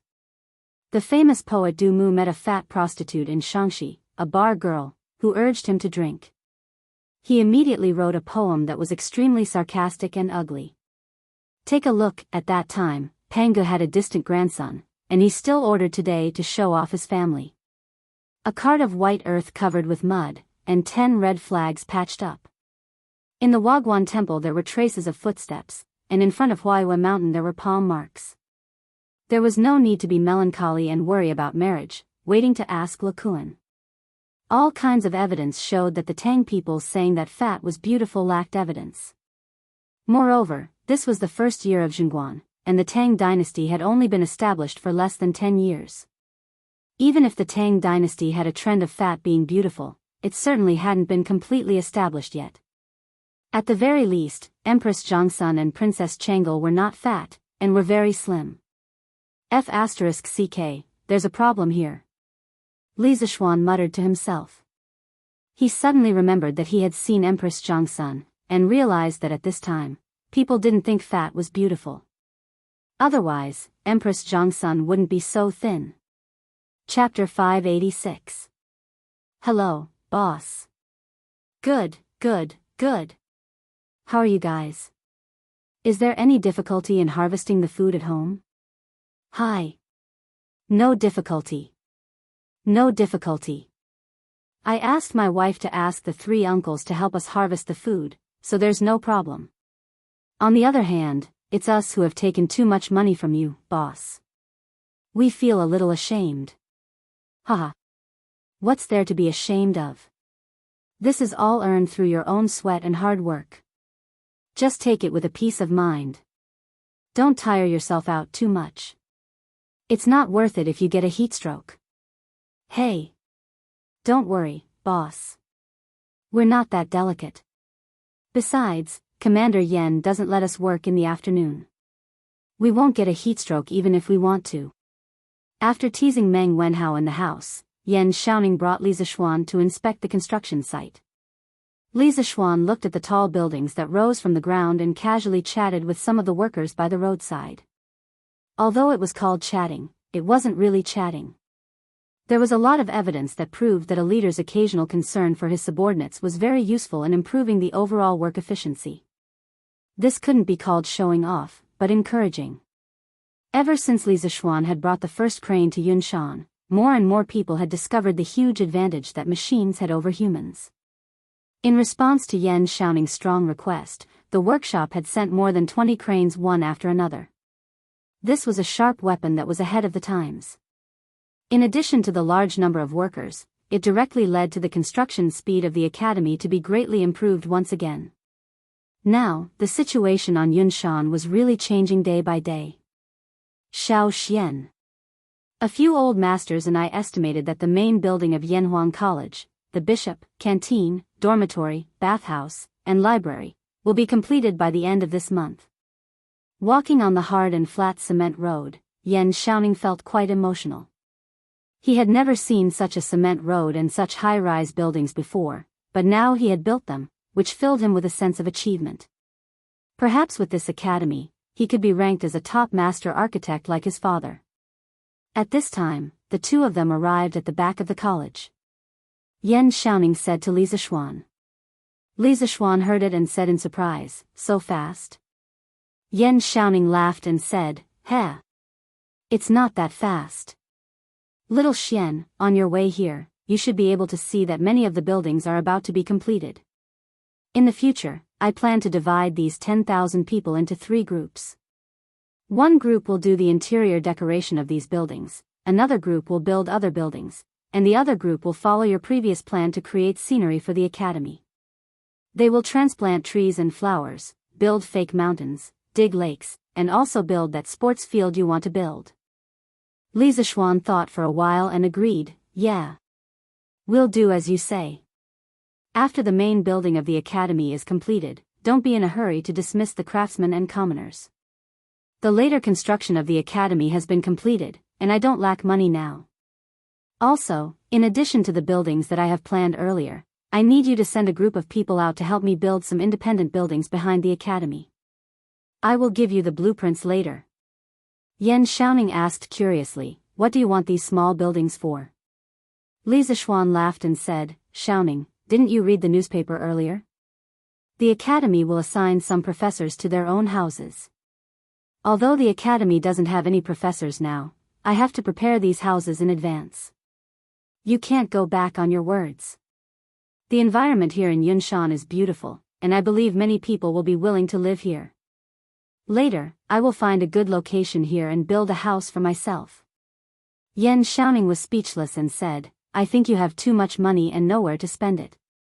If you build a house here, how many days can you stay in a year?" Li Zishuan didn't think much of it and said, That's hard to say. Who knows, maybe I will always live here.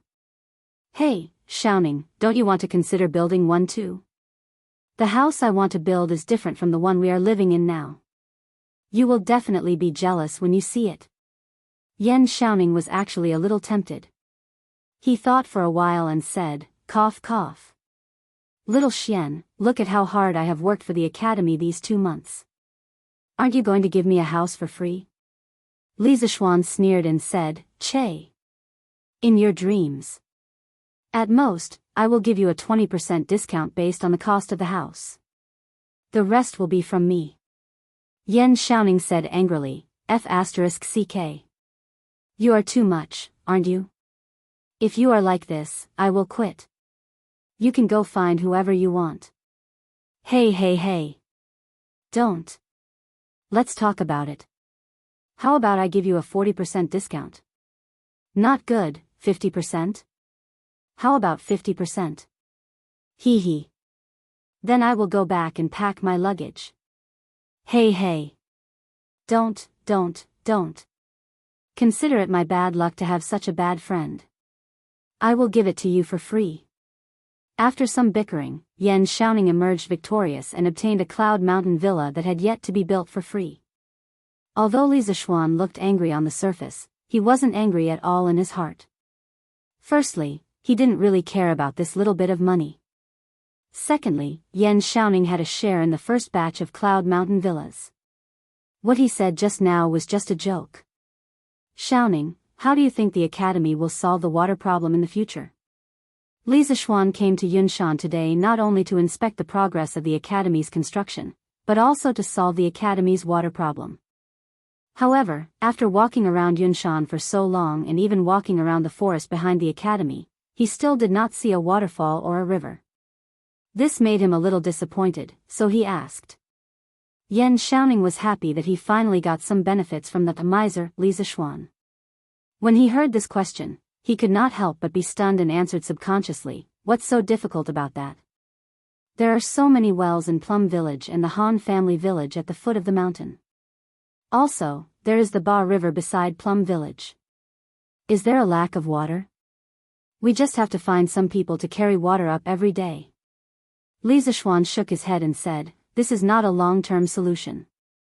The scale of the academy will definitely get bigger and bigger, and there will be more and more students. When that time comes, how can the academy's daily water consumption be met by just carrying water up the mountain? Yan Xiaoning was helpless and said, then what do you think? Li Zishuan thought for a while and asked, Xiaoning, do you think we can use a water wheel to carry water up the mountain?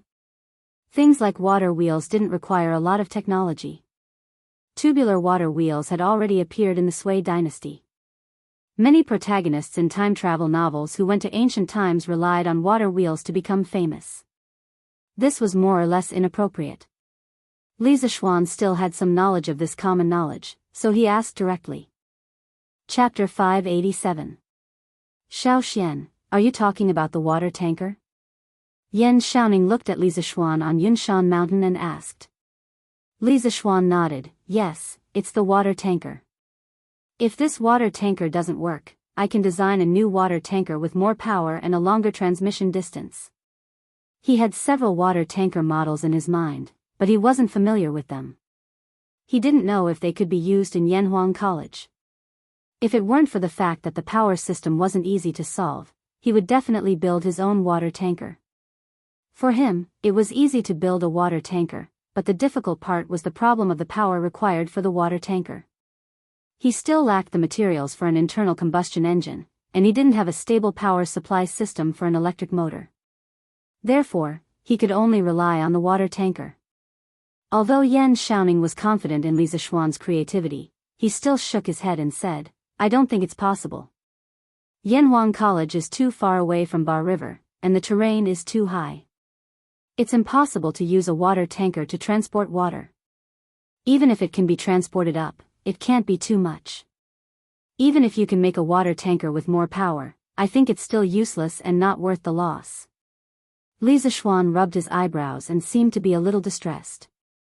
After hesitating for a while, he gritted his teeth and said, how about this, Xiaoning, Help me find a group of well builders and ask them to find a suitable place on Yunshan Mountain and dig a few wells for me.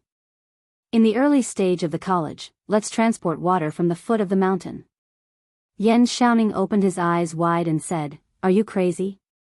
Yunshan Mountain is so high, how can you dig a well?" However, Li Zishuan shook his head and disagreed. "Xiaoning, you're wrong. Although Cloud Mountain is relatively high, the trees on the mountain are dense and there's plenty of rain all year round. Some places can still be dug out. When the time comes, you can find an experienced craftsman and you should be able to find a few good spots. There's a saying that it's futile to dig a well on the mountain. Many people think that it's impossible to dig underground water because of the high terrain on the mountain. This is a misconception. In fact, there are places on the mountain where underground water can be found. Underground water didn't only exist on flat land, but also on high mountains. Sometimes, there was no water at all in places lower than the horizon. The existence of underground water was related to the structure of rock strata. Some rock strata couldn't store water, while some rock strata had confined water.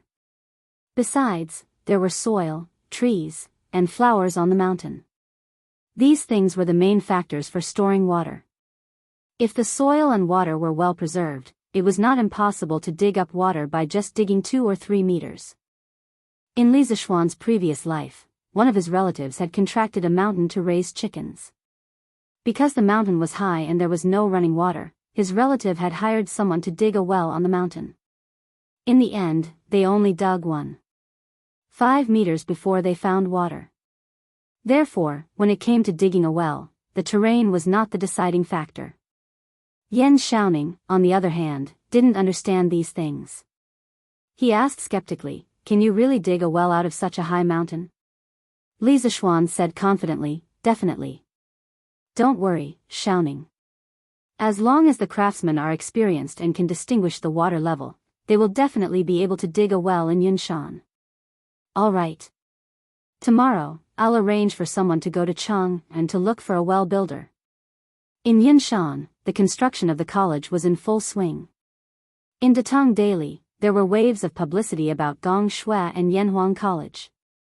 When Gong Shui was first publicized, Ma Zhou had arranged for a group of people to study Li Zishuan's published articles.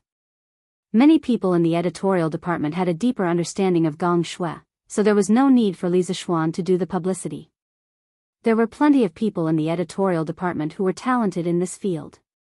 Therefore, recently, the news section of the newspaper was almost filled with the words Yanhuang College and Gong Shui. Under such fierce publicity, more and more people knew what Gong Shui was, and what kind of college Yanhuang College was being built outside Chang'an City. Gong Shui, Yanhuang Academy. In an instant, their momentum was like a rainbow. Of course, in the past, there would be many Confucian defenders who would jump out and criticize Li Zishuan for bragging about Gong Shui in the newspaper. However, since Cui Yunhan left Cheongzhou and Li Zishuan flew to Chang'an City in the middle of autumn, almost all the voices of opposition died down. First, they were unreasonable, and second, they were cowards. Moreover, as the Wang family quickly sold the newspapers to other states and counties, Gong Shui and Yanhuang College's reputation began to radiate to other regions. In particular, the story of Li Zishuan flying into the sky on the Mid-Autumn Festival was particularly shocking. The most intuitive manifestation was that according to the data fed back by the branches of Tang Dynasty Daily, the number of students signing up for Yanhuang Academy began to show an exponential explosive growth. As early as 2 days ago, it had already exceeded 2,000 people. If this data were to be announced, it would definitely cause a huge uproar. This was because even the Directorate of Education and the Hongwen School combined didn't have that many students. Of course, there were many students who signed up on impulse after seeing the news. It was very likely that they hadn't fully grasped the subjects of Yanhuang College's entrance exam. Even if they came to take the exam, they wouldn't have any hope of getting in. More students chose to buy a new mathematics textbook and read it at home. If they could understand it and learn it well, then they would sign up. If they didn't understand it, then they wouldn't sign up. This could be seen from the sales of the new mathematics textbooks. Up until now, Chitsu Culture's mathematics textbooks had already sold more than 50,000 books. 50,000 versus 2,000. This was a very large disparity. Of course, there were also some mathematics enthusiasts who just wanted to study Li Zishuan's new mathematics textbook. In addition to the increase in students signing up, there were also more and more people who wanted to apply to be Yanhuang College's teachers. First, it was because Li Zishuan's salary was too generous. Second, it was because Gong Shui and Yanhuang College couldn't be more popular now. If they came to teach here, they could gain both fame and fortune. Only fools wouldn't come. First, there were some famous scholars in Chang'an. They were the first to come to Li Zishuan for an interview. These days, Li Zishuan held 10 interviews, but he only hired one person, and it was an old acquaintance. When he was in the Directorate of Education, Assistant Professor Mao, who sat opposite him in the office, followed closely behind Su Hongji and also wanted to change jobs.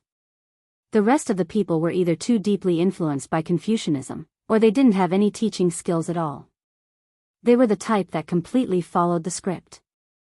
Li Zishuan said that he couldn't even listen to such boring lectures, so how could his future students be willing to listen? Therefore, of the 10 teachers who came to apply, only one was successful. The low acceptance rate of Yanhuang College's teachers gradually spread out. Chapter 588. On August 26, the first year of Zhengguan, Yanhuang College's main buildings, including the cafeteria, the library, the dormitory, and the bathhouse, were all completed. The magnificent cement skyscraper stood at the top of Yunshan Mountain, silently showing the world the majesty of Yanhuang College. Those who were observant had already discovered that there was a giant on Yunshan Mountain. On this day, many people saw that Yanhuang College's skyscrapers had been completed. Many people called their friends and came to Yunshan Mountain to watch the fun. TSK. Li Xianji is really rich. He built so many skyscrapers just like that. And he built it so quickly. He probably hired a lot of people, right? I heard that he hired tens of thousands of people. Our neighbor, Fatty Pan, has been hired, and the pay is not ordinary. Hey! Old Nyo, why weren't you invited? Is it because your body is weak and you weren't chosen by Lord Li? Hee hee. Could it be that Chui Nyang emptied your body last night? Ahahaha. A certain frivolous man made a frivolous joke, which made the people around him burst into laughter. The young man who was mocked blushed and then said angrily, "LV Dazhuang, King bullshit. Do you want to fight? Come on, I'm not afraid of you. Hey! Don't embarrass yourselves here. This is a place for educated people to study. How can you fight like this? That's right, that's right. This is outrageous. Hey! Old Meng, look at the road on this mountain. It's completely different from the bluestone road at the foot of the mountain. It's hard and flat. I wonder what material it's made of. Oh. I heard from the Han family village that it's called cement. Cement can be used to make roads when mixed with sand and stone. And look, it's not just the road. Yanhuang College's walls are also covered with cement. They're using cement to replace glutinous rice mortar. An old man with coarse white hair, holding a walking stick and stroking his beard, slowly told the truth. Cement? What cement? Where can I buy it? Looks like it's pretty useful. The house built with this looks quite sturdy, but I wonder how much more expensive it is than glutinous rice mortar. The coarse-clothed old man shook his head and laughed. Hee hee. Many people want to buy it, but it's not on sale yet. Why is that? Is there anything money can't buy? What's so strange about that? It was said that this cement was invented by Lord Li himself. Of course, he would use it for his own academy first. It's not like Lord Li lacks money. Oh. So that's how it is. Lord Li has really put in a lot of effort for this academy. TSK. Yanhuang College's skyscraper looked so imposing. Which family's kid would be lucky if he could get in? I heard that there's no tuition fee here, and you can even learn Lord Li's skills. That's right. My child is already preparing for Yanhuang College's entrance exam. If he doesn't pass this year, he'll take the exam next year. Tisk. How can your stupid son get into Yanhuang College? Why is it impossible? For the first time, Yanhuang College's image was more complete in front of the world. The people who came to watch the fun saw this magnificent and mysterious academy. The older people with children of the right age were all thinking of ways to send their children to Yanhuang College. The younger people were thinking about how to persuade their parents so that they could apply for Yanhuang College. Excuse me. Please make way. At this moment, dozens of ox carts suddenly appeared on the mountain road. The person in the lead was Li Tai. When the little fatty saw that so many people came to watch the academy today, he couldn't help but frown and asked the people to disperse. When the crowd heard the shout, they subconsciously opened up a path. However, when they saw the contents of the car, their eyes almost popped out of their sockets. Hiss. This is colored glass. This is top-notch colored glaze. Every piece is so big and beautiful. There are nearly 10 carts of colored glass. Why did Yanhuang College bring so much colored glass? Who knows? Maybe we can use it in one of the houses. Yanhuang College's architecture can't be estimated with common sense. Oh my God, how much is this? In fact, not only were the onlookers dumbfounded, but the people who followed Li Tai to the workshop to transport the colored glass were also dumbfounded. In this era, colored glass was worth as much as gold. When these people saw so much colored glass in the workshop in the morning, they were almost blinded. However, after walking for such a long time, they gradually got used to it. At this time, when they saw that there were people who were as shocked as they were at the beginning, they more or less felt a sense of superiority. Be careful. Come, bring all this colored glass to Guanghua Building first. We'll have to make 2 more trips later. Li Tai commanded the convoy as he spoke in a clear voice. When the onlookers heard that, they almost fell to the ground. So this amount of colored glass wasn't enough? They still had to make 2 more trips. Today, they finally saw what it meant to be a rich person. Even gold was transported by carts. But soon, they also understood why Li Tai brought so much colored glass over. Oh my God, look! They're using colored glass as windows. A sharp-eyed young man suddenly saw 3 craftsmen installing a piece of colored glass on a gap in the wall on the first floor of Yanhuang College's main building. He tilted his head and thought for a while, then suddenly came to his senses and couldn't help but exclaim in horror. Oh my God! Is Lord Li crazy? Even if he's rich, he can't waste it like this. What a waste of natural resources. I was just wondering why there were so many gaps in the walls of Yanhuang College's buildings. Aren't they afraid of the cold wind in winter? I didn't expect them to be used to install windows. This window is enough for a family to eat for decades. Lord Li is really a rich man. Haha. If Lord Li doesn't have money, who else would have money? However, Lord Li earns money openly and honestly, so no one can say anything about it. Hey! You don't say, these houses with colored glass windows are quite beautiful. The inside of the house must be very bright. It's true. Not only are these colored glass windows beautiful, but they also let in light and block the wind. Lord Li really knows how to have fun. Sigh. I really regret not letting my child prepare for Yanhuang College's entrance exam as soon as possible. It's probably too late now. Chapter 589. Although using colored glass to make windows had never happened in the Tang dynasty, it was completely normal for a modern person like Li Zishuan. Moreover, unlike the current mainstream architectural style of courtyards, the high-rise buildings of the Yanhuang Academy contained hundreds of rooms in each building. This kind of house built with bricks and cement, if not for the glass windows, would be as dark as night even in the day. As for the expensive cost of colored glass that shocked others, it wasn't a problem for Li Zishuan at all. This was because the bright and transparent colored glass was just a pile of sand in his eyes. Gu Xiaomao, how's the well-digging craftsman that I asked you to find coming along? In the temporary office, Yan Xiaoning asked Gu Xiaomao to come in and asked. Gu Xiaomao bowed and reported to Yan Xiaoning. Commander Yan, I found many well-digging craftsmen in Chang'an City. When they heard that we were going to dig a well in the mountains, they all rejected us.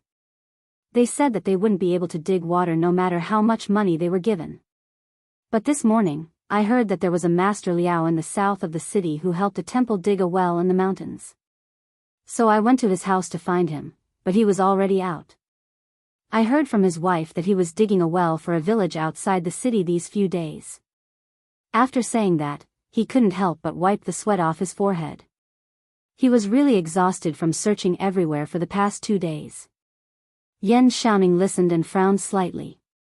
Since this Master Liao has experience in digging wells in the mountains, then invite him over as soon as possible.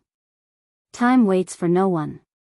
Go and tell him to put down the task on hand and we'll compensate him double for all his losses. After working with Li Zishuan for so long, Yan Xiaoning had learned to use money to solve problems that he couldn't solve. Cough cough. Besides, he didn't have to pay for it himself. Gu Xiaomao quickly replied, yes. Commander Yan. Then I'll go and find Master Liao now. Yan Xiaoning let out a soft and said, okay. Go. Thank you for your hard work. Gu Xiaomao scratched his head excitedly and giggled. Hee hee. It's not hard. It's not hard. In fact, installing glass windows in all the completed buildings was only the first step. Later, there were also tables and chairs for classrooms and cafeterias, boilers, water towers, and pipes for bathhouses, and beds for dormitories. Li Zishuan designed all these things according to the modern style. Of course, all of them were made by the workshop. This was also one of the reasons why the production of cement was only enough for Yanhuang College to use after so long. This was because in addition to cement, Li Zishuan would also assign tasks to the workshop from time to time. Today, they would produce a batch of colored glass.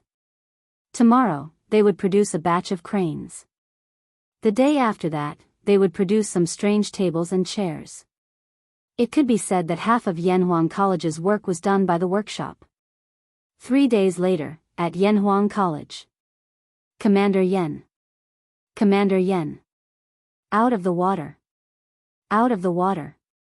Yan Xiaoning was sorting out the recent assessment results of various engineering teams in the office, when he heard Gu Xiaomao rushing in from outside while shouting. What's out of the water? Gu Xiaomao's words were very ambiguous, and Yan Xiaoning was dumbfounded. Huff, huff. Commander Yan, it's Master Liao and the others who dug out water in the east of the college. Gu Xiaomao bent over and panted heavily.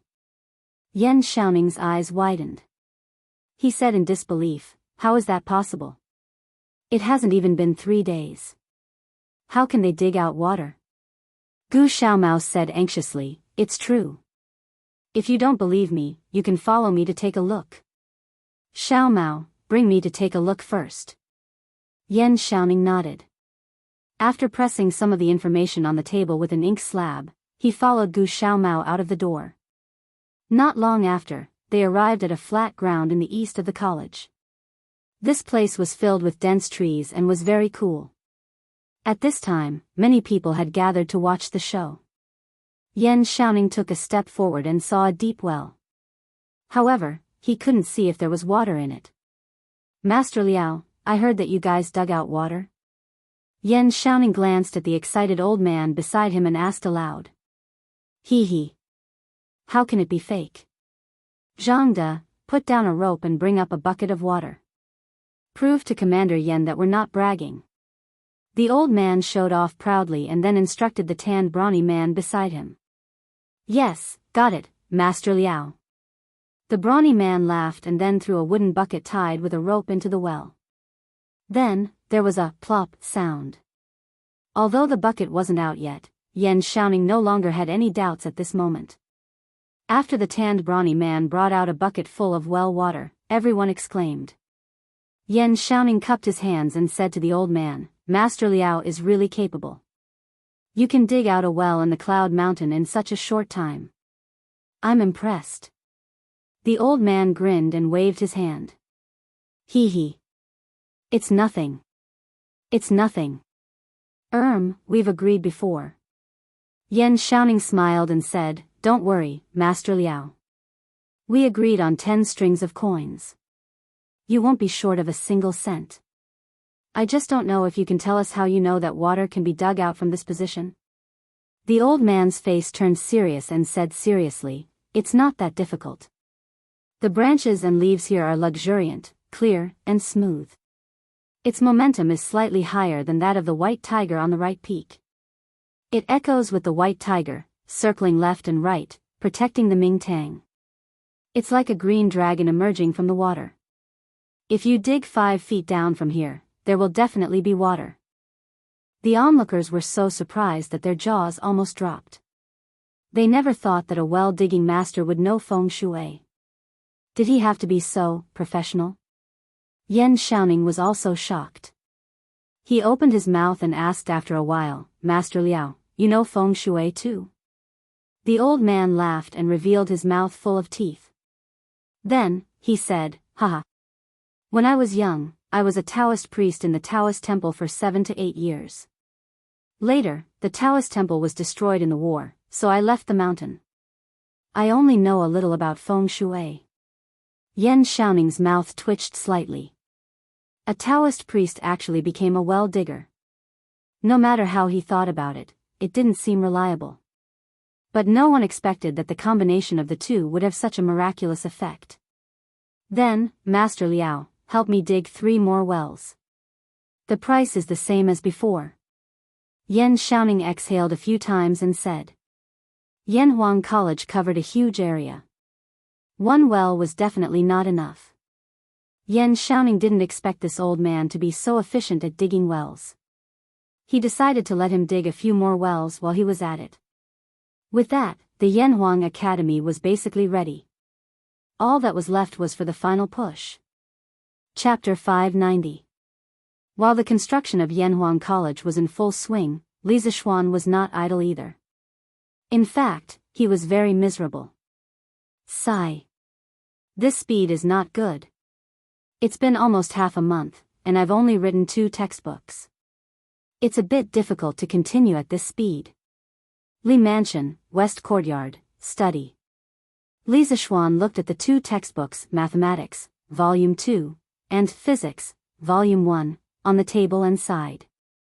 If someone heard this sentence, they would definitely beat him up. One must know that compiling textbooks was a task that was done by a learned scholar. It would be good if he could compile 1 textbook in a year. But this guy had only compiled 2 in half a month, and he was still not satisfied. He wanted to go to heaven. However, Li Zishuan was not satisfied at all. The textbooks he wrote were all related subjects that he had learned in school in his previous life with abnormal mental strength. Naturally, others could not compete with him in terms of speed. But even so, Li Zishuan still felt that it was too slow because the academy would start in half a month. At first, he planned to open 4 courses for the students, but now there were still 2 textbooks that he had not written, chemistry and geography. Of course, the textbooks he wrote were not all mechanically copied. It was not that the first grade in Yanhuang College would learn what the first grade in the modern world learned. The 2 schools had different academic systems, which determined that the content of each stage of study was different. When he first wrote Mathematics, Volume 1, in Yanhuang College, the content in it already covered the first and second grade of primary school. But the students in the School of Mathematics had already learned almost half of the mathematics in Volume 1, so Li Zishuan wrote the mathematics in Volume 2.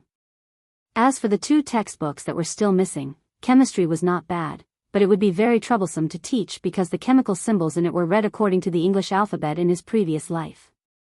But now, it was the Tang dynasty. One could imagine the scene when the time came. Students, this is the chemical formula of water molecules, H2O, H2O. Come, remember it well. 233333. This scene was simply too beautiful to imagine.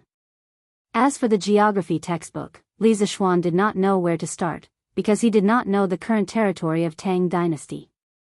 How could he make it up? Not to mention half a month, even if he was given half a year, he would not be able to make it up. However, he had no choice but to set up this course. Setting aside the issue of territory, there were many concepts in geography that were very useful. For example, the concept of scale in a map, the concept of up north and down south, the concept of left, west, right, and east, the concept of latitude and longitude, contour lines, and so on. Ancient maps were not based on north and south, left, west and right. Many ancient maps of China adopted the setting of north and south, left, east and right. This might have something to do with the fact that the emperor sat in the north and faced the south. This was convenient for users to see, but there were also many ancient maps that used the setting of north and south. There was no uniform rule for this. As for latitude and longitude, no one in this era had defined the prime meridian. In modern times, the longitude that passes through the original site of the Greenwich Observatory in London, England is known as the 0-degree longitude, also known as the prime meridian. When he wrote the textbook, he could define the prime meridian as the longitude that a typical building in Chang'an passed through. In this way, hundreds or even thousands of years later, everyone would look at the map according to the latitude and longitude defined by Tang dynasty. Besides these, the most important use of geography was to allow students to clearly understand the world, to let them know that the Great Tang only occupied a palm-sized piece of land on the world map. This would be extremely useful in the era of great voyages in the future. Sigh. How should I compile this geography textbook?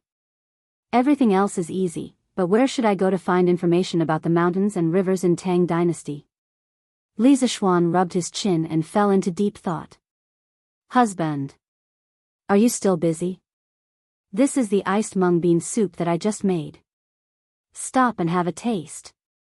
At this moment, the door was pushed open from the outside with a creak. Then, Han Yushi, who was wearing a thin white dress, walked in with a small bowl that was emitting cold air. When she saw Li Zishuan lying on the table and thinking hard, she couldn't help but feel a little sorry for him. Oh. My wife is here. Li Zishuan came back to his senses, then stood up and looked at Han Yushi and said, "Heh. My wife, why are you wasting your energy on such a hot day? Look at how hot you are. Let the people below do this work. Come and sit." Han Yushi smiled and put the mung bean soup on the table. Then, she said unhappily, "Husband, you also know that it's a hot day now. Then why have you been locking yourself in the house every day recently? Mother and I are worried that you will get sick from being cooped up. I know that my husband is working hard on the matters of the academy, but you can't tire yourself out because of this." Li Zishuan's heart warmed. He stepped forward and grabbed Han Yushi's soft hands. He smiled and said, "Wife, don't worry. Your husband has martial arts. A mere hot day can't do anything to me. You just have to take care of yourself." Han Yushi rolled her eyes and said angrily, "Husband, you're lying again. Who said that people who have martial arts are not afraid of the heat? Lu Guogong, the old man, has already taken a few carts of ice cubes from our house. You still want to fool me?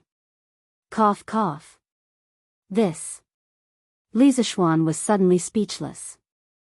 Han Yushi was right. They practiced martial arts.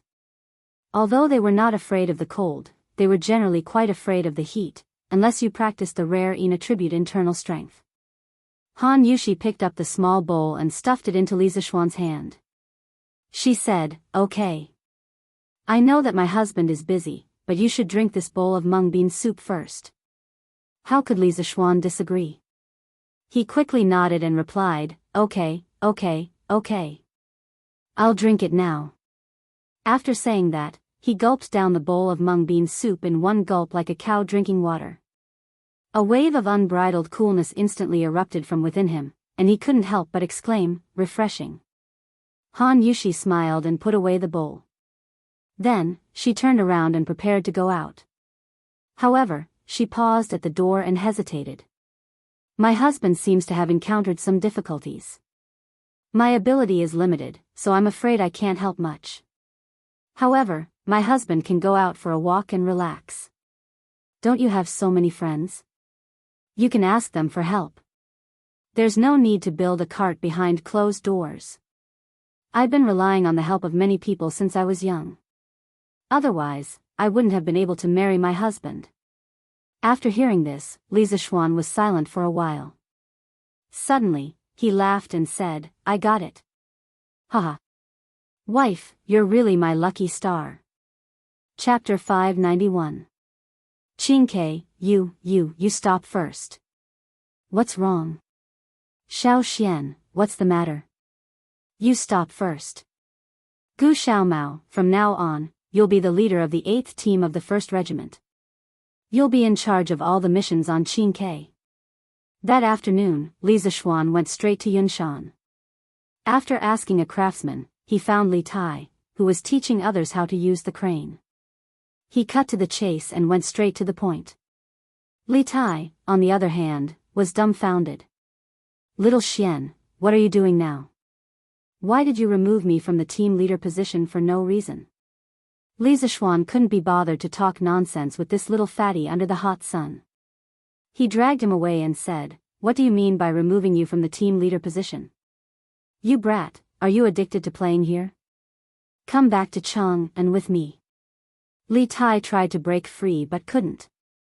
He could only ask, Why are we going back to Cheng?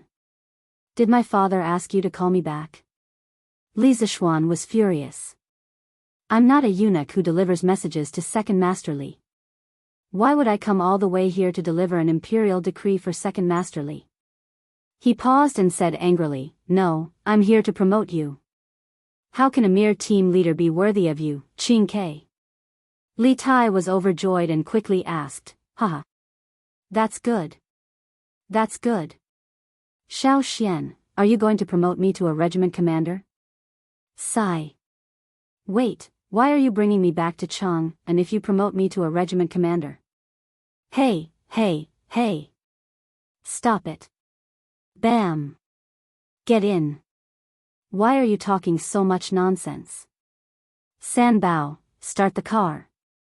Li Zishuan tossed little fatty into the carriage with one hand and jumped onto the carriage himself. He then instructed San Bao. Luckily, Li Tai was still young. Otherwise, when he was in his 20s, he probably wouldn't even be able to enter the carriage. Luckily, Don't Touch Me was sturdy. Otherwise, with the little fatty's current weight, an ordinary carriage wouldn't be able to withstand his weight. Sigh.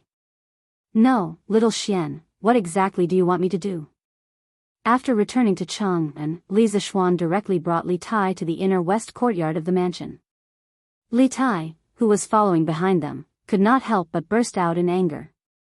Li Zishuan smiled and said, Didn't I just tell you? I'm here to promote you.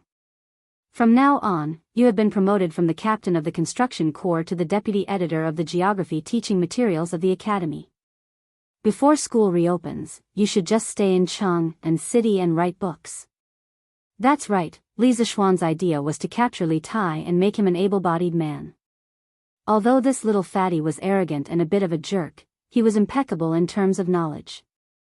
The history book's evaluation of him was, Li Tai is brilliant, intelligent, and has a love for literature. He has collected thousands of books. The most important point was that Li Tai had once presided over the compilation of the famous book, Jiao Di Ji, in the original history books. The book was divided into 358 states according to the 10 paths of Zhongguan. Then, with each state as a unit, it described the history, geography, names, mountains, cities, historical sites, myths, legends, and major historical events of each county. The extensive collection preserved many precious information from the geography books of the 6 dynasties, which had a deep impact on the later generations. Therefore, it was more than appropriate to get this little fatty to help write the geography teaching materials. Moreover, Li Tai had a literature center in his hands. Everyone there was a knowledgeable scholar. With these resources, it was simply half the work and twice the result. At that moment, Li Tai was puzzled and asked, Geography? Deputy editor? I definitely can't do that. Li Zishuan smiled and said, Geography is similar to Shangshu Yugong and the classic of mountains and seas, but there are some new concepts added in it. You just need to be responsible for completing the part about the Tang Empire. The classic of mountains and seas was written in the pre-Qin dynasty, and Shangshu Yugong was written in the Warring States period. This was considered the earliest famous geography book in our country. The author of Shangshu Yugong used geography as the basis for his ideal political division. He divided the world into 9 states, namely Ji, Yan, Qing, Su, Yang, Jing, Yu, Liang, and Yong.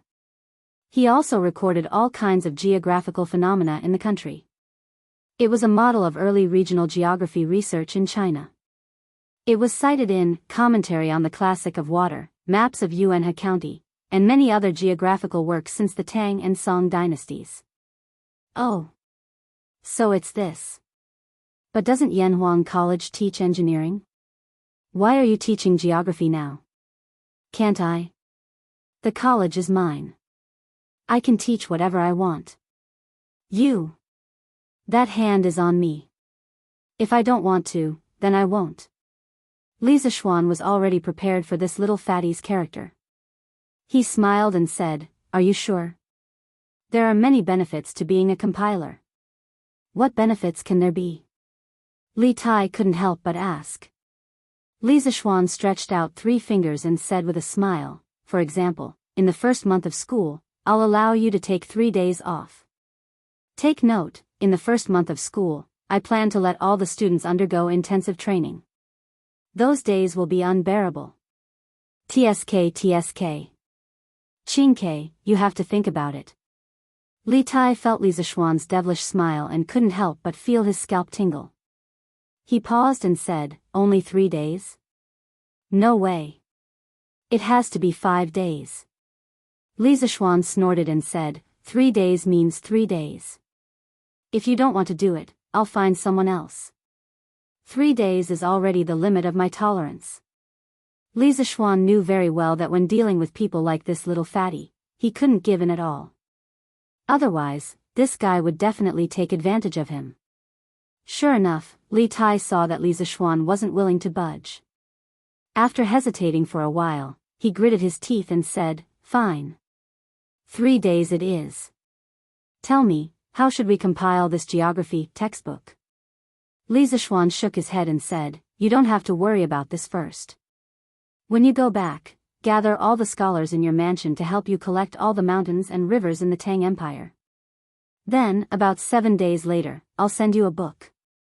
In this book, except for the part about the Tang Empire that has problems, the rest of the book and all the concepts in the book are all correct. When the time comes, you just need to make some adjustments on this foundation." This was also the most reasonable method that Li Zishuan came up with at the moment. First, make a complete copy of the modern geography book, then deduct the domestic part and give it to Li Tai to fill in. He believed that with this little fatty's understanding and ability, he could complete the whole book. Li Tai nodded thoughtfully and said, "Okay. Then I'll go back to the mansion to gather people. When your masterpiece comes, we'll start." "That's great." Chapter 592. After the little fatty left, Li Zishuan began another round of closed-door training. In the blink of an eye, another 7 days had passed. It was now September. In these 7 days, the renovations of the buildings that were previously completed in Yanhuang College had been completed. There were doors, windows, blackboards, tables, chairs, and lecterns in the classrooms. There were bunk beds, windows, and candlesticks in the dormitories. There were also small windows in the cafeteria that were similar to modern school cafeterias. There were also rows of neatly arranged tables and chairs. There were also rows of showerheads in the bathhouse. The current appearance of Yanhuang College was infinitely similar to that of a modern university. Other than the lack of electrical, multimedia, and other high-tech equipment, the gap between the two was getting smaller and smaller. From this point of view, Li Zishuan had spent a lot of money to buy a feeling of modernity. If a modern person were to transmigrate and see Yanhuang College, they would definitely think that they had transmigrated back. It was a pity that Li Zishuan had been busy compiling the teaching materials and did not see this scene at the first moment. "Feiji. Send this book to the Prince of Wei's residence now. You must deliver it personally. Do not lose it on the way. In the Li residence, Li Zishuan walked out of the west courtyard with a haggard expression. He handed a book to Pang Feiji and solemnly instructed him. Of the 4 teaching materials, the one that required the most effort was undoubtedly geography. Other than the names of various places that needed to be corrected, there were also many maps. It was very troublesome to draw. Even with Li Zishuan's abnormal mental strength, he was still somewhat exhausted after so many days of work. If not for the fact that this college was the foundation for his family to establish themselves in the Tang dynasty, he would not have worked so hard even if he was given a mountain of gold and silver. Speaking of which, when the geography was printed in the future, the workshop would have to spend a lot of effort. This was because the text could be directly printed with movable type. However, the maps and the like would have to be carved by a master carver before they could be printed. The cost of this would be much higher. Yes, Lord Ju. Seeing Li Zishuan's serious expression, Pang Feiji knew that this book was very important. He put the book into his pocket and cupped his fists towards Li Zishuan. Go. Li Zishuan rubbed his forehead and waved his hand. Logically speaking, he had spent so much effort on this book. Of course, he attached great importance to it. If it weren't for the fact that he was too tired, he would have gone there personally. However, when Pang Feiji was handling things, he was very assured. At least, Brother Chicken had never made any mistakes. Pang Feiji brought the plain-looking textbook out of Li Zishuan's house. Other than feeling a little reluctant to give away the textbook that he had worked so hard to write, he did not really care about anything else. What he didn't know was that the book he didn't care about had caused a huge commotion in the imperial court. Ha ha ha. Little Xian. I heard that you've been staying at home recently. Are you practicing martial arts in seclusion again? Li Zishuan was about to return to the west courtyard to rest when he heard a hearty laugh from outside. Then, he saw the 2 brothers, Dugu Xian and Dugu Feiying, walking in from outside. The person who had spoken just now was Dugu Feiying. Li Zishuan felt that something was wrong. He squinted his eyes and looked at the 2 brothers for a while. He was a little surprised and said, "Ah, Xian, you've entered the master stage." The reason why he felt that something was wrong was because when the 2 of them came in, he could feel a strong aura rushing towards him. In the past, the 2 brothers would definitely not have such an aura. Then, he took a closer look and realized where the problem was. Dugu Xian had broken through. In just over a month, this guy had actually entered the master stage from the late stage of qi cultivation. How could he not be surprised? Dugu Xian nodded and walked over. He bowed deeply to Li Zishuan and said, "Thanks to you, little Xian. This is all thanks to you, little Xian, for helping me deduce the first 3 forms of the 9 swords beyond the swords. Otherwise, I'm afraid I wouldn't be able to reach the Grandmaster realm in my lifetime. I, Dugu Xian, will never forget your kindness. In the future, if you need anything, I'll do my best." Yes. Including me. Dugu Feiying also chimed in. Li Zishuan was stunned and said in disbelief, 9 swords of Dugu? Ah, Xian, did you break through from the 9 swords of Dugu? Dugu Xian nodded and said, "Yes. But I only helped you deduce the first 3 sword moves. How can you comprehend with only 3 sword moves?" Speaking of this, Dugu Xian's expression became slightly excited. "After I brought the 3 sword moves that you deduced back home, I practiced them a few times at first and found that they were extremely unfamiliar. Later on, I realized that this 9 swords beyond the swords could actually resonate with our Dugu family's solitary wind swordsmanship, so I tried to combine the 2. Unexpectedly, I actually comprehended the last 2 moves of the 9 swords beyond the whip move and the rope move. Then, I asked for leave from His Majesty and temporarily left the affairs of the Northern Yamen Imperial Army to focus on breaking through. In the end, hard work paid off. With the first 5 moves of the 9 swords of Dugu and the solitary wind sword technique, I broke through to the master stage 3 days ago." Li Zishuan raised his eyebrows. He didn't expect Dugu Xian to have such a fortuitous encounter. He also didn't expect that the 9 swords of Dugu, a sword technique that only existed in novels, could actually resonate with the Dugu family's solitary wind sword technique. This was a little unbelievable. Also, it was no wonder that when Cui Yunhan brought the scholar to the Li residence to cause trouble, the commander of the imperial army sent by Second Li wasn't Dugu Xian, but a small soldier in the imperial army, Sun Jiping. Sun Jiping also said that Dugu Xian had taken a leave of absence for a while. He didn't expect that he had taken a leave of absence to go home and cultivate in seclusion. Haha. Congratulations on breaking through to the master stage, Xian. Looks like our Tang Empire will have another young tiger. After a moment of shock, he congratulated Dugu Xian from the bottom of his heart. He and Dugu Xian were friends who had gone through life and death together. For Dugu Xian to have such a fortuitous encounter, he would only be happy for him and would definitely not be jealous. Moreover, his 9 swords of Tai Xian was not inferior to the 9 swords of Dugu at all, so there was nothing to envy others. Dugu Xian shook his head and said, "This is mainly due to your help, Xiao Xian. Moreover, compared to a 14-year-old master like you, mine is nothing."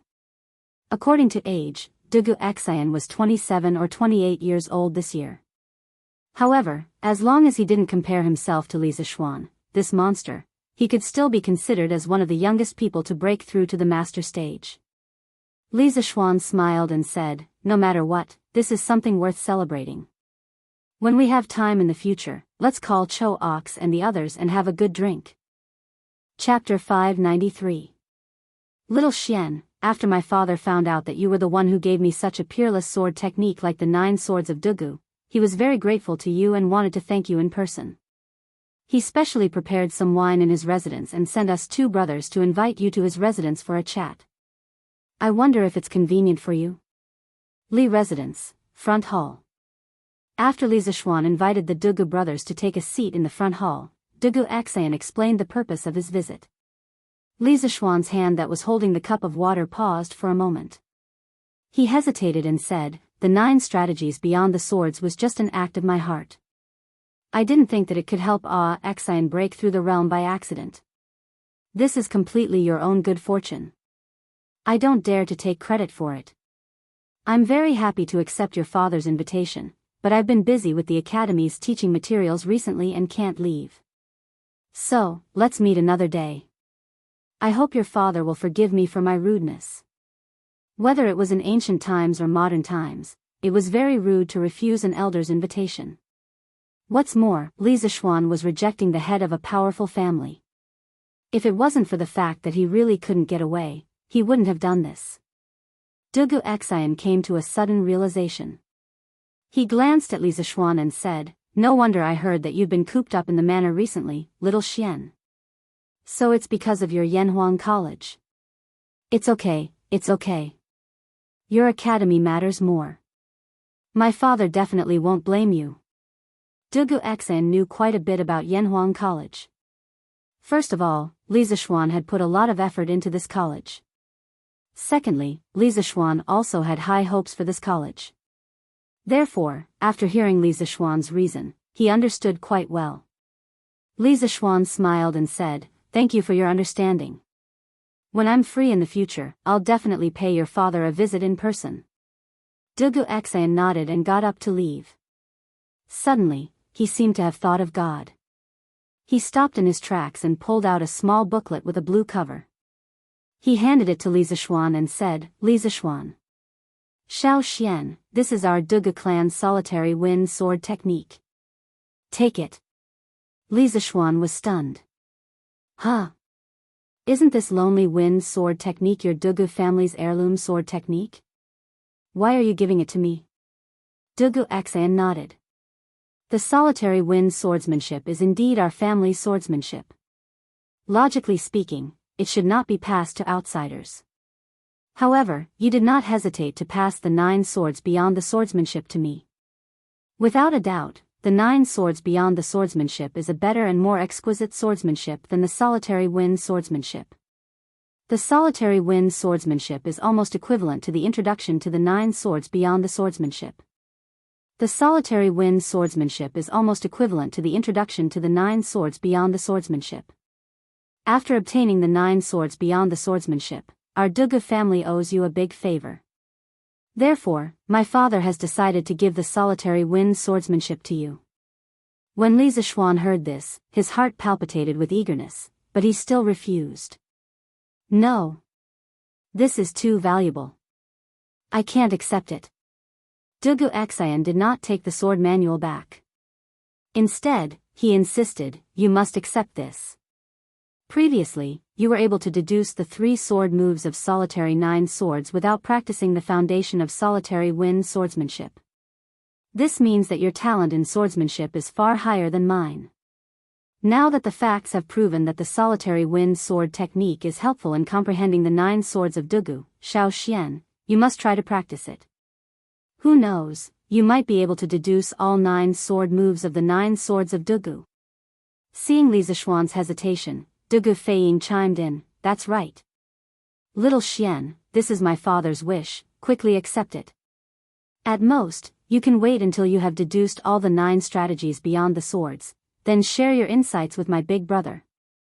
Dugu Xian's expression changed, and he immediately interrupted, Flying Eagle. Shut up. Exchanging the first 5 moves of the solitary wind swordsmanship for the solitary wind swordsmanship is already a bargain for us. How can we be greedy for other things? Dugu Feiying smiled embarrassedly. Actually, he was just trying to persuade Li Zishuan to accept the lonely wind swordsmanship. He didn't have any bad intentions. Li Zishuan hurriedly waved his hand and said, don't. Xian, why are you still being so polite with me? Feiying is right. How about this? I will accept this solitary wind swordsmanship, and I will definitely not teach it to outsiders. If I can comprehend all the sword moves of the 9 swords of Dugu in the future, I will share them with you. Absolutely not. This way, won't I owe you more and more? Li Zishuan laughed. It's fine, it's fine. There's nothing between us brothers that we owe each other. Xian, aren't you treating me like an outsider? Dugu Xian said helplessly, all right then. It's getting late, we'll take our leave first. Li Zishuan nodded and personally sent the 2 of them out. Before Dugu Feiying left, he said, Xiao Xian, does your academy teach martial arts? If it does, I'll enroll in it later. Teach martial arts? Well, it's not like it's impossible. After sending the 2 brothers off, Li Zishuan rubbed his chin and thought to himself. Who said that the academy can only teach knowledge? Cultivating both literature and martial arts is not bad. Sigh. No.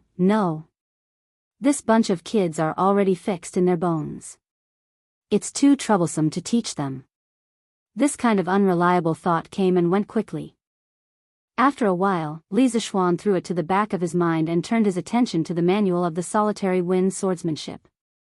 F***CK. There's a mountain of treasures in the air, but I can't go in to see it. School was about to start soon, and he had to finish the last textbook, chemistry. He had no time to study swordsmanship. After stuffing the manual into the bookshelf, Li Zishuan bitterly became a porter again, a porter of knowledge. Ganlu Hall. Li Er put down his brush and leaned on the couch. After a while, he suddenly asked, what has Li Zishuan been doing recently? Why haven't I heard anything about him? Ever since Li Zishuan returned at the beginning of the year, he had been stirring up trouble in Chang'an City. Recently, he had suddenly been quiet for so long that Li Er was not used to it. That was why he asked this question. Zhao Song stepped forward and said, Your Majesty, Li Xiannan has been in his residence recently. He should be busy with Yanhuang College. However, 7 days ago, Li Xiannan personally went to Yunshan and brought His Highness Prince Wei back to Chang and from the mountain. After hearing this, Li Er was puzzled and asked, Qingke? How could he bear to come back from there? What is he doing now? Zhao Song replied, I don't know. Ever since His Highness Prince Wei returned, he has been in his residence. I don't know what His Highness is busy with. However, there have been many scholars coming in and out of the Prince Wei's residence recently. Li Er said curiously, Hey! All of them are not coming out.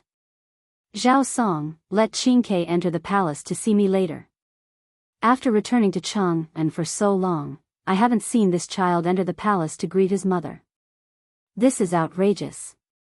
Zhao Song bowed and said, yes. Chapter 594. Prince Wei's Mansion, Literature Hall. There were a dozen or so middle-aged scholars shuttling back and forth among the mountains of books.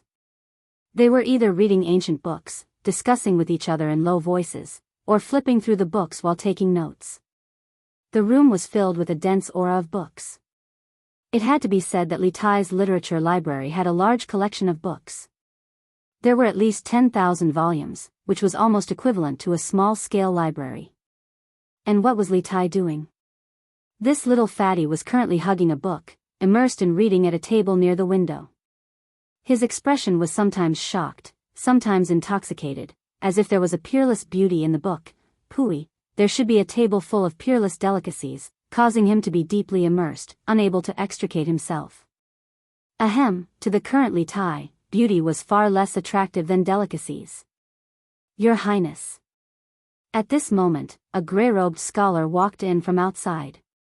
He came to Li Tai's side and called out softly. There was only silence in response. Li Tai still sat there without moving. He didn't even look up. It seemed like he didn't hear him at all. The grey-robed scholar had no choice but to increase his volume and continue calling out, Your Highness. Your Highness. However, he muttered in his heart, ever since Prince Wei entered the Imperial College to study, he has never studied so seriously like now. What's wrong with him today? It's really strange. Li Tai finally noticed that someone was calling him. He raised his head and looked at the person. A trace of apology immediately appeared on his face. He stood up and said, Ahem. This prince obtained a new book and was fascinated by it. Scholar Xiao, what's the matter? The grey-robed scholar in front of him was called Xiao Dian. He was a scholar of the Hongwen Library and was born in an official's family. His father and grandfather were high-ranking officials of the Qin Kingdom during the Southern Dynasty. During the Wuda era, they served as the Eastern Palace's subordinate, the Crown Prince, and washed his horse. This person belonged to the kind of person who spent his life pursuing the truth of knowledge. He was not interested in fame, fortune, or official struggles. My ambition is to study, from day to night, without rest. Every time you want to open the 5 classics, you have to tie your belt, wash your hands, and sit still. If history developed according to the normal trajectory, in a few years, Xiao Dian would become one of the main contributors to Li Tai's Quadiji. Your Highness. His Majesty just sent someone to pass on a message, saying that he wants you to make a trip to the palace. Of course, Xiao Dian wouldn't get angry with a child like Li Tai. Seeing that Li Tai had returned to his senses, he hurriedly replied. Oh. I'll go now. Li Tai reluctantly closed the book, tidied his clothes, and left. As for the book, of course, he couldn't carry it around with him. Instead, he left it on the table. The literature hall was his. What was there to worry about if he put his book in there? What book is this? This old man has read all the books in the literature hall. Why have I never seen this book before? After Li Tai left, Xiao Dian was about to turn around and busy himself with his own matters. However, he was suddenly attracted by the book on the table that Li Tai had just closed and didn't have a single word on the cover. He stood in front of the table and muttered to himself. This son pays his respects to father. In the Sweet Dew Hall, the rotund Li Tai walked in with small steps and bowed to Li Er. His appearance looked rather comical. No wonder Li Er had always doted on this son. Qingke is here. Rise. Li Er raised his head when he heard the voice and smiled. Li Tai straightened his body and cupped his hands. Thank you, father. Li Er smiled, then put down the memorial in his hand that he was reading halfway and asked, I heard that you haven't been to Yunshan for the past few days, Qingke? Replying to father, that's indeed the case. Since that's the case, why are you still in a hurry these past few days? I don't see you entering the palace to pay your respects to me and your mother. Li Er frowned and asked in a deep voice. Previously, after Li Tai went to Yunshan to help build the academy, Empress Zhongsun felt sorry for her son's tiredness from running back and forth every day. Thus, she exempted Li Tai from entering the palace to pay his respects every day. Now that Li Tai had returned from Yunshan for some unknown reason, he still hadn't entered the palace to pay his respects. This made Li Er a little unhappy. He could tolerate his son's lack of aptitude, but he couldn't tolerate them being disloyal and unfilial. Li Tai's fat face turned red. To be honest, he hadn't entered the palace to pay his respects for a long time and had forgotten about this. Of course, this was something that he couldn't say out loud. He had a legitimate reason. This is indeed this son's negligence. This son will go and pay his respects to mother later. This son has been too busy these past few days and has become muddle-headed. I hope father can forgive me. Muddle-headed from being too busy? What are you busy with? Replying to father, it's some studies that teacher has given to this son. Yanhuang College is about to start school. Teacher Li has been compiling textbooks behind closed doors for the past month. From what I heard, this son seems to be planning to open 4 courses for the new students. They are mathematics, physics, chemistry, and geography.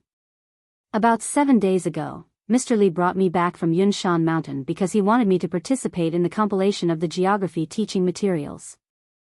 Thus, this son has been collecting ancient books and literature with the scholars in the literature hall for reference. Li Er's face cleared up a little when he heard this. He frowned and pondered for a long time.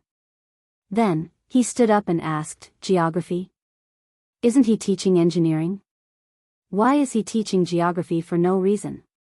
Does this kid really think that he's Zhuge Kongming who knows everything from astronomy to geography?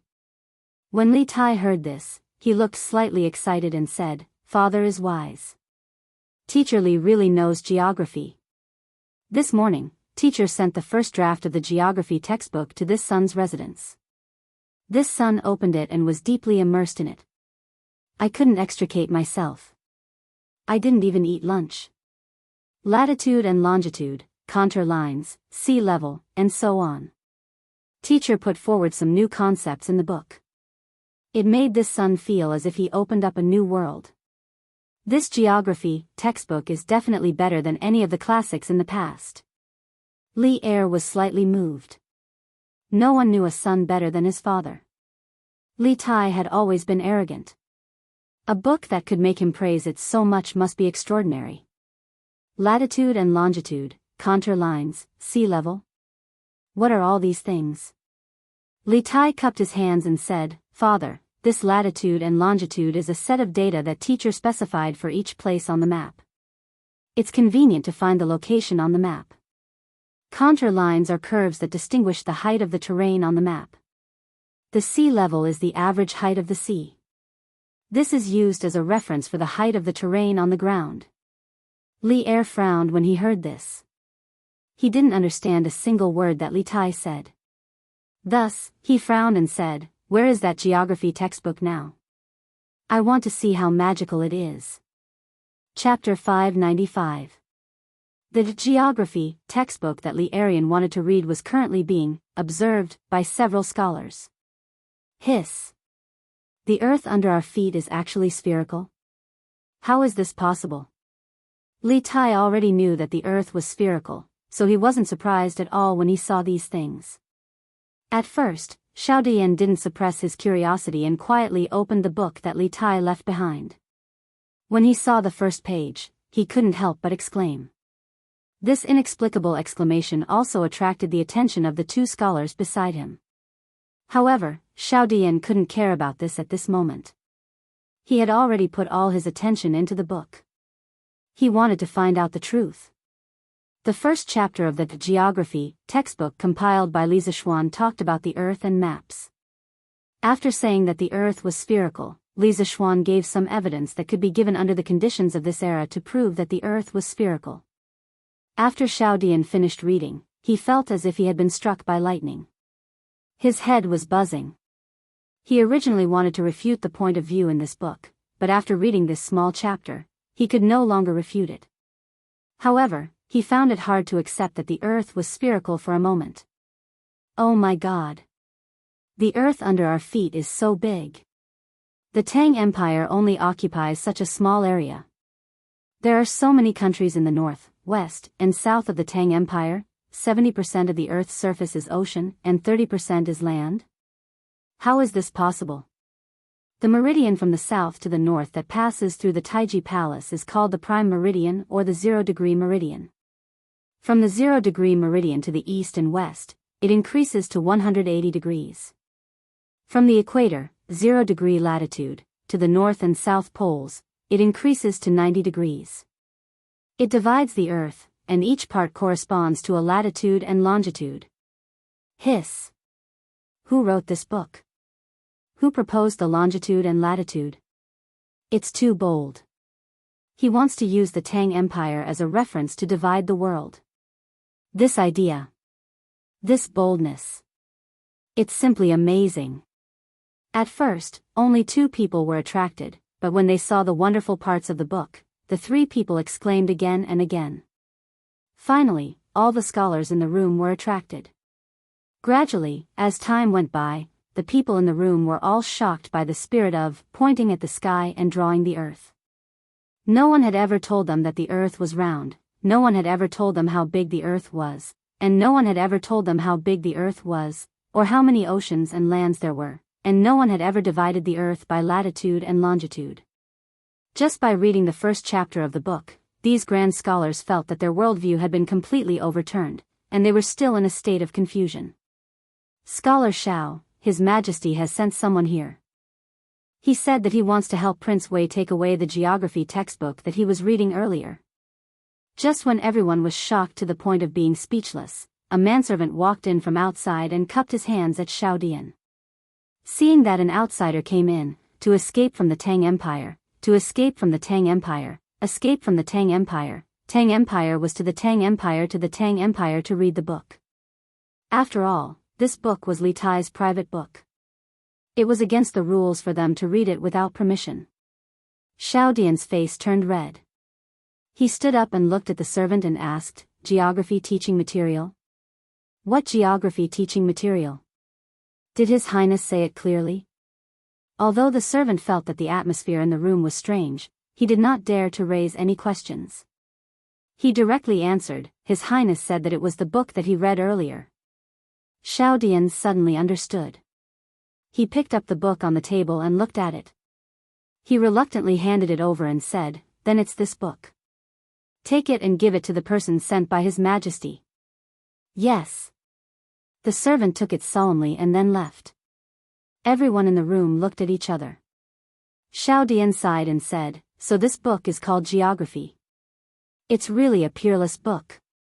Another scholar also sighed and said, "Yes. Let's not talk about whether the things in this book are correct or not. The person who can come up with these ideas is definitely a peerless genius. Just this courage and boldness is something that this old man can't compare to." Shao Dian nodded in agreement and said, "Brother Xia's words are reasonable. I just don't know who wrote this book. How did it appear in the literature hall out of thin air?" This brother Xia was Xia Yan. He was also a scholar in Li Tai's literature hall. He was also one of the people who would revise and write Ji in the future. Xia Yan replied, "This book seems to have been sent to His Highness Prince of Wei by someone in the morning. After His Highness Prince of Wei received the book, he has been reading it. He didn't even eat lunch." Shao Dian frowned and said, "His Highness said that this book is a geography teaching material. What kind of literature hall would use this kind of teaching material? I have never heard of this before."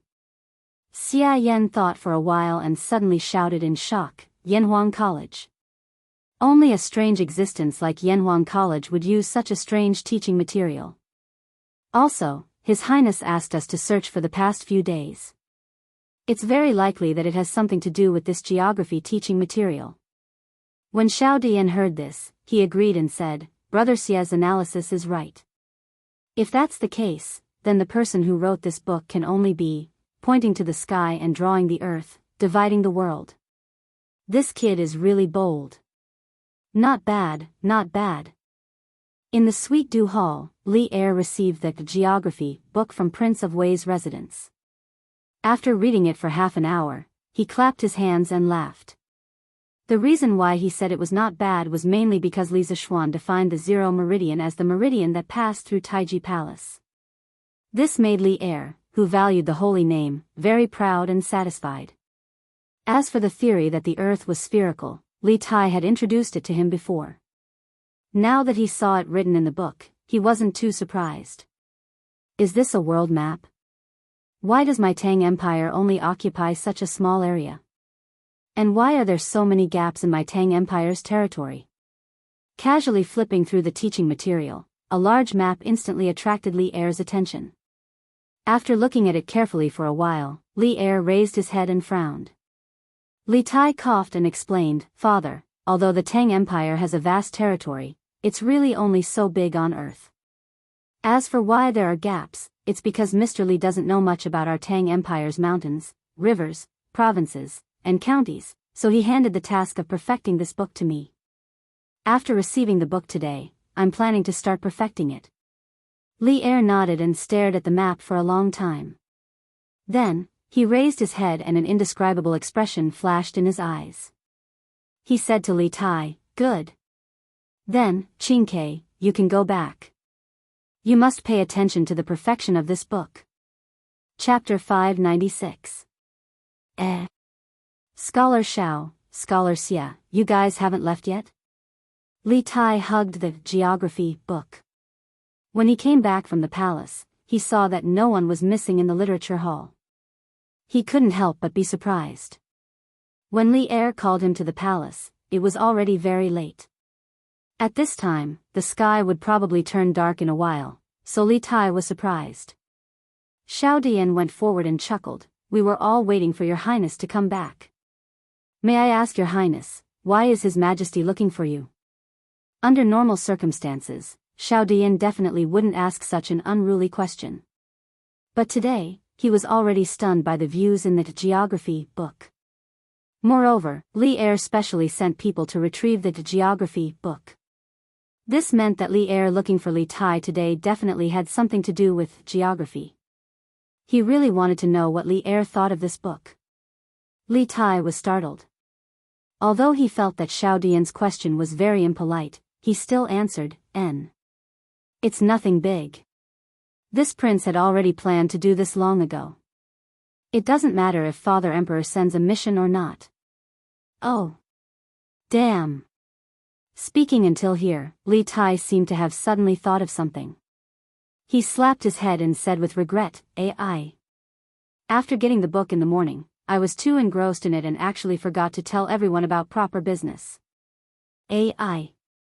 It shouldn't be. What proper business?" Xiao Dian, Xia Yan, and the others asked in unison. Li Tai took out the book from his chest and said, "This book is called Geography. It's Yanhuang College's teaching material. This morning, Mr. Li asked someone to send it to this prince. This teaching material was compiled by him, but there are some missing contents and needs to be supplemented. This is the reason why this prince gathered everyone to help collect the mountain and river records. AI. This prince has accidentally wasted another day." Xiao Dian's eyes lit up, and he said somewhat excitedly, "Does your highness mean that you want us to help perfect this geography book?" Xiao Dian had already guessed who the author of this book was, so he was not surprised at all. But now, he was suddenly interested in the task that Li Tai was going to assign to them. To Xiao Dian, who had been pursuing knowledge and truth all his life, it was simply too blissful to have the opportunity to participate in the compilation of such a peerless book. Li Tai nodded and replied, Scholar Xiao is right. That is exactly what I meant. Next, I will have to trouble you all. My imperial father is also very concerned about this matter. Therefore, from tomorrow onwards, everyone will start to improve the contents of this book. We must hand over a complete textbook of geography within 7 days. When the time comes, I will reward you handsomely." When the scholars heard this, some frowned, and some rejoiced. Xiao Dian thought for a while and asked, "Your Highness, isn't 7 days a little short?" Li Tai spread his hands helplessly and said, that can't be helped. Yanwang College will start school in half a month, so we must complete it as soon as possible. This prince will work hard with everyone in these few days. What's more, Mr. Li only spent 7 days to complete 90% of the book's contents. With so many of us, can't we complete the remaining 10% of the book in 7 days? Only 7 days? This? When Xiao Dian heard this, he couldn't help but be flabbergasted. He never would have thought that the book that overturned his worldview was actually written by a single person in just 7 days. This directly made him doubt his life. The rest of the scholars were not much better. Their eyes were even bigger than Qing Yaojin's eyes. Since ancient times, scholars despised each other. As the saying goes, there is no first place in literature, and there is no second place in martial arts. Among scholars, no one was willing to submit to anyone. But at this moment, when they heard from Li Tai about Li Zishuan's abnormal speed, who would dare to say that they were unconvinced? Your Highness, rest assured, this old man will do his best. Although Li Zishuan's abnormal speed left many of them in the dust, Li Tai's last sentence still aroused Xiao Dian's competitive spirit in his heart. He cupped his hands and said in a deep voice, Your Highness, rest assured, we will do our best. When the rest of the scholars saw this, they also cupped their hands and said. Li Tai laughed loudly and said, Haha. Good. This prince will also do his best with everyone. Why is Erlang so energetic today? Late at night, in Empress Jiangxuan's bedroom, the candlelight was still swaying in the room. There were some faint sounds that were not suitable for children, which made the little palace maid guarding outside the door blush. For a long time, it was calm. The two palace maids could not help but look at each other, and they both breathed a sigh of relief. Inside the room, Empress Jiangxun lay in Li Er's arms and said lazily. Li Er heard this and laughed. He put his head less than an inch away from Jiangxuan's face and said meaningfully, listening to Guanin's words, It seems that she is complaining that I only come here once every day. Then I will be like today every time in the future, how about that? There were 4 great joys in life: rain after a long drought, meeting an old friend in a foreign land, the wedding night, and being nominated for the imperial role. Although they had been husband and wife for many years, the relationship between Li Er and Empress Jiangxun belonged to the type of aged wine. The longer it was, the more mellow. Therefore, after a certain someone got married twice, he was in a very good mood. Empress Jiangxun symbolically punched Li Er's chest and said angrily, Erlang, you are not serious again. I am asking you seriously. I feel that Erlang is a little unusual today. Li Er laughed loudly and then said, Maid Guanin, you know me. Haha. That's right. My heart is full of fighting spirit today. Empress Jiangxun asked curiously, Oh? Why? Li Er turned sideways and hugged Empress Jiangxun completely in his arms. He patted Empress Jiangxuan's jade back and sighed deeply. After the Wei River Alliance, the whole Tang Empire is hoarding provisions and preparing the soldiers and horses. Seeing the Tang Empire's national strength gradually increasing, while I am gratified, I also can't help but feel a little lonely. I am thinking that my Tang Empire is full of talents and fierce generals. According to this trend, in less than 2 years, the Turks will be destroyed. At that time, who can be my opponent? Haha. I didn't expect that child Xinke to give me something today that actually untied the knot in my heart. Maid Guanin, guess what it is? Empress Jiangxun looked at the man beside her who was smiling from the bottom of his heart and suddenly felt very happy. She shook her head and said, I can't guess. Erlang, tell me. Li Er smiled and said, Haha. It is a map, a world map. I only found out today that my Tang Empire's vast territory is not even the size of a palm on the world map. I only found out today that other than the Turks, Tibetans, and Xinlua, there are so many countries and so many powerful opponents on the aristocratic families.